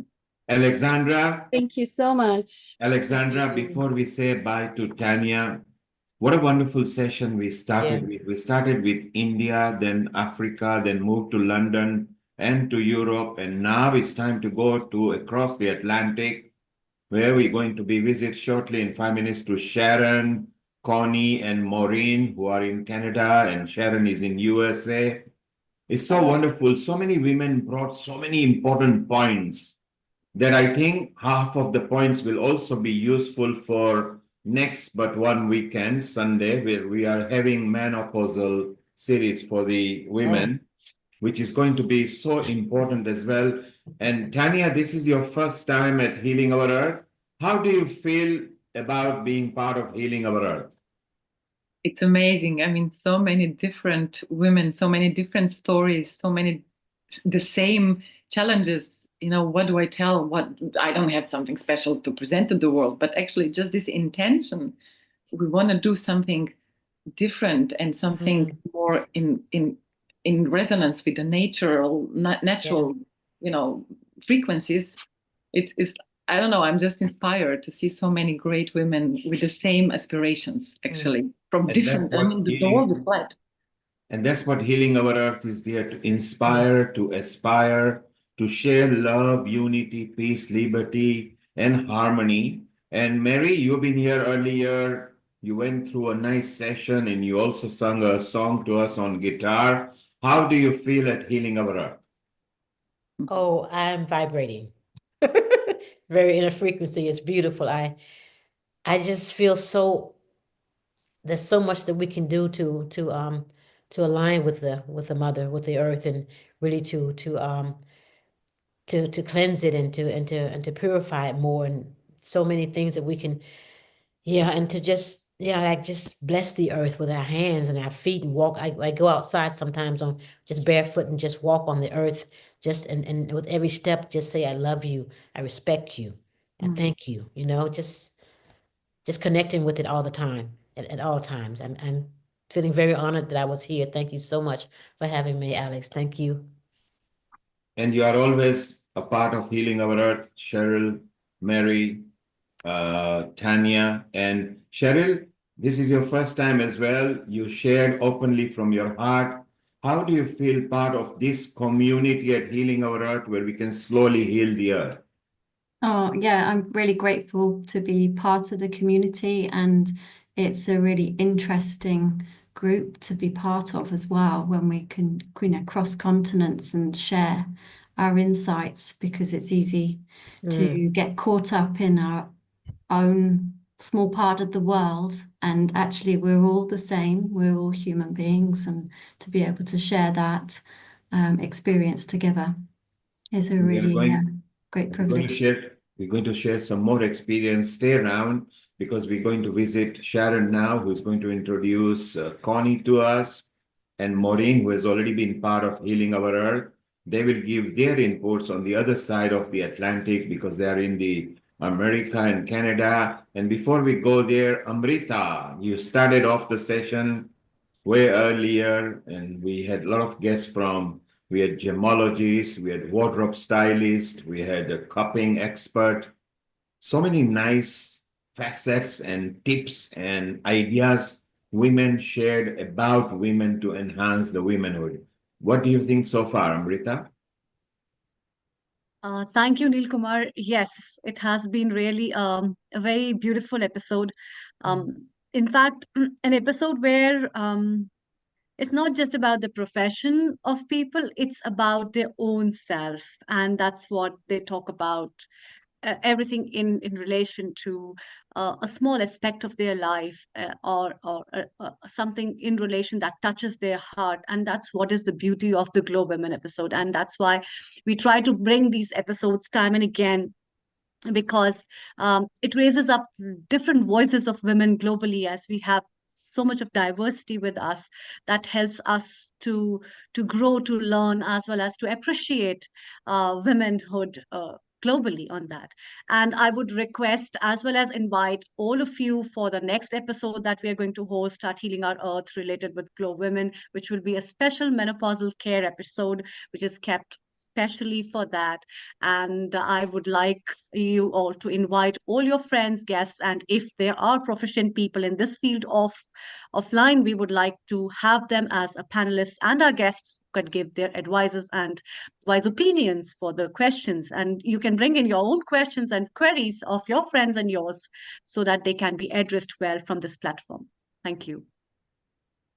That's wonderful. And before we say goodbye temporarily to Alexandra, well done for bringing some guests from different part of Europe, because the whole idea is at Healing Our Earth, we like to travel the earth so we get different perspective of women of different background, culture, nationality, ethnicity, and together everybody resonates towards the same goal to heal the earth slowly. Well, Alexandra, let's meet our Sharon once again, who is there every episode with different guests. And Sharon, before we start with you, earlier we asked one simple question to all the women. Is self-care and self-love also very important part of life? Of course it is. It's really, Sharon, who best then you can tell about it at this age, the way you maintain, you're a best example of self-care. Yeah, so definitely. And we have Connie as well as Maureen. So we have best example, isn't it, Alexandra? We have pretty best examples over here. Who can tell best about? Absolutely. Yeah. In terms of the discussion with Tanya, having been, let's see, 2003, after years of researching the feminine in cultures all around the world, I wrote my book, The Path of the Priestess, a guidebook for awakening the divine feminine. And many of the things that you were speaking about, I have looked into and discussed from many different perspectives. And for me, coming into the world and being a dancer all my life, the embodiment piece, that embodiment is very, very important in caring for yourself, in really aligning yourself with the highest of the feminine, the divine, and seeing the power and becoming Durga, and feeling her power and her beauty, becoming the beautiful Saraswati, who has such a sense, gives you such a sense of refinement of sound and grace and compassion. Or my Lakshmi here, who is there to protect us all, to help us all, who brings us fertility and abundance and joy and connection between male and female.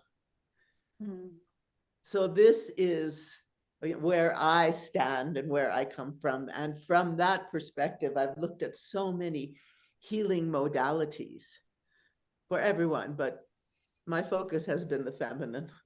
And so self-care, you know, we have a tendency, I've been contemplating lately in dealing with some very intelligent yet dominating men in my life. And I notice how we tend to feel like we have to explain everything as women. Men, you know, they'll just say no, or they're just very straightforward, and they don't feel like they have to go into explaining themselves, feeling like they have to all the time be assisting and all that.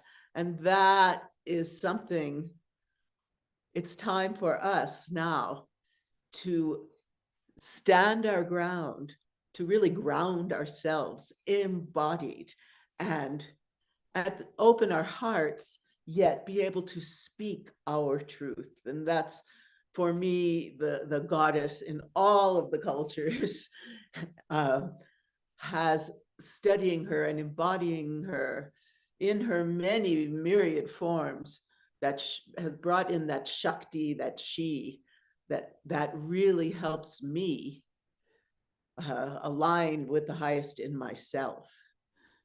And they're there as role models. So I really ask you all to take a look at, I mean, the Hindu tradition is just filled with it. Look at the qualities and attributes of these goddesses and feel them and say their mantra and stand in your power. And that will be of benefit. Hi, Connie. Global Namaste. Global Namaste to you. I've been on here for 4 hours enjoying all these women. Wow, so beautiful. Yes, yes. Well, we've been talking also, the word of the day is frequency, right? And I was speaking yesterday with a dear friend. Her name is Jean Houston, Dr. Jean Houston, who is I know just Jean. powerhouse. And she said to me, where are we right now? We're at a place which we've talked about forever, Connie, in your work and my work, where it's time to really raise the frequency. That's our mission, to raise the frequency of the entire planet. You know, it's time for humanity to mature and grow up and leave these juvenile wars and anger and kleshas behind us, to come to a new level. And that is what your work is about. I'd like to introduce you. I'm so thrilled that Connie and Maureen, who's here, and Andrew, who you met next week, and he'll meet our friend Joan, are working together to create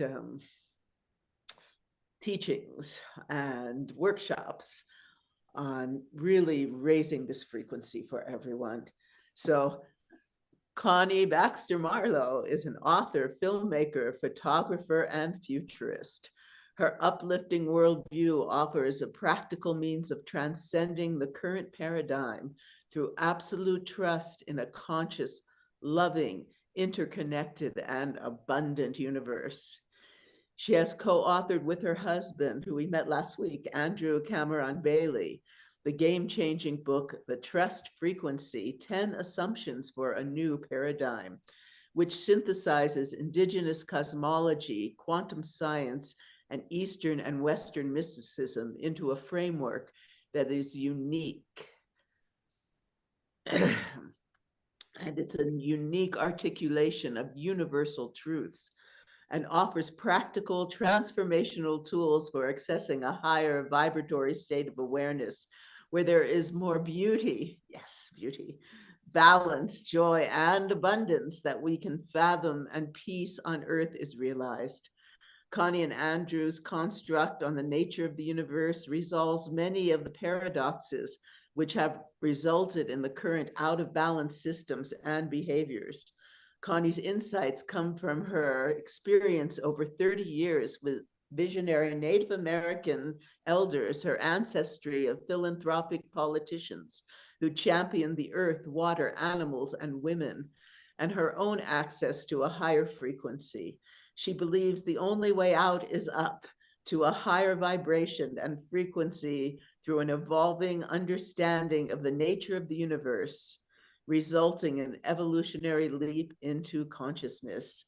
She and Andrew have presented their work at Ion, Sand, Cosm, Isim, Unity Village Chapel, New Dimensions Radio, Eagle, Quetzal Condor, Global Convergence, Consciousness of Immortality Conference, the Thoreau Society, Parliament of the World's Religions, Humanity Rising Global Solutions Summit, and numerous other venues. Wow. Well, that's it in a nutshell. It's so wonderful to have you with us today. And we really want to learn about the trust frequency. So here we are. Wow. Yes, well, I tell you, I come here as a human in a female body. That's been my life path. I have a tremendous resonance to the male heart and the male spirit.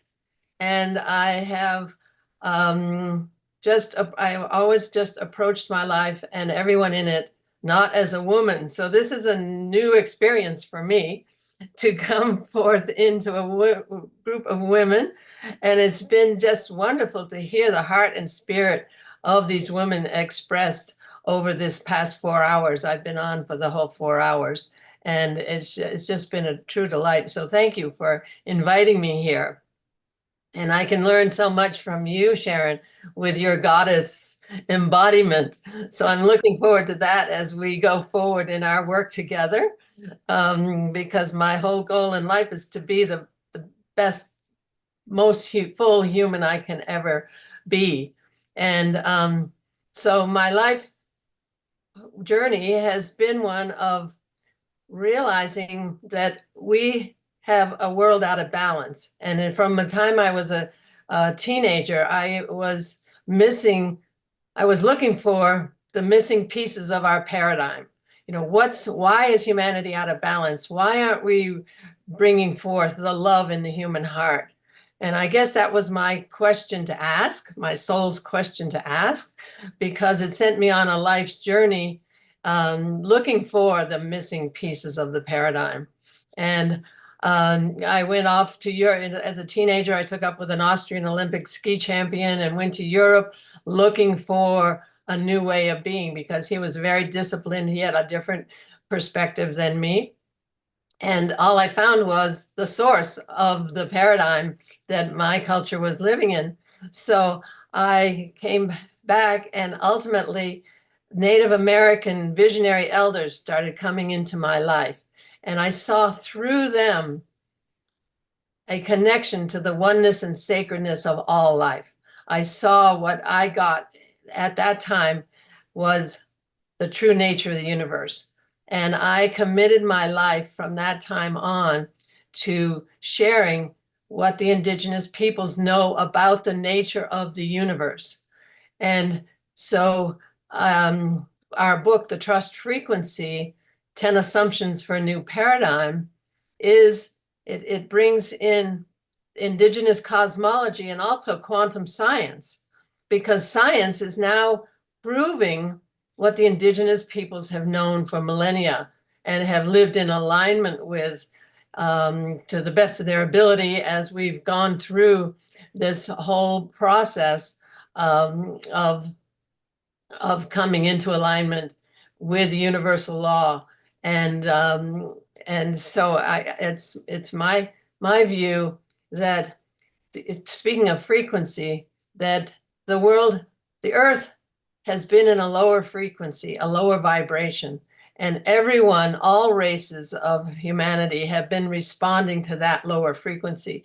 No matter what we carry in our highest knowing and our highest vibratory connection to all that is, all races have done pretty nasty stuff to each other in this lower frequency, and our systems have all been designed in that lower frequency of fear and separation and scarcity. So we have to fight with the other, we have to compete with the other to get the scarce resources so we can survive. So to me, that's what's driven our behaviors. That's what's driven what we call the patriarchy, that has driven men to compete and gain money and everything so they can have a family and their children can thrive. And and all of us have been in that system. And some people call it the lies. Some people call it, they have been programming us. But it's really our response to that lower vibration. And now the earth is in a higher frequency, moving into a higher frequency. Sharon spoke of us having to raise the earth. Well, it's my belief that the earth is pulling us forward into this higher frequency, because in the higher frequency is more information, new information. So we're starting to get that new information. We're starting to get our true selves, access to our true selves, our abilities to heal, our connection to the oneness and sacredness of life. And it's just, we're in this incredible process right now of moving from those old behaviors and old systems into this new way of being in a higher frequency. So our trust frequency work, our book, 10 Assumptions for a New Paradigm, as I mentioned, is indigenous cosmology, quantum science synthesis. It's neither one nor the other. It's a toolkit for accessing what we call the trust frequency, where there is more beauty, balance, joy, freedom, and abundance than we can fathom, because it's a whole new ballgame. And we're in process of getting there. And it has to do with moving beyond right, wrong, good, evil, victim, perpetrator, which is huge. That's the next big leap we're going to be taking. And it's a really big leap. And our construct on the nature of the universe, actually, if one takes our construct, our 10 assumptions, as absolutely true, as an exercise, because if we're saying they're absolutely true, that's dogma.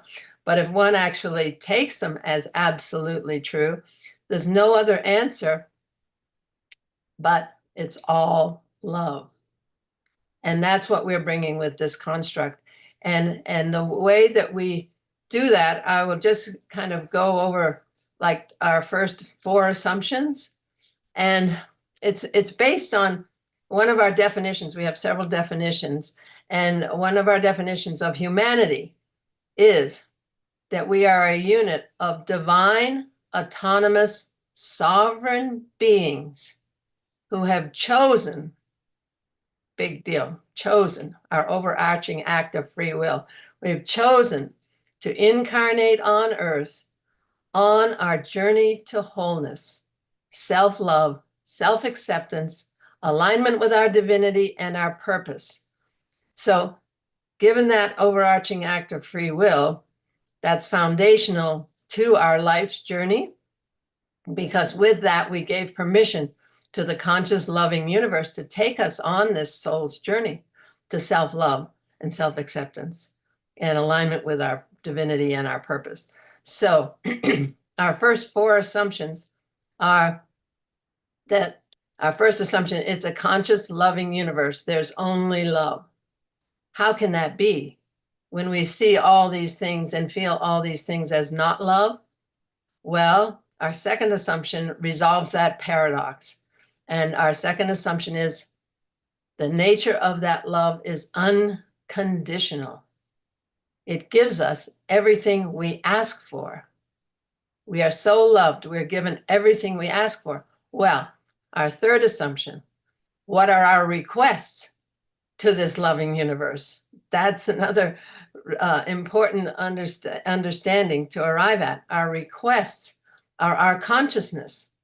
Okay, our consciousness, our level of consciousness determines our frequency, our vibration.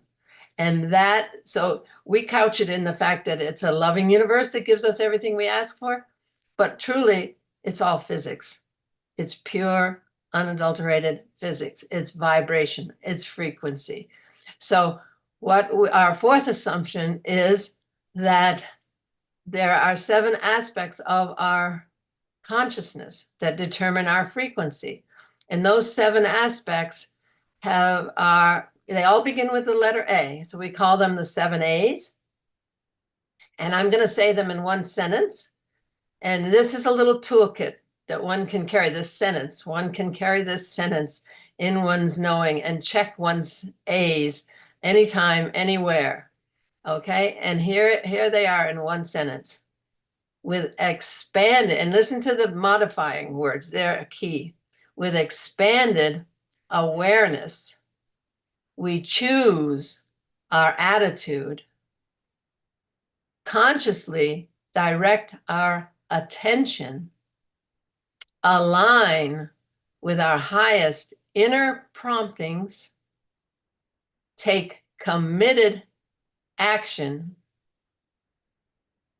and allow the loving universe to manifest beyond our wildest dreams. But I just left out one. That was only 6. So I'm going to repeat it. Okay, just so everybody gets it. With expanded awareness and accurate assumptions, we choose our attitude, consciously direct our attention, align with our highest inner promptings, take committed action, which is the kicker, having to act from that place and actually do it, and allow the loving universe to manifest beyond our wildest dreams. Because we're in a higher frequency when we understand where we put our attention, what our attitude is, what we're aligned with matters and determines our frequency and the action we take, etc. So I just want to give you that gift from our trust frequency work. There are 6 more assumptions, but I won't go into those at this point. We do have an online ebook which gives a synopsis of our book, and one can get that ebook at our website, thetrustfrequency.net/portal. Will take you there, and you can get that ebook for free. And our book is available online or from our website, thetrustfrequency.net. But I just wanted to share that part and to tell you that I've walked the trust frequency for decades. I raised my children in the trust frequency. I let my son drop out of 1st grade. I wanted to raise children that were true humans, not humans born in the 20th century. And so I was very particular. We swooped and darted the educational system and spent a lot of time with visionary Native elders. And so it takes courage to walk the walk. But I want to tell you, when you walk the walk, you access another frequency and there's more abundance. It's a whole different reality. So I just want to encourage people to take heart and follow your heart and live total trust. And live in total trust. And live in total trust. And live in total trust. And live in. What happened? What was that all about? I don't know. I think I was putting up your information on YouTube, and I think it overran each other. But anyway, that was so exquisite, and I really, really, your work is just profound, and it's interesting because you mentioned your son. My son, we went to India when he was 3. I spent the next 5 years back and forth. And because he had, and we lived with my Guruji, Sitara Devi, who was a Bollywood star, queen of North Indian dance, and amazing. And so his experience of life was very, very different. Childhood was very different from your average American. And he has become such an amazingly, well, he's an old soul to begin with, but such a loving and compassionate human being.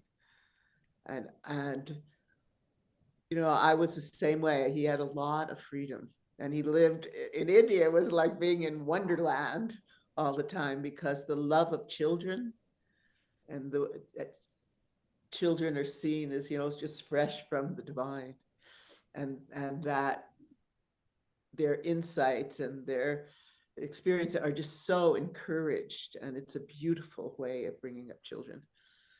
So Maureen, hi, Global Namaste. Maureen, you've met before.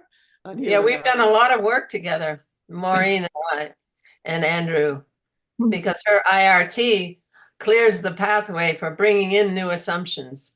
So Maureen, have at it telling us more about IRT.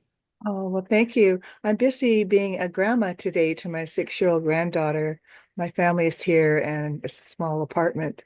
And so I'm just busy giving my granddaughter some love. And yeah, so including her in the trust frequency and the love.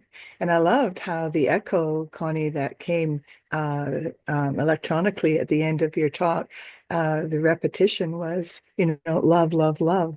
And it was a perfect phrase to repeat over and over. So don't tell me that electronics are not part of our um, resonance, our perfect loving universe, which is so beautiful.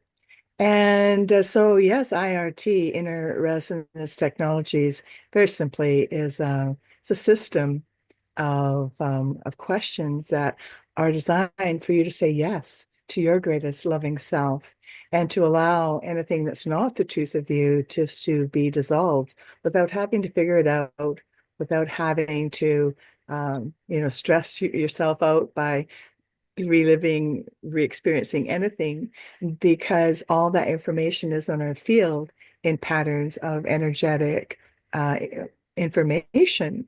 And so just like any good computer, we're breathing spirit into our quantum supercomputer, if you will, and deleting all that information that's in your field that no longer is relevant and just keeps interrupting the love that we are. So it's very simple. And I do offer, you know, a free session to everybody that shows up. And because it's very fast and it's very profound. So that is my gift, you know, to the universe and to everyone in it.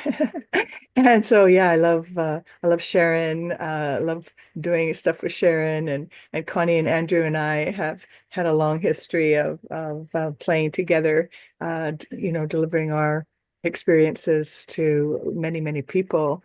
And so it's fun. And I used to say, you know, women, you know, we know that it needs to be loving, it needs to be fun, and all beings know that it needs to be fun, it needs to be loving. And that is the paradigm shift. We're out of the struggle of the darkness into the light of an Aquarius new energy that is love and light, making things a little more in the flow, a little easier. And so all we need to really do is get out of our own way and allow that flow of love to guide the way. So that's what IRT facilitates people to do in a very easy and fast way when people are ready, right?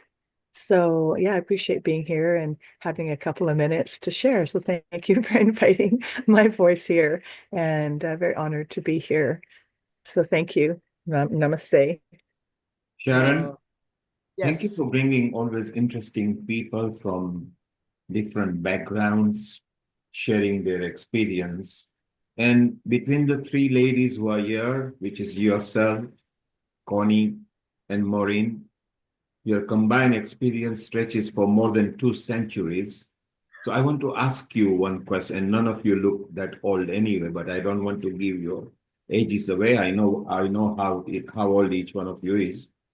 But when you were young, you still are young, but when you were very young, okay, so there were not telecommunications. There were not even landline phones that were readily available in every house.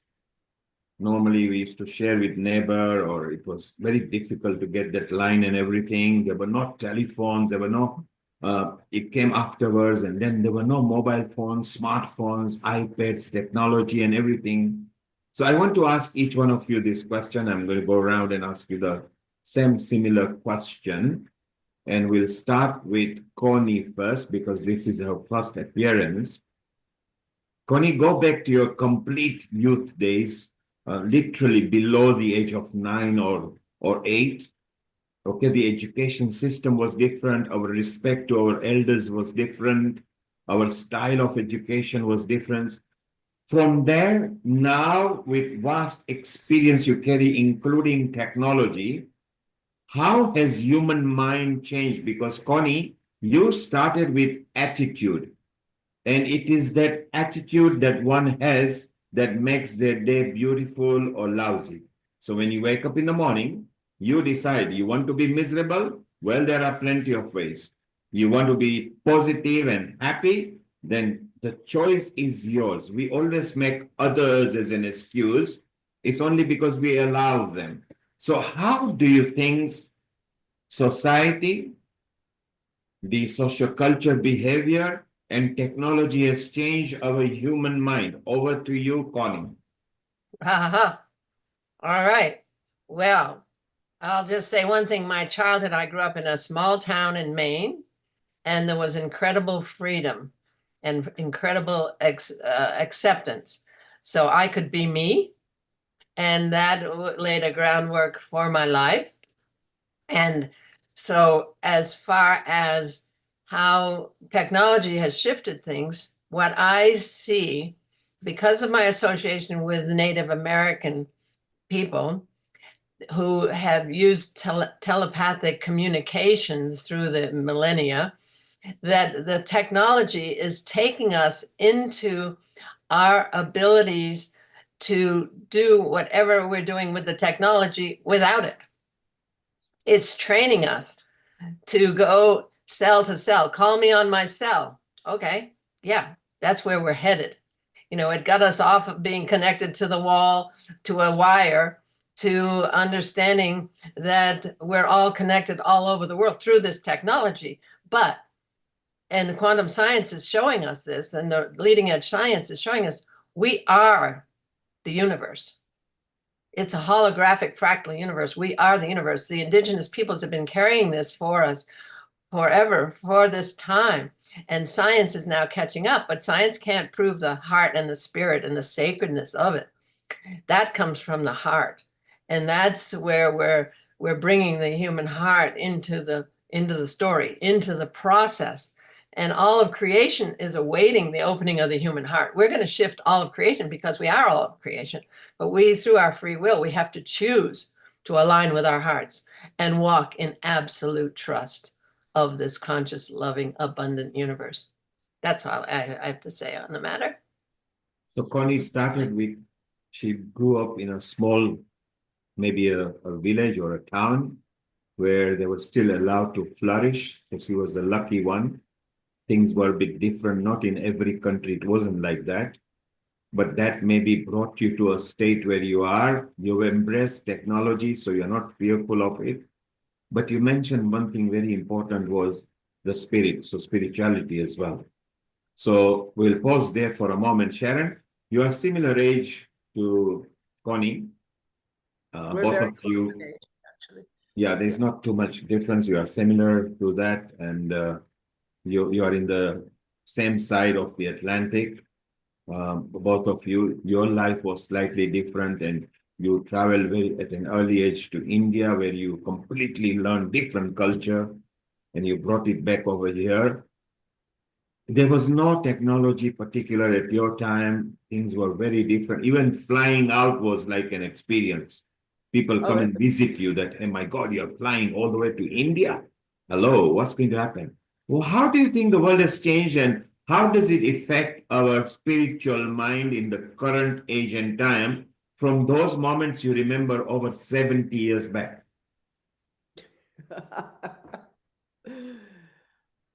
Well, I was very fortunate to have a mother that took me at 3 years old and put me into dance class. I was a very, very sensitive, emotionally charged child.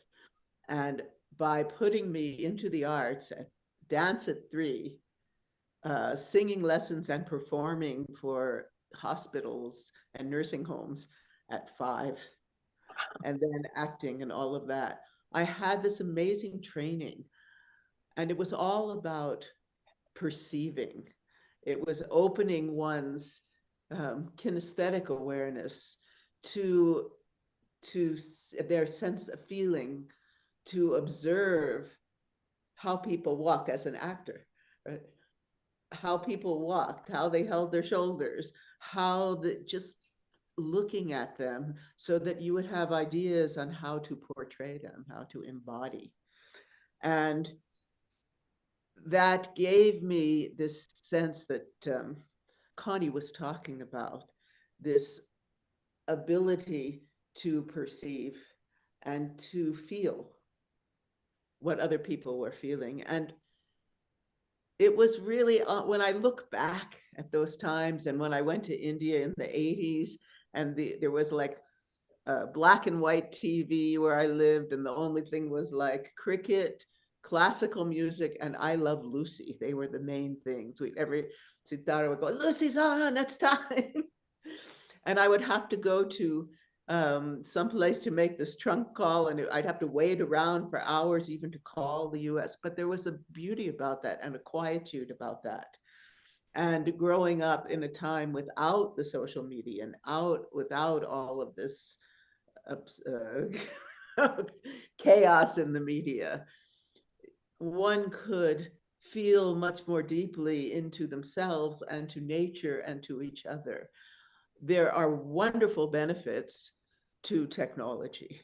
I remember when my son was in Waldorf school and they were saying, they didn't want him to watch TV or things. And I'd say, well, it doesn't have to do, the technology is interesting, but the problem is what we're feeding it.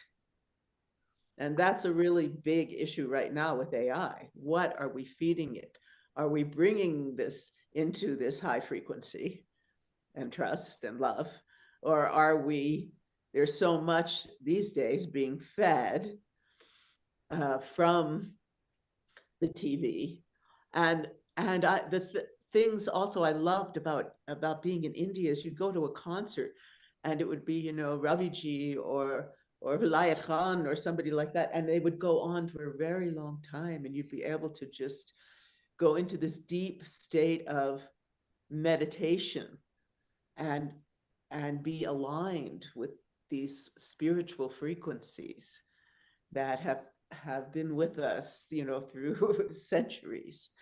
And now, because of the social media and the blips and blaps and all that, and the video games, it's having an effect on the ability to just relax into life. You want the quickest, fastest information, whether it's good or bad, they're pushing it out and just really keeping one from the attention span has gone to, okay, we need 2 minutes, we need 30 seconds. Oh no, your trailer has to be like can't be longer than 2 minutes or people won't watch it. And I would like to see this shift in the work that I do. It's really about bringing people into this feeling state, into this embodiment state, into this recognition of the beauty of nature. Turn off, here we are, I always talk about this, here we are healing our earth on all these platforms. And, what are we telling people?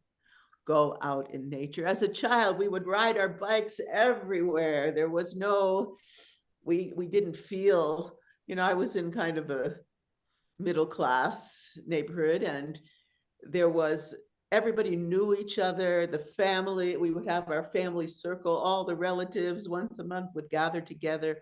And now everybody's just caught up in either, not everybody, obsessed with politics, or just caught up in their work, trying to just earn a living and feed their families. And so I want to read to you something I wrote that relates to this years ago.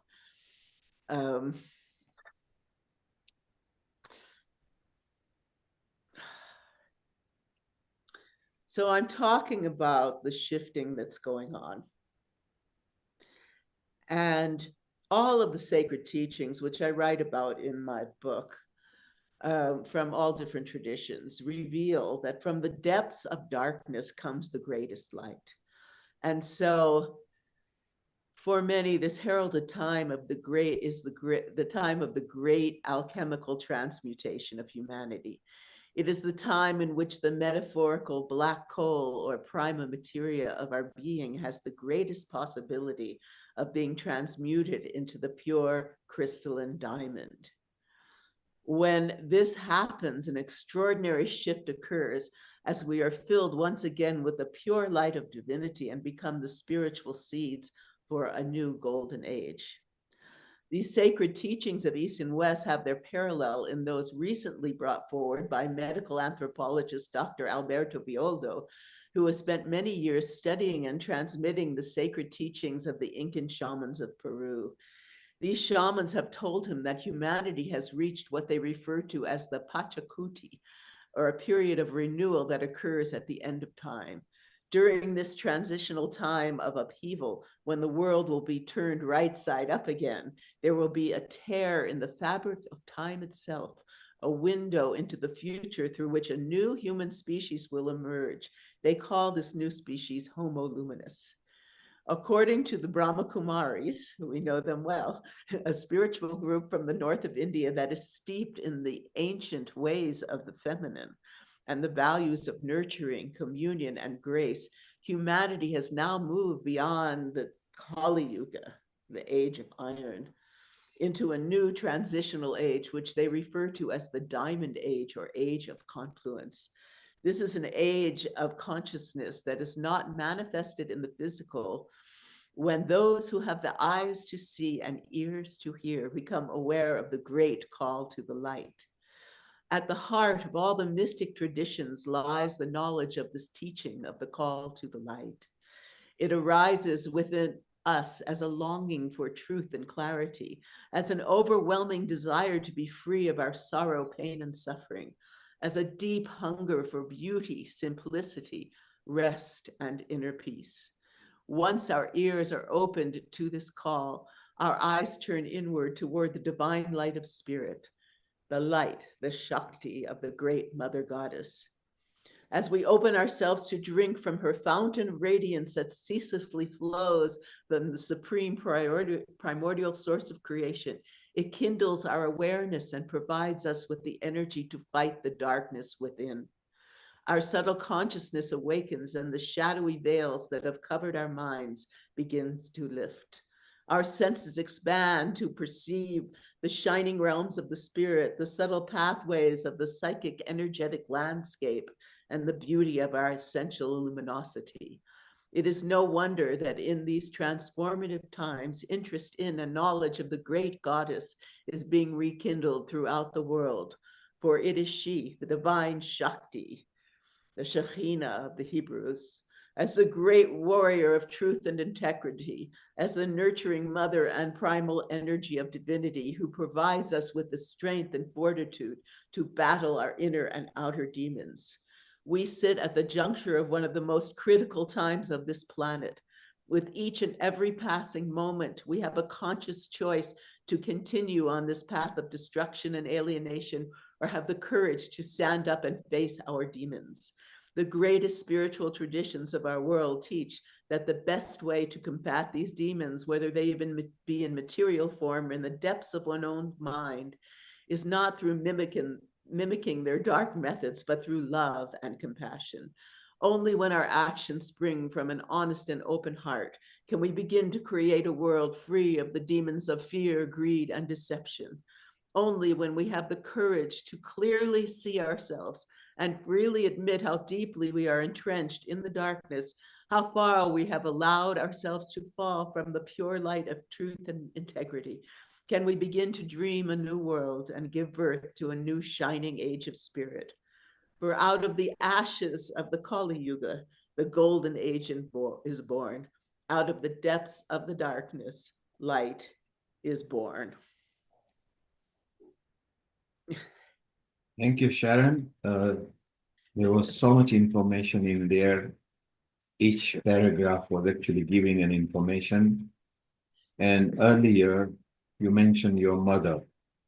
During those age, during that time, we were influenced by the mother because they always had time for their children. The current working mother is stressed, is working, haven't got time. They rely on nannies to take care of kids and all those things. And your mother was very important part of your life right up to last year, who was there always for you. And talking about mother, and just before we close, let's go to Maureen. Maureen became a mother, and just before her daughter was 1 year old, her mother passed away. So Maureen, how influential was your mother in your life? And going back those many years back, so many years back, what influence she brought in the time when there was no technology, no method of communication except in person? And how do you relate that to the current time of technology and what Connie mentioned and what Sharon mentioned, that we are in the last 50 years, the world has radically changed in the cars it produces, the planes it produces, the technology it produces, the television it produces, the food it produces. We are now influenced by processed food as opposed to what you and I were. I'm only about 5-6 years younger than you guys, born in Africa. We used to eat natural foods, homegrown foods and all those things.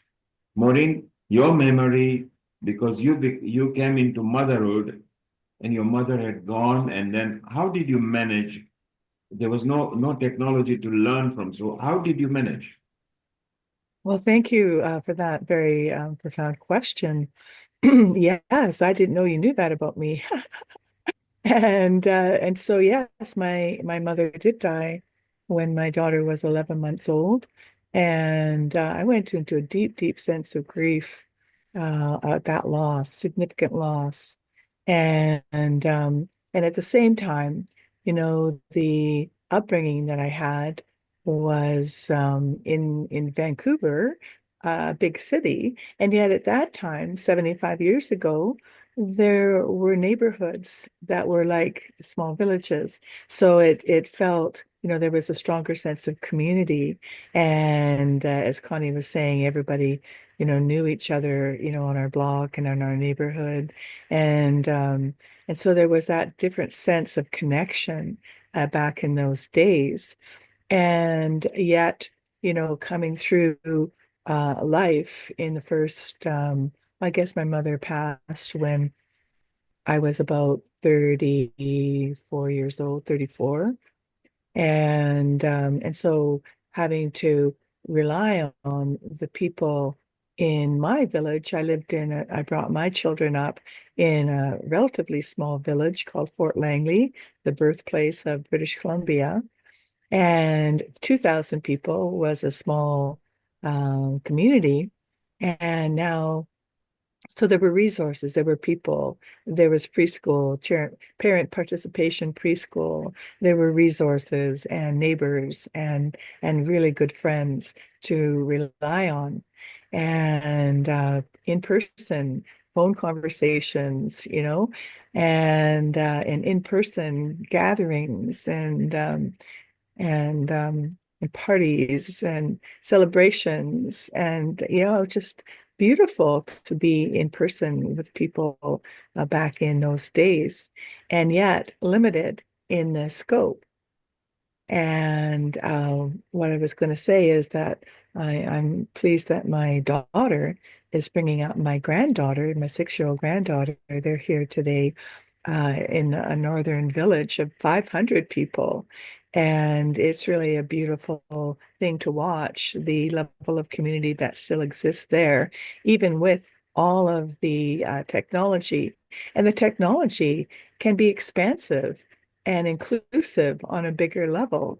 So it depends on how we use technology and how we allow it to disconnect us or connect us. It's our choice. And we can have an intention and a way of being that's consciously choosing. And so in the society, though, there's been a lot of breakdown of families and breakdown of society with much more violence, and technology separates people. All the famous photographs of big family dinners and everybody's on their device, separate in that beautiful opportunity to interact with each other. So in some ways, I believe that we've come from this place of connection and then out into the bigger place of greater connection that technology gives us opportunity for. Now we've seen what works and what doesn't work. And I believe that people are now coming back in to core communities, however, digitally or in person. In-person events are expanding again. So I see it as a rhythm and as a spiral that we're dancing into a different level of awareness with different tools available to us. And it's up to us how we choose. And as you said, in the morning, you get up, are you choosing to be happy? Or how do you structure your days? Are you present with gratitude and what your blessings are? Because we know what we focus on, we create more of.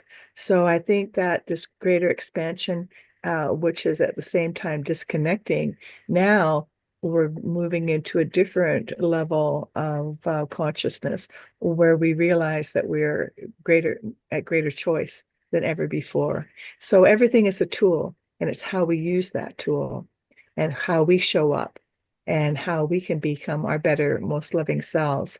That I think is the point, to always remember to bring it back to ourselves and then expand outwards, because that is the rhythm of the universe. It's expanding and then contracting, expanding and contracting. And so what is your individual rhythm, and how do you relate that rhythm to the greater field of humanity that seems to be like super out of control? And yet when we bring it back into our hearts, and that's what the only thing is left to do in all of the discord, is to bring our own hearts back into center, and how we choose to be in response to all of the opportunities, all of the technologies that are available to actually evolve us forward. So everything, as Connie is used to saying, everything happens for us, not to us. So how can we take all the opportunities in each age with all the next levels of technologies and use it for the power of good?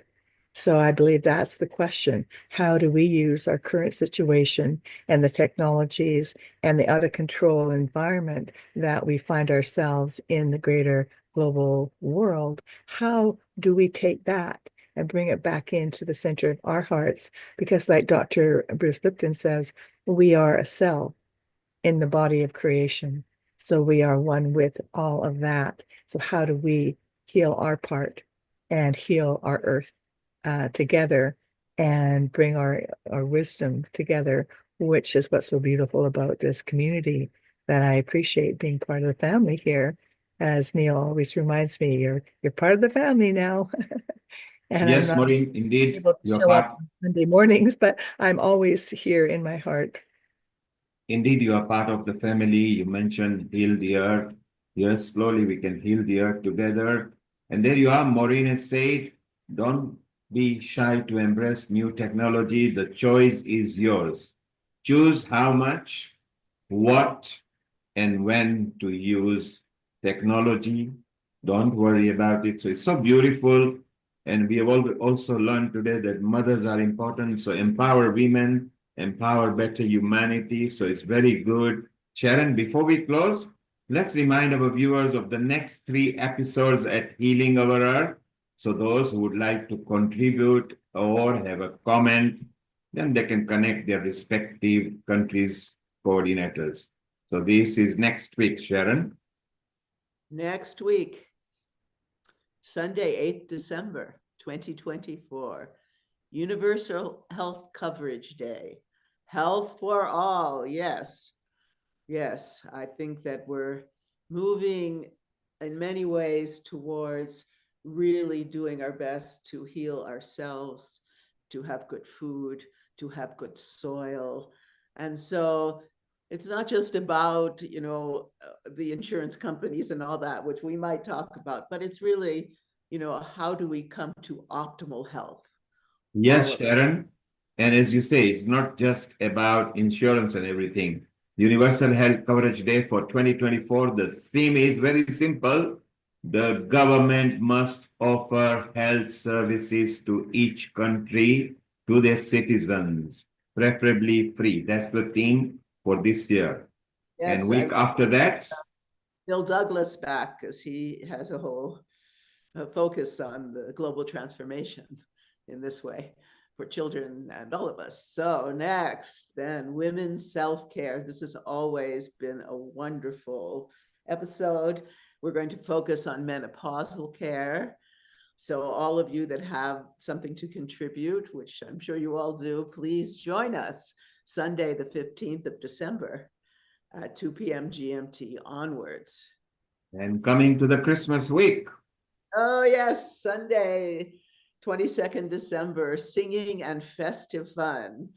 I'm sure we'll have some Bollywood, some Christmas, some Hanukkah, all of the singing and dancing and joy that we bring to each other every year. So please join us then. I know that after that, at some point, I think turn of the year, we're going to have a big bhakti, like a bhakti festival. Yes, that is on the New Year. That's the first Sunday. We are having Bhakti Yoga where lots of people will just come and bring. We'll start with Australia with Armando. He's going to sing Aborigines and the Christian faith, yogas and Bhakti and things like that. And then we'll travel different countries. So it's a unity faith that we just bring the new year beginning to a nice, serene, meditative way. So that'll be the first Sunday in January, which is the 5th. So Sharon, time to close now. Maybe you can just close with, you did a wonderful Gayatri mantra. I've got something special for you. But before we close, I just want to say, Connie, it's been a pleasure to have you here, join this group. And we'd love to have you and your beloved Andrew, who we really enjoyed last week as well, to join whenever you can and become a part of Healing Our Earth. We'd love that. We'd love that. So let's carry on and see what the future brings. Thank you for including us, Sharon. Big treat for us to go global with this community. Oh, yes. We're all on the same path here. Yes. So all of you, I'm thinking it'd be cool to do like a little bit of my Lakshmi song. So we'll do it kind of kirtan style. If you're there, you want to do it with me. And this is the embodiment of the lotus goddess, Padma. So we'll have a little bit of singing and mudras. So we start with Padma Priya, she who sits in the lotus. So let's do it together. Padma Priya. Then Padma Maladara Devi, she who wears a this is called adornment, a mala, but the mala ends around her neck of lotuses. Padma Mukhi, whose face is like a lotus. Padmakshi, whose eyes are like lotuses. Padma Hasta, who holds lotuses. Padma Sundare, who's as beautiful as a lotus. May Lakshmi and all the Devis and all the Devas and all of those that are here to help us bless you and bring the beauty, grace, and power of the feminine, that love, that compassion to us all.